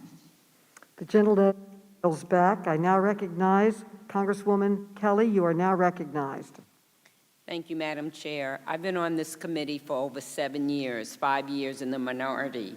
The hypocrisy around how witnesses are treated and around the post office is astounding. Thank you for being here, Mr. DeJoy. Small businesses are a vital part of the United States economy. They represent nearly 75% of all employers and account for 44% of all economic activity. Small businesses, many without significant savings or access to credit, have relied on the Postal Service to stay afloat during this pandemic. The Postal Service plays an important role, as you know, in enabling their growth and commercial success. Last Friday, you testified before the Senate committee, and I quote, "You feel bad about the dip in our service." Well, there are a few businesses that feel pretty bad, too. Cassidy Lavender, a Louisiana business owner, was forced to abandon the Postal Service after losing nearly $10,000 due to his shipping delays. Beth Nolan, a Michigan business owner, had to fire an employee to recoup the costs spent making up for her delivery delays. A 2013 OIG report found that small businesses are a key customer segment for the Postal Service, generating more than $9 billion in annual revenue. Before implementing the numerous operational changes discussed here today, were there any analysis performed on the impact such changes would have on these key customer this key customer segment? There was not numerous operational changes. There was one request that we adhere to our transportation schedule, and I did not perform any operational analysis myself, but we had a team looking at how we would plan to roll out the change. And that team was across the whole country, an existing team, not a new team. I don't know how much analysis we would need to do to comply with our schedules that were already established. Thank you. It seems decisions were made without taking into account the real-world impacts. A beauty salon in my district has not received mail for a week to 10 days. The owner is concerned about bills that might be delivered late, which can have a terrible impact on their business. Another person I spoke to said she receives her mail now every other day and still hasn't received a check she's relying on. When I went to the post office myself to mail a package, the postal workers there said, "We know who you are and we just want to apologize, but we're just doing what we're told." I didn't get those phone calls when President Obama was the president. Will you commit here today to reversing any policy or practice that has the effect of slowing down mail and package delivery? I represent the Chicagoland area, and I'm hearing from postal people themselves, and they want you to address the lack of staffing and the late start times, which they feel has greatly impacted the delivery of the mail. Ma'am, we're very, very concerned about every delayed package or piece of mail, and we are also very interested in fostering the support of small business. What I can tell you is we're working very hard to get these standards back to where they were before. There are a variety of issues that are contributing to this, not just the requiring the trucks to leave on time, but we are working across the country to improve service. My district is urban, suburban, and rural. My colleagues have asked for something in writing, and I would support that we need to see something in writing, not just promises. An estimated 14.5 million rural Americans who lack access to reliable internet rely on the Postal Service to meet their basic needs, including receiving life-saving medications, collecting paychecks, and paying their bills. It is important that rural Americans have access to reliable and affordable delivery services, or are they too inefficient to service? Since we talk about we're trying to be efficient, are they just forgotten about? No, ma'am, they're not forgotten about. We are working to deliver to every American on a timely basis. Well, your chase for operational efficiency has been at the expense of hardworking Americans, and I hope you will take these concerns into account as you assess some of your decisions from the past 78 days and beyond. I very much do, ma'am, and the changes I am making are for the betterment of the Postal Service and the American people long term. We lose $10 billion a year, and there's no end in sight. We have $145 billion in liabilities and $14 billion in cash. So we can blame me for this, but these conditions have been around long before my time, and they need to be addressed. Congressman Green, you are now recognized. Thank you, Chairwoman and Ranking Member. Today, Democrats are pushing the conspiracy theory that President Trump has put the Postal Service in great jeopardy. This is just more hysteria in a long line of Democrat hoaxes, including the Russia probe, the Mueller investigation. Remember Adam Schiff? He saw with his own eyes proof of Russian collusion. I guess he must have kept that from Mueller. Oh, who can forget the impeachment sham, by the way, attacking the president's loans, his business associates, of course, his tax returns. They have nothing to offer the American people but attacks on the man they despise, Donald Trump. The postal union should realize, and I know they've endorsed Joe Biden, but they should look at this. The Democrats are throwing the postal carriers under the bus just to get at Trump. It's despicable. If the Postmaster General's donations are a conflict to his doing a good job, wouldn't the postal unions, millions in donations over the years to Democrats, disqualify them from delivering the mail? Message to all postal workers, the Democrats are insulting your integrity. Weaponizing the House Oversight Committee to fuel Speaker Pelosi's postal conspiracy theory is an outrageous abuse of power. Don't be fooled by the partisan rhetoric. The reality is the USPS has the money they need in the near term, certainly through the election. The Postal Service has the most cash on hand it's had in years, and it has access to a $10 billion CARES Act loan that it's not even tapped into yet. But, oh, we had to come back this weekend to vote on more money for the USPS. The Postal Service will prioritize ballots over other mail. They will process election mail as first-class mail regardless of the postage used. And Postmaster General DeJoy has assured the American people, and I quote, the United States Postal Service is fully capable and committed to delivering the nation's election mail securely and on time, end quote. The Democrat attacks on the Postal Service are baseless. Now, the Postal Service has been losing some money, $8.8 billion last year. A big reason for these budget deficits is the evolution of technology. The internet, first-class mail is down.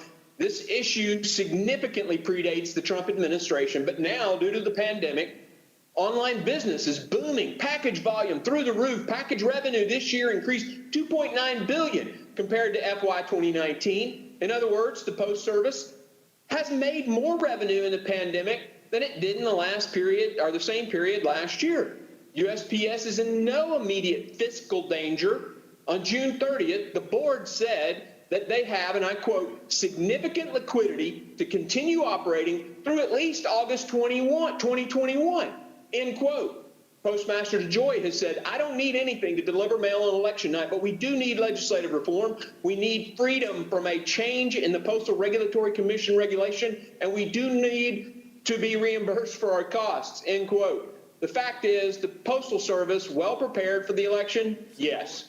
Postmaster General DeJoy has had a long career in logistics, unanimously selected for the post by the Board of Governors, which has 2 Democrats, by the way. He's implemented common sense cost-cutting measures to address the problems. Saturday's bill, which passed, tries to halt those reforms and operational changes. While in the short term, the Post Service will be fine, reforms must eventually be instituted to ensure solvency. As far as these protesters outside the home of the Postmaster General, these protesters who are banging pots and pans, intimidating and bullying the postmaster is terrible. It's unconscionable, but completely in line with the book-burning, police-eye-lazing criminals who are destroying lives, destroying property in Democrat-controlled cities. But hey, that's who they are now.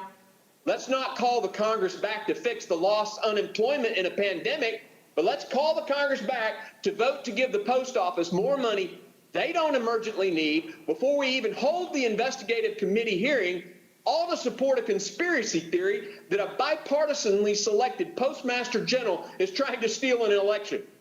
This is theatrics. It's a joke. What a way to end the Democrat majority's time leading the House. Another conspiracy theory, an attack on the president. Typical. Actually, it's saddening. Our postal workers are quite capable, and they are ready for the 2020 election. Madam Chairman, with that, I yield. Congresswoman Lawrence, you're now recognized, Congresswoman Lawrence.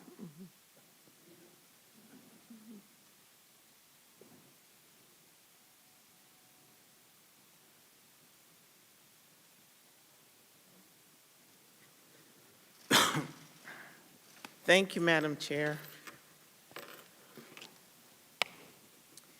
Postmaster General, shortly after you took the office, I reached out to schedule an introductory call with no agenda, in particular just to share my experiences as a career postal employee to kind of welcome you to the seat.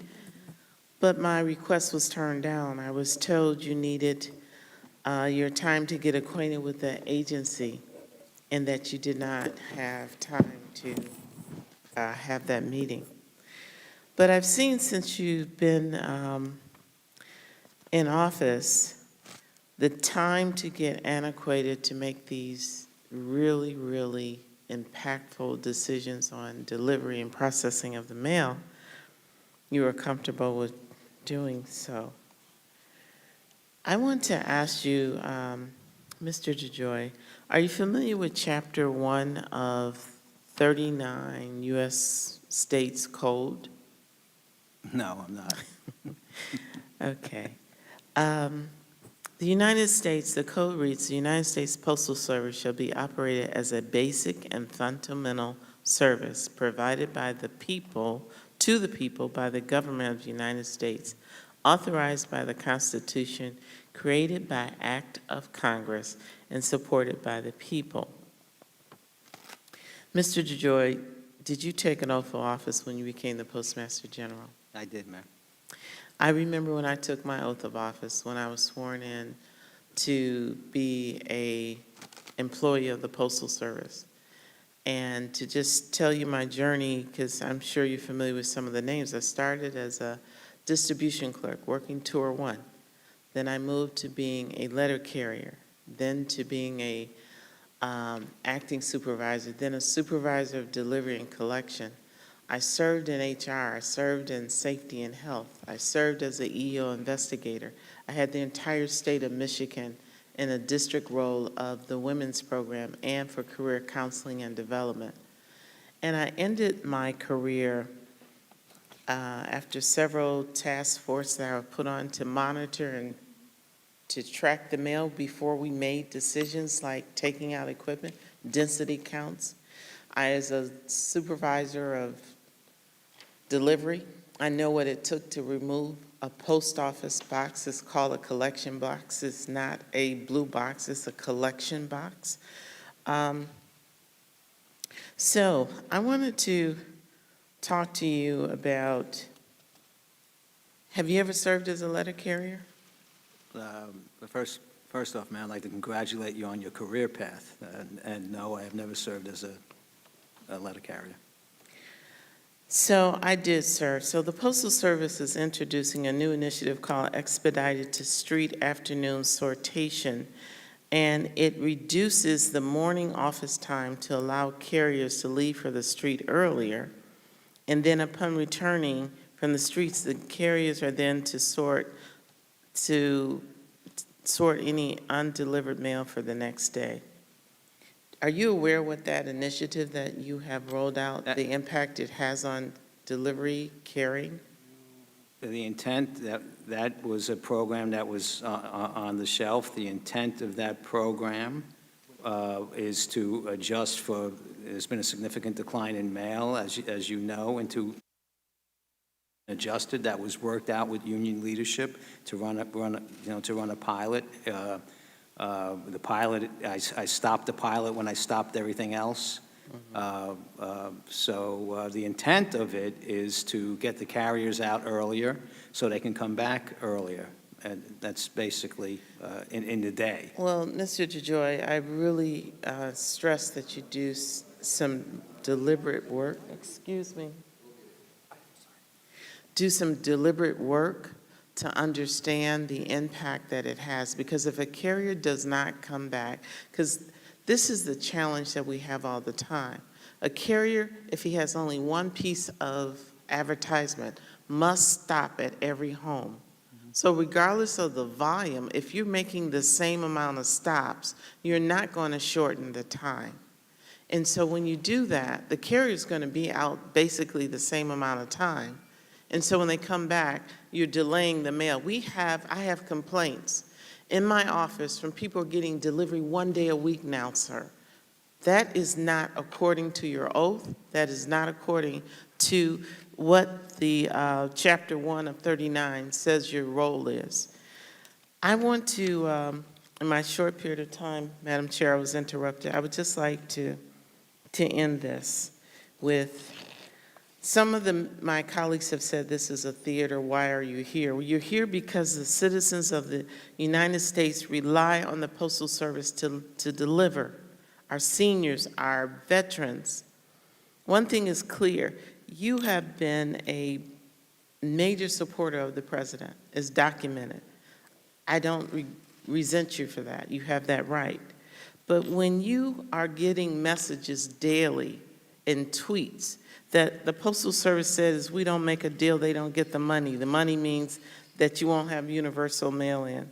I want you to know that you have an oath of office. Okay, the gentlewoman's time And I has expired. expect for you and the American Thank people you. expect for you to uphold it. Thank you, Madam Thank you. Chair. And ma'am, I will live up to that oath. And if I can expand on your question with regard to the expedited process, that would not result in 1 day a week mail across in any area. We do have some employee availability issues in some of the hot spots across the nation where we have, as you would know, we could have 700 routes and only 500 carriers, and it's For forcing. crying out loud, why would you implement that I then at didn't this implement time? anything to affect that. I did not implement anything to affect that.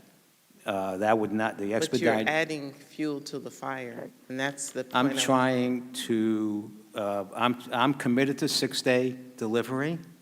I am committed to growing the Postal Service. I have ideas for new business opportunities for the Postal Service, and I'm trying to, in the code, it also says we must be self-sustaining, and we're not, and that's what I'm trying to do. Thank you, though, and again. Okay, in the interest Your of actions time, we will have been, the gentleman has been testifying for quite a long time, and we are now going to have a recess for 5 minutes. Recess for 5 minutes.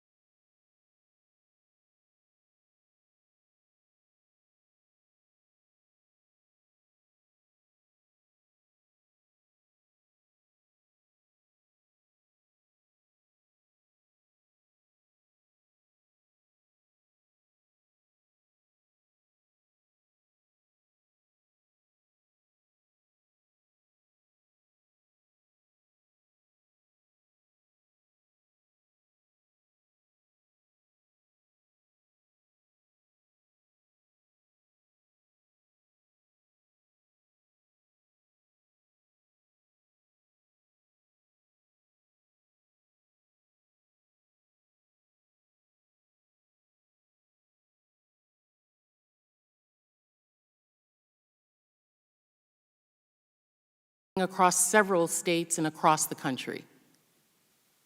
I don't know what you're reading from. The transformative changes that you all have intended as cost-cutting measures. No, it was not cost-cutting measures, right? The two changes I made was the organization and complying with the schedule. And those Right, there are transformative other initiatives changes, have happened across states, several states? which every state a truck moves in, yes. Okay, so that would be several states, yes, thank you. I have a slide that I'd like to show about first-class mail. If you can see from the slide, this is a U.S. Postal Service slide. It discusses the pre-sort first-class mail. It appears that there's been a decline since July. This slide reflects nationwide numbers. Would you agree with that, Mr. DeJoy? Yes, it does. And clearly, an 8% drop in one-time mail is a meaningful impact, and the headlines from across the country that the committee has collected show how widespread these delays are. Would you agree that there are delays presently? There are delays, yes. Thank you. I know in my own district, which relies heavily on the mail because we cannot drive to different big boxes or other locations, being an island, Leonidas Blake, her Cigna prescriptions usually take 3 to 5 days, have taken 2 weeks. Shannon DeSig, who runs a small retail store on St. John, usually 10 days max for priority, which is kind of long for priority, but we are an island, and now takes weeks. Ivan Jacobs, priority mail, typically takes 4 days. It's now taking 12 days. Sherilyn Stapleton, summer college program items have disappeared. It goes on and on and on. Now, in 39 U.S.C. section 3661-B provides, when the Postal Service determines that there should be a change in the nature of postal services, which generally affects service on a nationwide or substantially nationwide basis, it shall submit a proposal within a reasonable time prior to the effective date of such proposal to the Postal Regulatory Commission, PRC, requesting an advisory opinion on the change. Now, you have agreed with me in previous questions that this has been a change that has substantial nationwide basis. It generally affects postal services, and that it is a change in nature of postal service, which generally affects service on a nationwide substantial basis. Have you, sir, submitted a request for an advisory opinion to the Postal Regulatory Commission?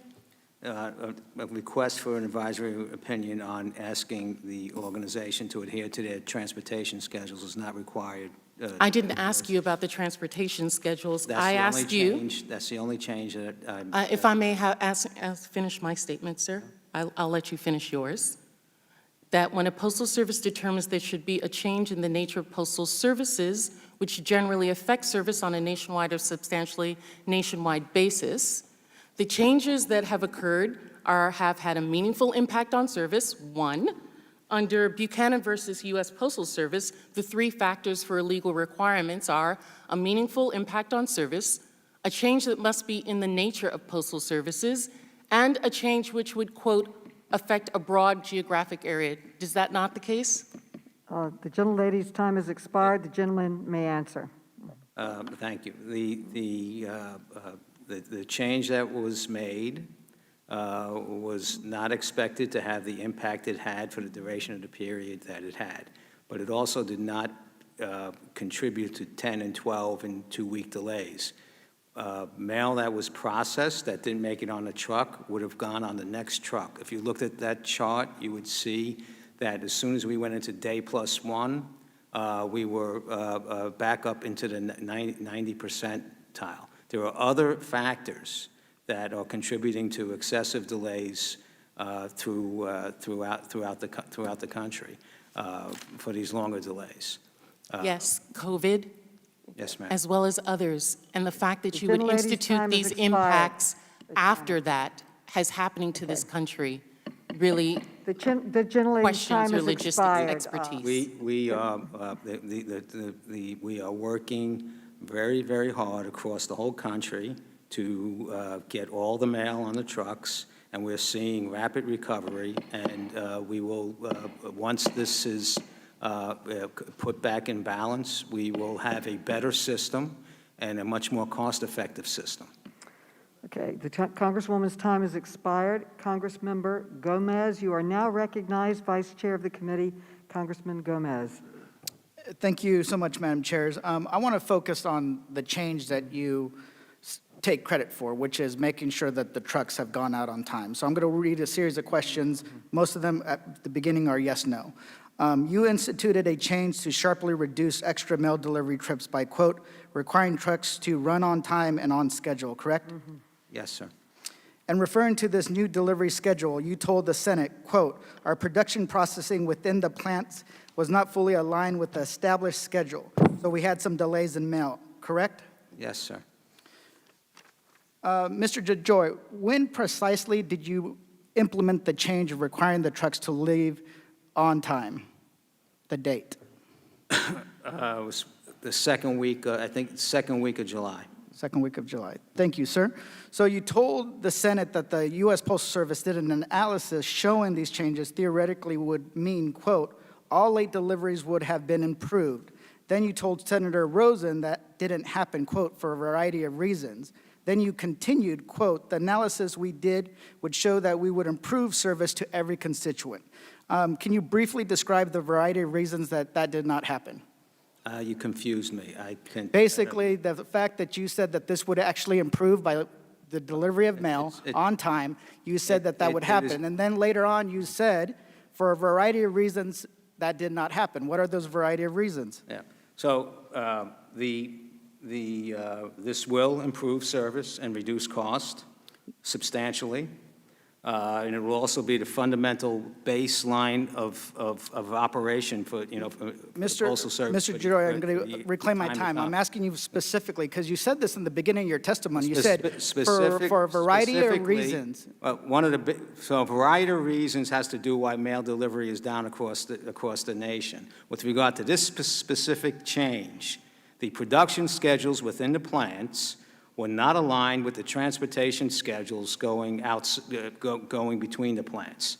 That was there's about 10% of the mail was not aligned. The production plants were getting done late, and the trucks were leaving. This was not a mandate that every truck leaves on time. We still have a significant amount of trucks that run delay and a significant amount of extra trips. Judgments were made at each individual plant that provided for transitional issues in doing it. We will get this back. We're working it very hard, and it will be a successful endeavor for the United States Postal Service. Well, that's what we're hoping. Mr. DeJoy, you couldn't make this commitment to the Senate on Friday, so I'm going to ask you again. Do you commit providing the analysis that you used regarding the truck schedules that would show that there would be lower late deliveries? Would you provide that to us by Friday? I will go back and see what I can. I have it for you right here. This is what you said. I can read a quote. Okay, well, I'll go back and look too, and if it said that, if I have something, I'll send it to you. I kind of highly doubt that you're going to do that, but why would you do that? Because you're not very forthcoming. You also told the Senate our recovery process in this should have been a few days and amounted to be a few weeks. Why have days turned into weeks? Trying to figure that out. So what I find interesting is that you're supposed to be some logistics expert, right? That's what you've been brought in. That's what people have said. And then all of a sudden you said, okay, we're going to get these trucks to leave on time. But you didn't focus on getting the mail to the people on time. And that you said that would actually improve, right? Mm-hmm. You would reduce late deliveries. But the opposite happens. And then you would say that it would take only a matter of days to fix. But that didn't happen, right? Mm-hmm. I know people that work in operations. My wife works in operations, very good at it, and they're looking at data all the time, and seeing what little operational changes can be done to change the flow of whatever you're trying to accomplish, right? So that's what people are questioning your ability, right?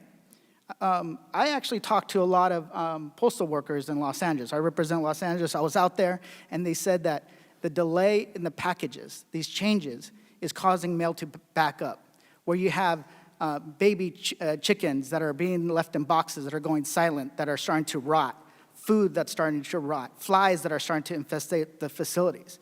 And they brought up the same fact that they take us an oath to get the mail out on time. They're asking, are you living up to that oath, right?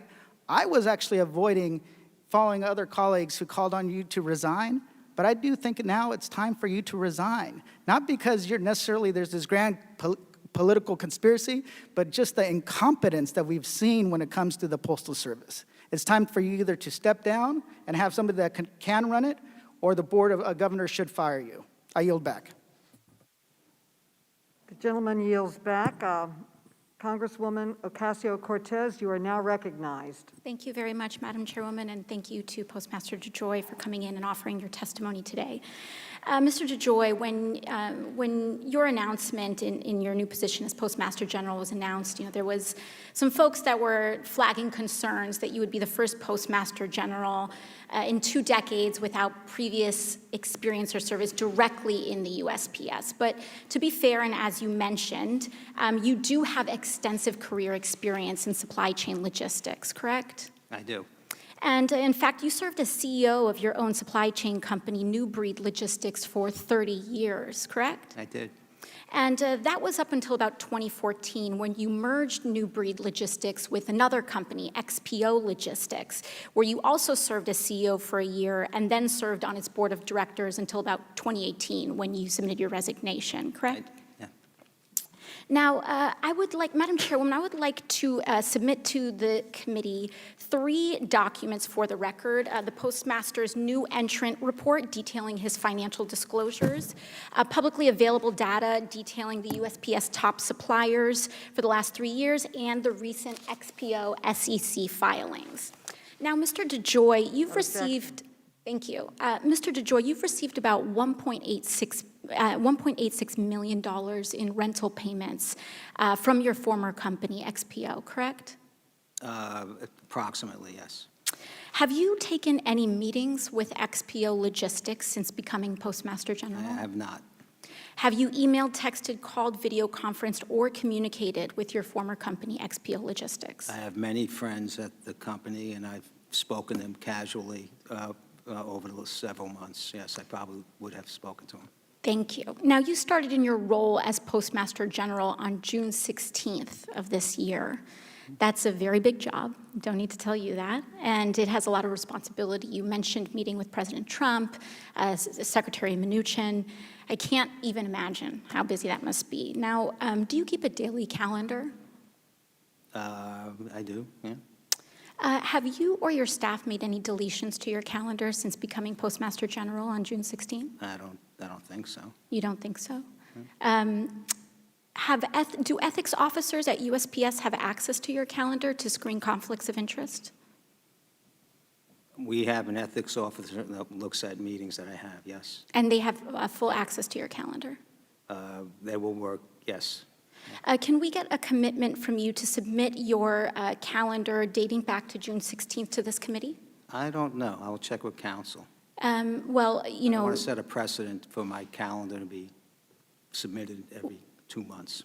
Well, according to regulations that we currently have, electronic calendars that are submitted and maintained on USPS computers are agency records. And so can we get your commitment to hand that calendar over to this committee as a matter of course of our investigation? I'm new to this. If that is in fact a process that our counsel says I must comply with, then I will do that, yes. Thank you. Madam Chairwoman, I would say, the details of this calendar are extraordinarily important to the committee's investigations, and if we cannot receive them voluntarily, I would recommend consideration of a subpoena for these details. Now, lastly, and selfishly, I represent New York's 14th Congressional District. We have written the agency several times regarding accessibility for a ramp in our historic Jackson Heights post office. And I would greatly appreciate return correspondence to make sure that we can ensure that our disabled and elderly constituents can get access to the post office. And thank you very much. I yield my time. Thank you. The gentlelady yields back. Whenever.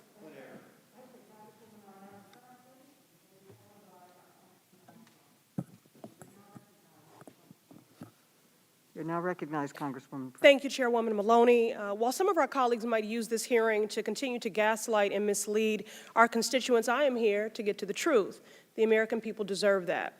To direct the systemic slowdown of mail delivery during a pandemic within months of a national elections is incomprehensible. At best, these actions represent irresponsible leadership from a novice who has absolutely no business leading a government agency. At worst, they are cruel, unethical, and anti-democratic. And this is certainly no way to repay the 600,000 dedicated and brave employees who risk their lives every day to deliver essential mail. The Postal Service is one of the largest employers of veterans and has one of the most diverse workforces in our country. 40% of postal workers are people of color, and for generations working for the USPS was one of the only living wage jobs accessible to Black and brown Americans. No doubt many of these families have a personal story of how the USPS job made it possible for them to buy their first home or to send their child to college. Now, it is well documented that many of these same families have been disproportionately impacted by the COVID-19 pandemic and will bear the brunt of any efforts to dismantle the USPS. So, Mr. DeJoy, in the interest of time, yes or no, at your direction, the Postal Service is currently under a management hiring freeze? Yes or no? At management level, yes. For the record, Mr. DeJoy, does the hiring freeze apply to any other category of workers? No, ma'am. And you are also seeking to push early retirement, correct? We've submitted our HR Yes or departments. no? Yes, yes. Mr. DeJoy, 40,000 postal workers have had to quarantine. Over 6,000 have tested positive, and over 60 have died from COVID-19. Do you know if these numbers are the most accurate and up to date? 83 have died. And so to be clear, does this mean that you are collecting in real time formal data on COVID-19 and its impact on your workforce?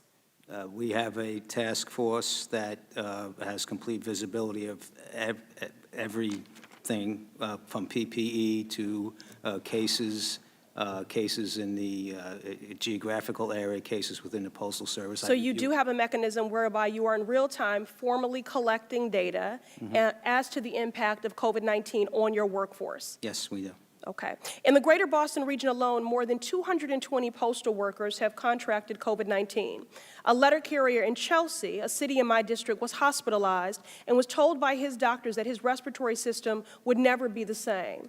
Mr. DeJoy, will you commit to providing this committee with the data that you say you're already formally collecting, disaggregated by congressional district, on COVID-19 related deaths, positive tests, and quarantines of postal workers by Friday, since this is quite literally a matter of life and death? Can you commit to that, to providing this committee with data disaggregated by congressional district on COVID-19 related deaths, positive tests, and quarantines of postal workers by Friday? I will look into our ability to provide that to the Congress, and if it's available, we'll certainly do it. It would certainly be in keeping with the oath that you took and what you've offered here. So I look forward to receiving that by Friday. Now, a few days ago before the Senate, you said the delays in delivery are attributable to, quote, unquote, employee availability in many, many parts of the country. So isn't it true that pursuing a hiring freeze and early retirement when your workforce is already stretched thin by coronavirus would exacerbate delays in the mail? Yes or no? Pursuing a hiring freeze has to did not have anything to do with the craft. Yes or no? Your workforce is already thin. No. Mr. Duncan, were you aware when you selected, where is Mr. Duncan? It's not here. Okay, here you go. Okay. Mr. Duncan? Yes, Congresswoman. I was just looking to direct Yes. myself. Okay. Were you aware when you selected Mr. DeJoy that his company, New Breed Logistics, was determined by the National Labor Relations Board to have acted with anti-union animus? Yes or no? No. Were you aware that the Equal Opportunity Commission won a $1.5 million lawsuit against New Breed for sexual harassment and retaliation? Yes or no? No. Were you aware that 4 women working for New Breed suffered miscarriages because the company refused to accommodate their requests for light duty? Yes or no? No. Did you make any attempt to investigate these labor and employment practices before making him the head of one of the largest and most diverse federal workforces? If not, why not? Yes, we have various background checks. Russell Reynolds hired a DC firm to do an additional background check on him. We've worked. Well, with I our question Inspector General to find I question the integrity background. of that background check if The you don't have gentlelady's time answers to has these expired. questions. And Mr. DeJoy, the hardworking people of the United Time States has Postal expired. Service gentlelady's deserve a better Chair. leader. In my Madam opinion, Chair. the only thing you should be delivering is Madam your Chair. resignation. Okay. Congressman Armstrong, you are now recognized for 5 minutes. Thank you, Madam Chair. I'm the last one on our side that gets to go, so I'm going to ask probably the most important question of the day. We passed $25 billion from the U.S. House of Representatives yesterday, and if you don't get that money that we passed on Saturday, will the post office be fully operational on November 3rd? Yes, we'll be fully operational. Thank you. I sat right there in that chair in April 2019, the last time that we had a hearing on the post office and postal reforms, and we listened for a day as we heard about the systemic problems, all of the consequences, the years long of losing money, and all the strategic disadvantages that exist in the post office. And something happened. The witness in your seat at that time managed to do something which is unique in this committee. And she drew equal opportunity criticism from both sides of the aisle. Now, just to be clear, you weren't the Postmaster General in April 2019. No, I was not. I was on a telephone briefing in April of 2020 when we heard about the impacts of COVID, from overtime to your postal workers contracting to the disease, and where the Democrats of this committee absolutely said that we needed $25 billion or the postal office wouldn't exist. And I do want to say I'm sorry for the 83 people who have died and all the people in your organization that have been sick. I didn't agree with it then, and I don't agree with it now, but to be clear, you weren't the Postmaster General in April of 2019, were you? No, sir, I wasn't. I'd ask unanimous consent to submit the memorandum from April of 2019, or 2000. Without objection. So then we got to ask what this is about. And what it's about is driving fear, placing blame, and probably most significantly raising money. But it's not about raising money for the post office, it's about raising money for elections. And I have here DCCC, DNC, members of Congress, members of Senate, all running ads on the post office. You know what? About saving the post office. None of these ran in 2019. None of these ran in April 2020.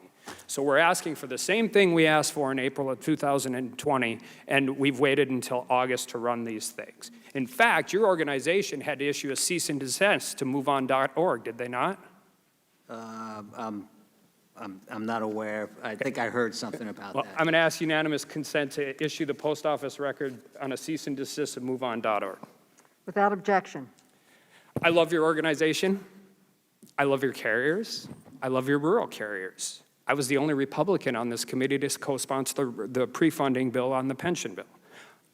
Best thing I've heard you say all day is you're committed to 6-day mail.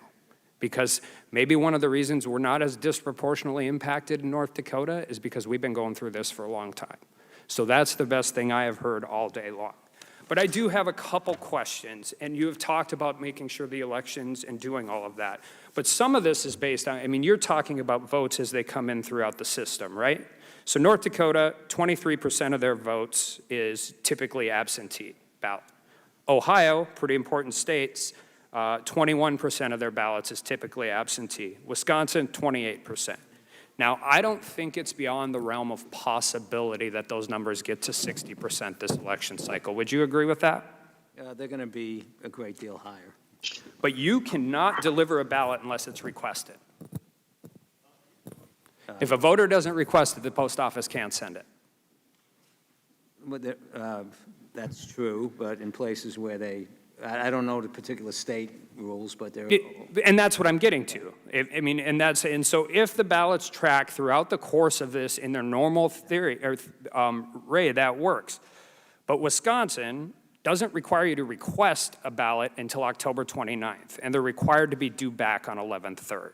On 11/3. The difference between 28% and 60% is about 2.9 million ballots. Ohio, the difference between 21% and 60% is about 2.1 million ballots. And they don't require you to request one till October 31st, and it's due back on the 2nd. North Dakota, my state, who got one of these letters, doesn't require you to postmark your ballot until the 11/2 for the election. And the difference between 23% and 60% would be 126,327 ballots. So my question for you is, how are we going to deal, how do you possibly deal with different capacity issues as it exists there? Sir, the capacity to handle is not really going to be the issue. The issue is going to be, as with the dates that you identified, as we get closer, we've had situations where when the ballots come in on the same day, the turnaround time is so slow that we need to really scour and look amongst all the other 450 million pieces of mail, find ballots and make sure they get delivered and postmarked. And the problem comes in once we do that, we get it over to the state election boards, and it's what they decide to do with the timing and everything with the ballot that is whether the ballot gets counted or not. And then I just have one last question that actually doesn't relate to elections or anything, but you have seen an increase in packages volume at the UPS, or at the United Postal Service since the pandemic began. And we've seen the decrease in first-class mail over the course of time. Our law firm went for $30,000 a year to zero. But is there are you looking into, because you're making more of a profit on packages, that you may be prioritizing packages versus first-class mail? There's a lot of judgment used in each location, and one of the things I'm trying to get my hands around. And but the general intent is what comes in comes out according to its class, right? So if it's a first-class package, it would move ahead. So there's no specific direction to do anything. And I appreciate your support on the 6-day-a-week delivery. I think there are many ideas we're working internally right now to help really connect with the American people in the new economy and grow some revenue and achieve sustainability. So thank you. Thank you. And The gentleman's time has expired. Congresswoman Tlaib, you are now recognized. Thank you so much, Madam Chair, and welcome to the People's House, Postmaster General DeJoy. My residents and I don't have a tremendous amount of time, so I really would appreciate straightforward answers to the questions I have.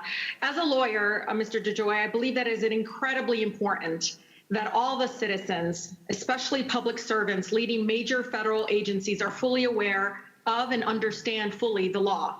Do you agree, yes or no? Yes. Yeah. Good. Then as an educational exercise and to ensure everyone here is clear on the law, I'd like to start by paraphrasing 18 U.S. Code Clause 1701, which says, whoever knowingly and willfully obstructs the passage of mail shall be fined under this title or imprisoned not more than 6 months or both.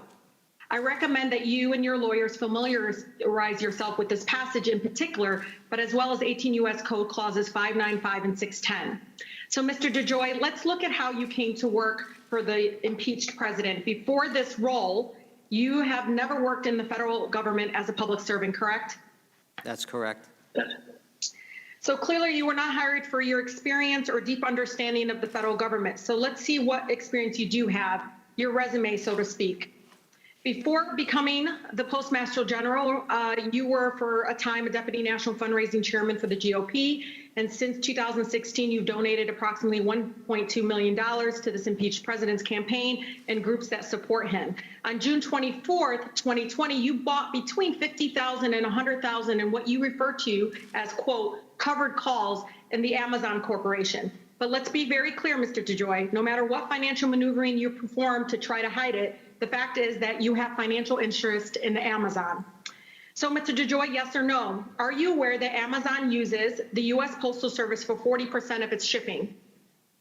I disagree with the premise that I bought stock. Do you know that they use 40% of its shipping? I know that it does a lot of shipping with us, yes. Okay, and I understand it. Your Amazon called covered calls expires in about October of this year. So you'll have to make a decision regarding this financial interest and may potentially have sensitive information about Amazon's business with the U.S. Postal Service, which may influence that decision. This appears to be a classic example of conflict of interest and insider trading. Yes or no, will you commit right now to divest any and all financial interest in Amazon to avoid illegal insider trading? Ma'am, that was a lot of time on an issue that doesn't matter. I don't own any Amazon. You have financial interest. You can call it whatever you want, Mr. I DeJoy. don't own It is a anything financial with interest. Amazon. You can continue Until to, you do that, your financial interest in Amazon will continue to be problematic and illegal and a conflict of interest. Regarding this matter, you have a simple choice, Mr. DeJoy. You can either resign or divest in that interest. It is very clear that you have vested interest in seeing the president remain in office, and your financial interest in Amazon demonstrates a clear conflict of interest that would be gravely concerning, even if you weren't in the process of dismantling the Postal Service, which you are. And I've heard from a number of carriers, a number of people in my Postal Service that completely conflict with what you're saying to us in this committee. Over the past few weeks, I've heard from folks that have said that not only are significant delays from changes you've made, but some of my residents have been critical medications, again, due to delays based on your actions. I'd like to remind you that unlike in the private sector, Mr. DeJoy, where you served your own self-interest, your job as Postmaster General is not to serve your own profit schemes on the taxpayer's dime. You are to serve the United States Postal Service, its workers, and the American people. This impeached president, Mr. Joy, you have to realize has a track record of employing crooks who end up in a lot of trouble for their illegal activities, Mr. Joy. Rick Gates, Paul Manafort, Mike Flynn, Michael Cohen, Roger Stone, Steve Bannon. With all due respect, you are not in good company right now. So do the right thing and resign. And I thank the Madam Chair for bringing this to our attention. And please, on behalf of the 13th Congressional District, all we want is for our folks to have access to a qualified Postmaster General that understands the importance of medication, understands that the workers need protection at the workplace, and that we are going to actually get mail delivered on time. Because what we hear on the streets, Mr. DeJoy, is completely the opposite of what you're saying to us. And you've done so much damage in just short a period of time that you've been there. And I do believe there's a conflict of interest, and you need to understand there are legal consequences to that. Thank you, Madam Chair. The gentlelady's time has expired. Congresswoman Porter, you are now recognized. Congresswoman Porter. Mr. DeJoy, thank you for being with us today. What is the cost of a first-class postage stamp? 55 cents. Just wanted to check. What about to mail a postcard? I don't know, ma'am. You don't know the cost to mail a postcard? I don't. What if I want to mail you said 55 cents for a first-class stamp, but what if it's like one of those greeting cards that's a square envelope? Then what is the postage? I'll submit that I know very little about a postage stamp. And what is the weight limit? You are more in the shipping logistics business. What's the weight limit for priority mail? 70 pounds. And what is the starting rate for U.S. Post Office, USPS priority mail? The starting rate for what? USPS priority mail. Starting weight, 14 ounces. You know, the rate, the price. I don't know. Do you know about, within 1 million or so, can you tell me how many people voted by mail in the last presidential election? No, I cannot. To the nearest 10 million? Is that a no, Mr. DeJoy? I would be guessing, and I don't want to guess. Okay, so Mr. DeJoy, I'm concerned. I'm glad you know the price of a stamp, but I'm concerned about your understanding of this agency. And I'm particularly concerned about it because you started taking very decisive action when you became Postmaster General. You started directing the unplugging and destroying of machines, changing of employee procedures, and locking of collection boxes. As a professor, I've always told my students that one of the most important rules in life is to read the instructions. Did you actually read and independently analyze the major overhaul plans before you ordered them to take effect? Again, I will repeat that I did not order major overhaul plans. The items you identify were not directed by me. I did, and we don't need much analysis to run your trucks to a schedule. Reclaiming my time, Mr. Joy, could you please tell me who did order these changes if U.S. Postmaster General did not? Because these changes have resulted in, and you have said yourself in this hearing. The Postal Service has been around for 250 years. There are plans. There are many, many executives, almost 30,000 executives within the organization. And there are plans that existed prior to my arrival that were implemented. Mr. DeJoy, if you did not order these actions to be taken, please tell the committee the name of who did. I do not know. Mr. DeJoy, did you analyze these plans before they went into effect? You, as Postmaster General, supervise whomever did apparently. As I've stated numerous times, the plans were in effect and being implemented before I arrived. But Mr. DeJoy, do you take responsibility for these changes? I take responsibility from the day I sat in a seat for any service deterioration that has occurred. You're asking about operational changes that go on throughout the whole organization around the country. Mr. DeJoy, I'm reclaiming my time, sir. Mr. DeJoy, will you commit to reversing these changes? No. Mr. DeJoy, will you commit to, if the independent, I want to switch to conflicts of interest quickly. Will you commit that if the Inspector General finds that you committed misconduct with regard to your financial interests in any other company, such as XPO Logistics or Amazon, will you commit, if the Inspector General finds that you committed misconduct, will you commit to then resigning? I don't believe they will find misconduct, but I don't see why I would commit here right now to resigning for any reason. Well, you don't think there's any reason that you should ever resign? No reason that I've heard here today. Okay. Mr. DeJoy, do you today, because this has been, you've gone back and forth a bit, I want to ask one final question. Do you own any financial interest, whether options or stocks, covered calls, bought or sold, do you own today any financial interest in Amazon? I do not. The gentlelady's time has expired. The gentleman may answer the question in more detail if he wishes.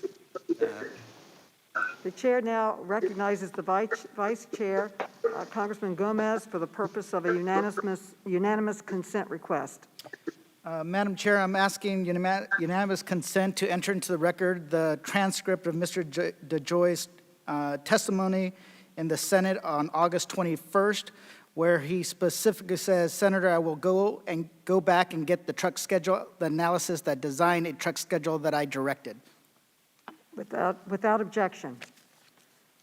The chair now recognizes Congressman Quigley. You are now recognized, Congressman Quigley. Thank you, Madam Chair. Thank you, sir, for being so patient. I, too, am not accustomed this long into being at the end of the questioning, but it does afford us an opportunity to try to put this in the larger picture. You know, one side says blame, the other side says accountability. And doing what you did in the private sector, you recognize accountability. Appreciate the fact that it would be hard to sense that you are accepting it now. You've accepted the responsibility for the delays, but we're still not clear what changes took place and what were yours. Under Ms. Lawrence's questioning, you said you stopped the pilot program when you stopped everything else. Let me ask you, what in your mind were you stopping besides the pilot program? I stopped the removal of collection boxes around the country. I stopped the the process of reducing hours at postal retail centers, and I stopped the removal of the flat and mail sortation boxes, machines. So your argument for doing that is that you saw that, your argument for doing that was that it wasn't working, or? No, they were, it just, I met with the Speaker and Senator Schumer, and we just collectively thought about the heightened discussion that was going on around the nation. And respectfully, sir, why that and not the overtime issues and not the sorting machines? I mean, why did you pick those and not the others, which seem to have pretty dramatic impacts, given the fact that things didn't go well? Wouldn't you want to look back, coming from the private sector, and say, gee, maybe that is impacting us negatively? Was there some other reason you're thinking, well, no, I'm not going to change those? Not change the truck schedule and The overtime, the sorting machine? overtime. I have spent $700 million, and we have spent $700 You million. recognize that there are many, including in my district, post office locations which are cutting back on overtime. They're following somebody's order, and you won't mention who that is. So back to accountability, you got to admit you own it, right? How do you know that they're cutting back on overtime? Imagine, or let me put it another way. Are you certain that they're not cutting back on overtime? The direction was given to stop cutting back on overtime in postal retail centers.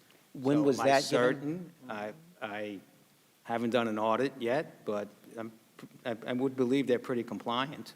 Wait, when was that order given? Was that part of the order you just talked about?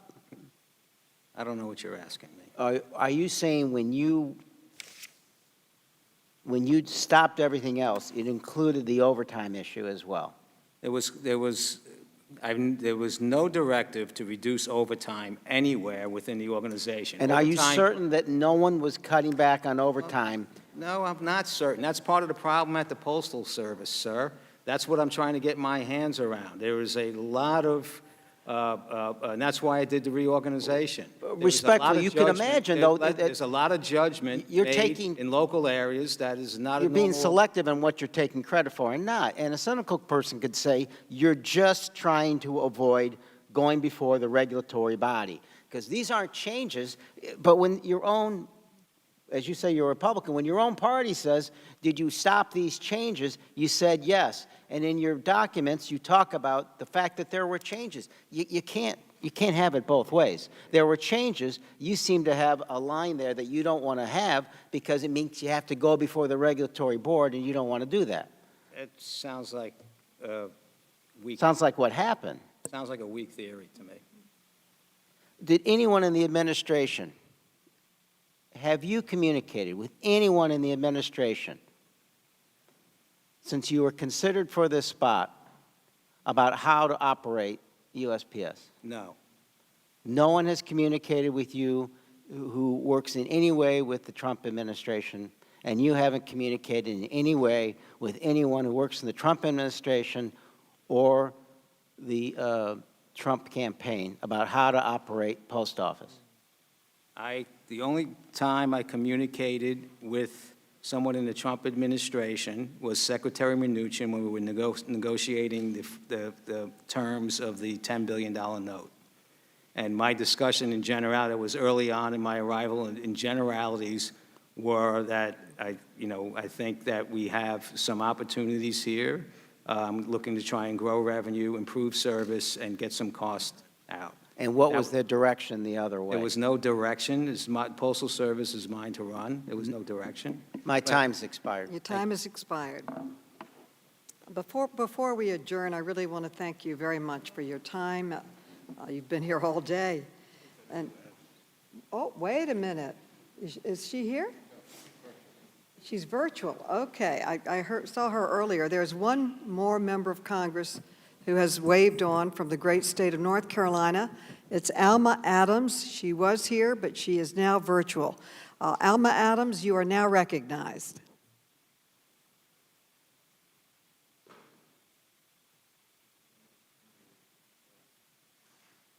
Alma Adams, are you? I assume she's not here with us now. Is she around or not? No, it doesn't appear that she's here now.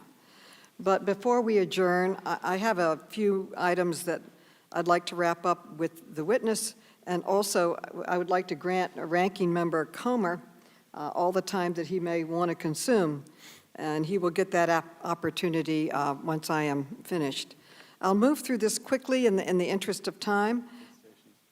She is here? Is she remote? So she is getting on. My apologies to you, Mr. DeJoy. Congresswoman Adams, you are now recognized.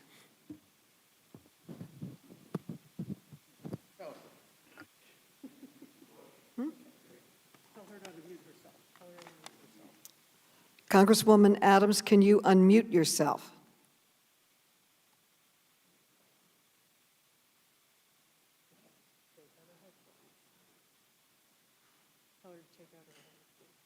Take out what? Okay.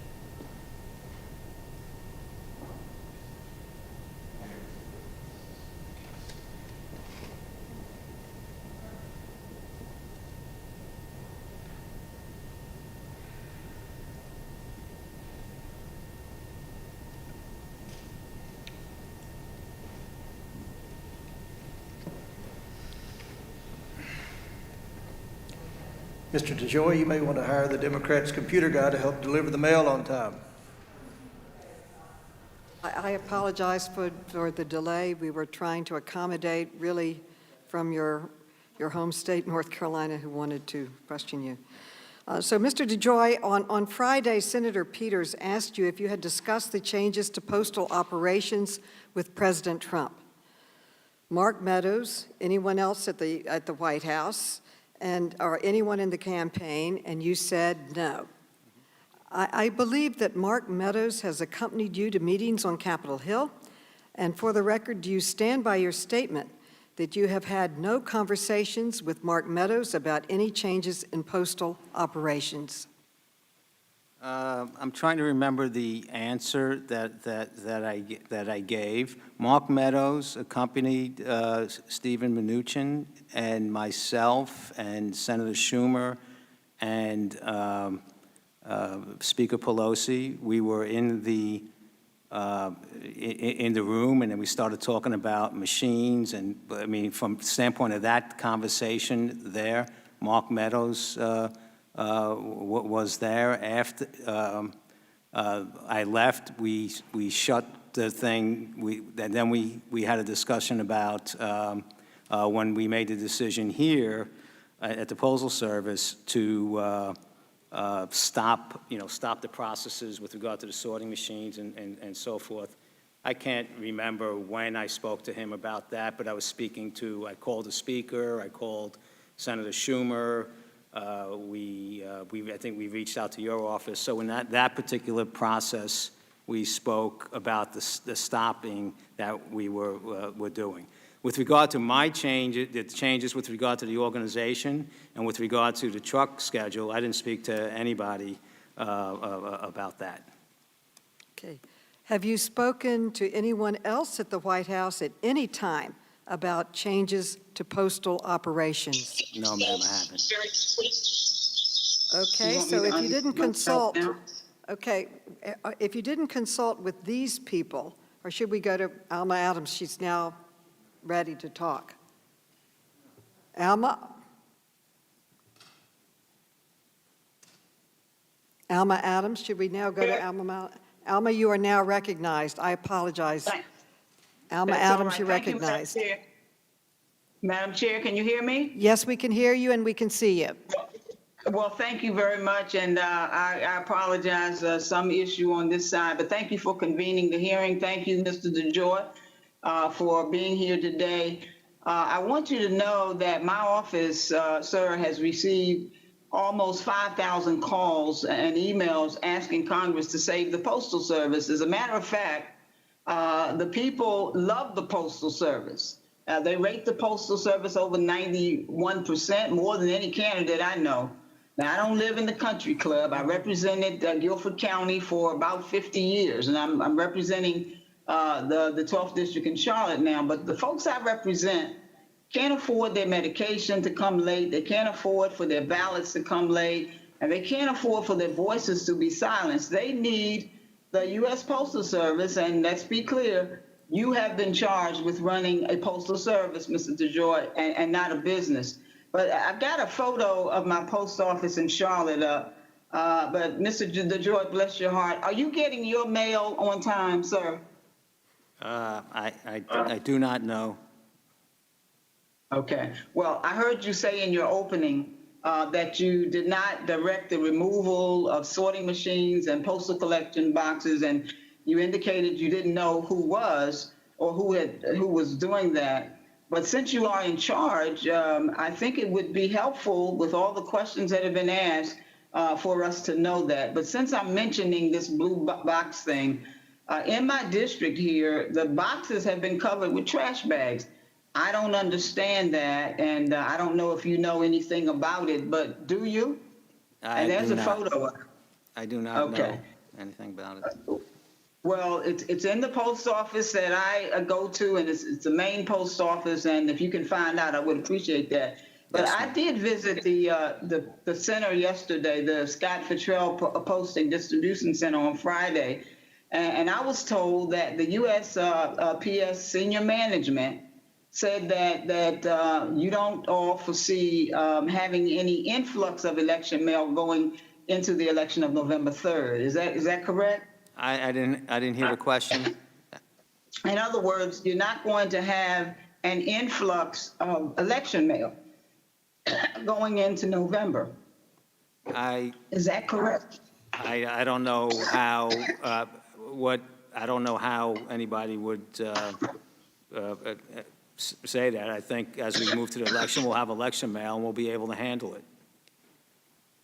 Well, 7 machines are missing, have been removed from Charlotte, and we have a demand in North Carolina of almost 400,000 people requesting their mail-in ballots. In my district, 53,000. So do you know about the sorting machines that are missing in my district? I do not know specifically about sorting machines missing in your district. All right. You also said that because you didn't have anything to do with that, and you came on and you accepted what was here. So, do you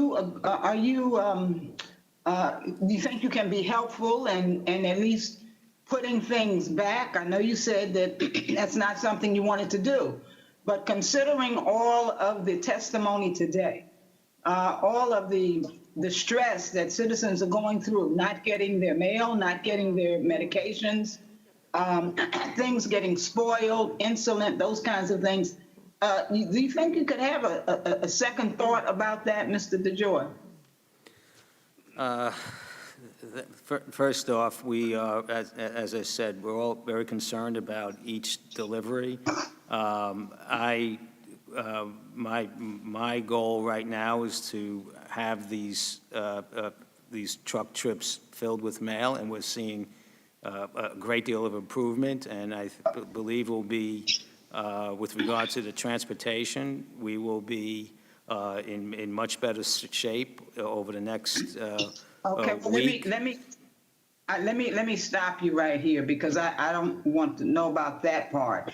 I wanted to know if you're having any second thoughts. I certainly hope that you would. So let me ask you about the, on August 18th, you announced an expansion of the Postal Service Leadership Task Force. On the 21st, the Board of Elections announced a bipartisan mail committee. Is this initiative different from the task force that you announced on the 18th, Mr. DeJoy? No, to be clear, we had a task force. There was a task force at the Postal Service before I arrived. After review, I expanded the task force to include the union leadership. And then the board, we were at a board meeting, decided to, just to show the connectivity of the board to the management team through the 650,000 workers, that we're all, to represent to the American public, that we're all together on guaranteeing that we would have a safe and secure election. Let me reclaim my time here for a moment and Congresswoman, ask your you time to has allow- expired. Congresswoman, your time has Okay. expired. I will Thank allow you, Mr. Madam DeJoy Chair. to elaborate more if you'd like, but your time has All right. expired. Okay. I just want to know if he would allow you and the ranking member to appoint a staffer to participate at least as an observer on this committee. Well, I'm going to That let would- him that would- reply in writing because our time has expired right now.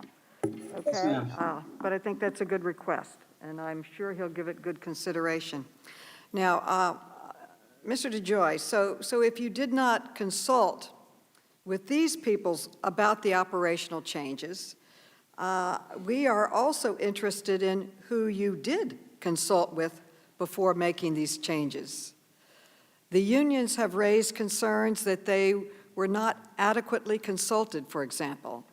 So my question is, will you provide this committee with a complete list of the people you did consult with about the changes?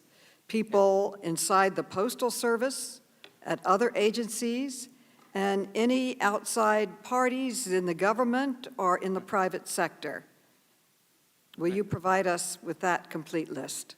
Ma'am, the extent of, I can tell you right now, I discussed this with all the vice presidents and the COO and of the existing management team when I arrived, and the VPs around the area. There's no big, complex problem solving that's necessary to try and get your trucks to run on a schedule that's designed to take the mail from the processing plant to the delivery units so it gets on time.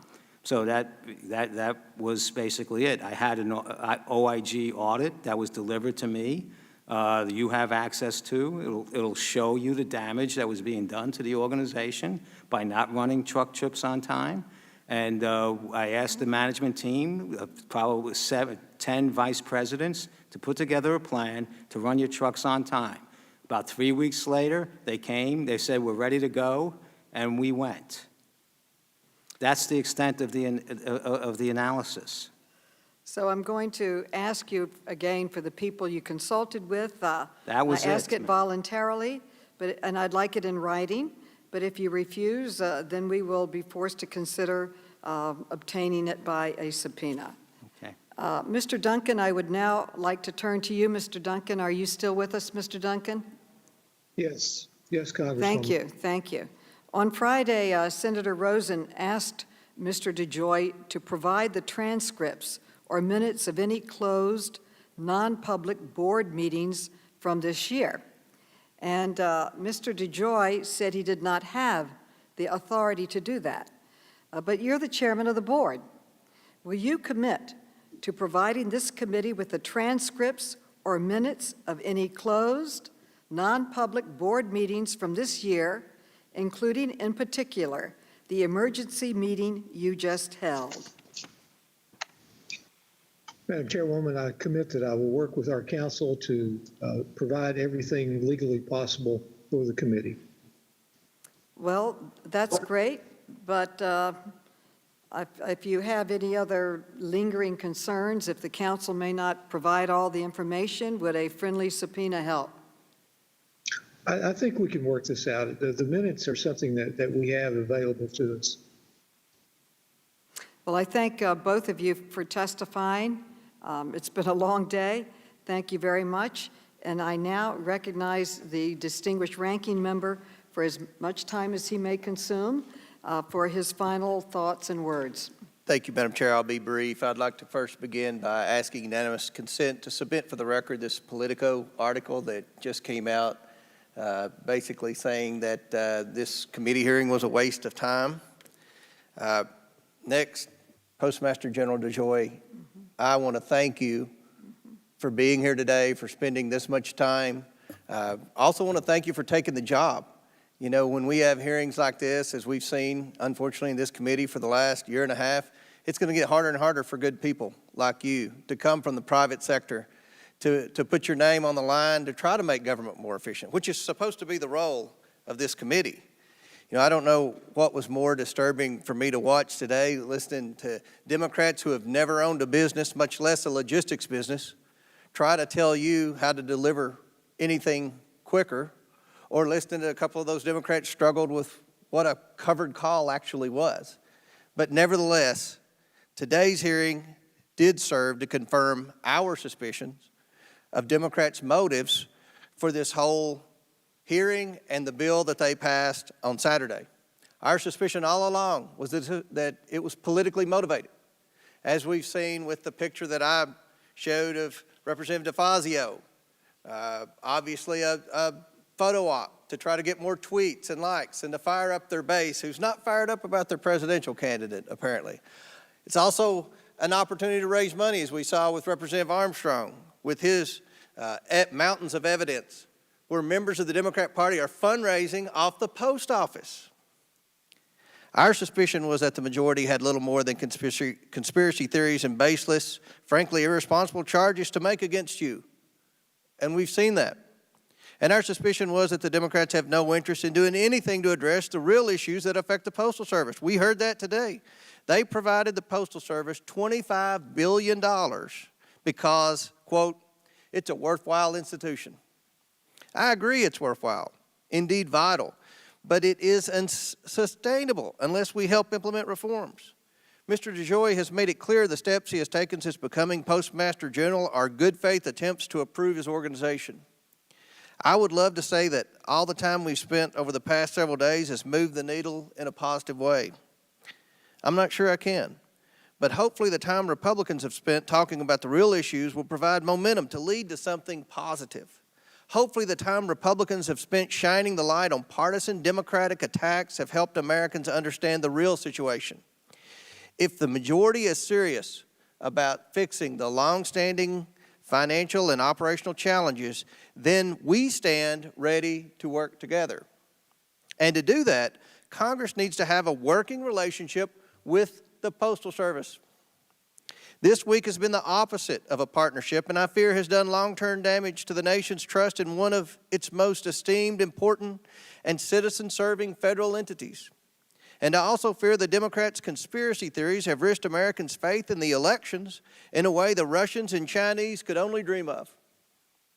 There is no way the process we have followed can produce results that will help the post office be better and serve all Americans. We can do better. And I hope to work with my colleagues to assure the post office is around for decades and centuries to come. Thank you, Madam Chairman, and I yield back. Gentlemen, and in closing, I want to thank our witnesses for their testimony, and I want to commend all of my colleagues for participating in this important conversation. With that, and without objection, letters from organizations in support of the bipartisan legislation passed by the House on Saturday shall be part of the hearing record, along with articles and letters from across the country depicting the effects of the delays on veterans, the elderly, the chronically ill, small businesses, farmers, and ordinary Americans who depend on the mail to be delivered. Without objection, all members will have 5 legislative days within which to submit additional written questions for the witnesses to the chair, which will be forwarded to the witnesses for their response. And I ask our witnesses to respond as promptly as you are able. This hearing is adjourned. Thank you.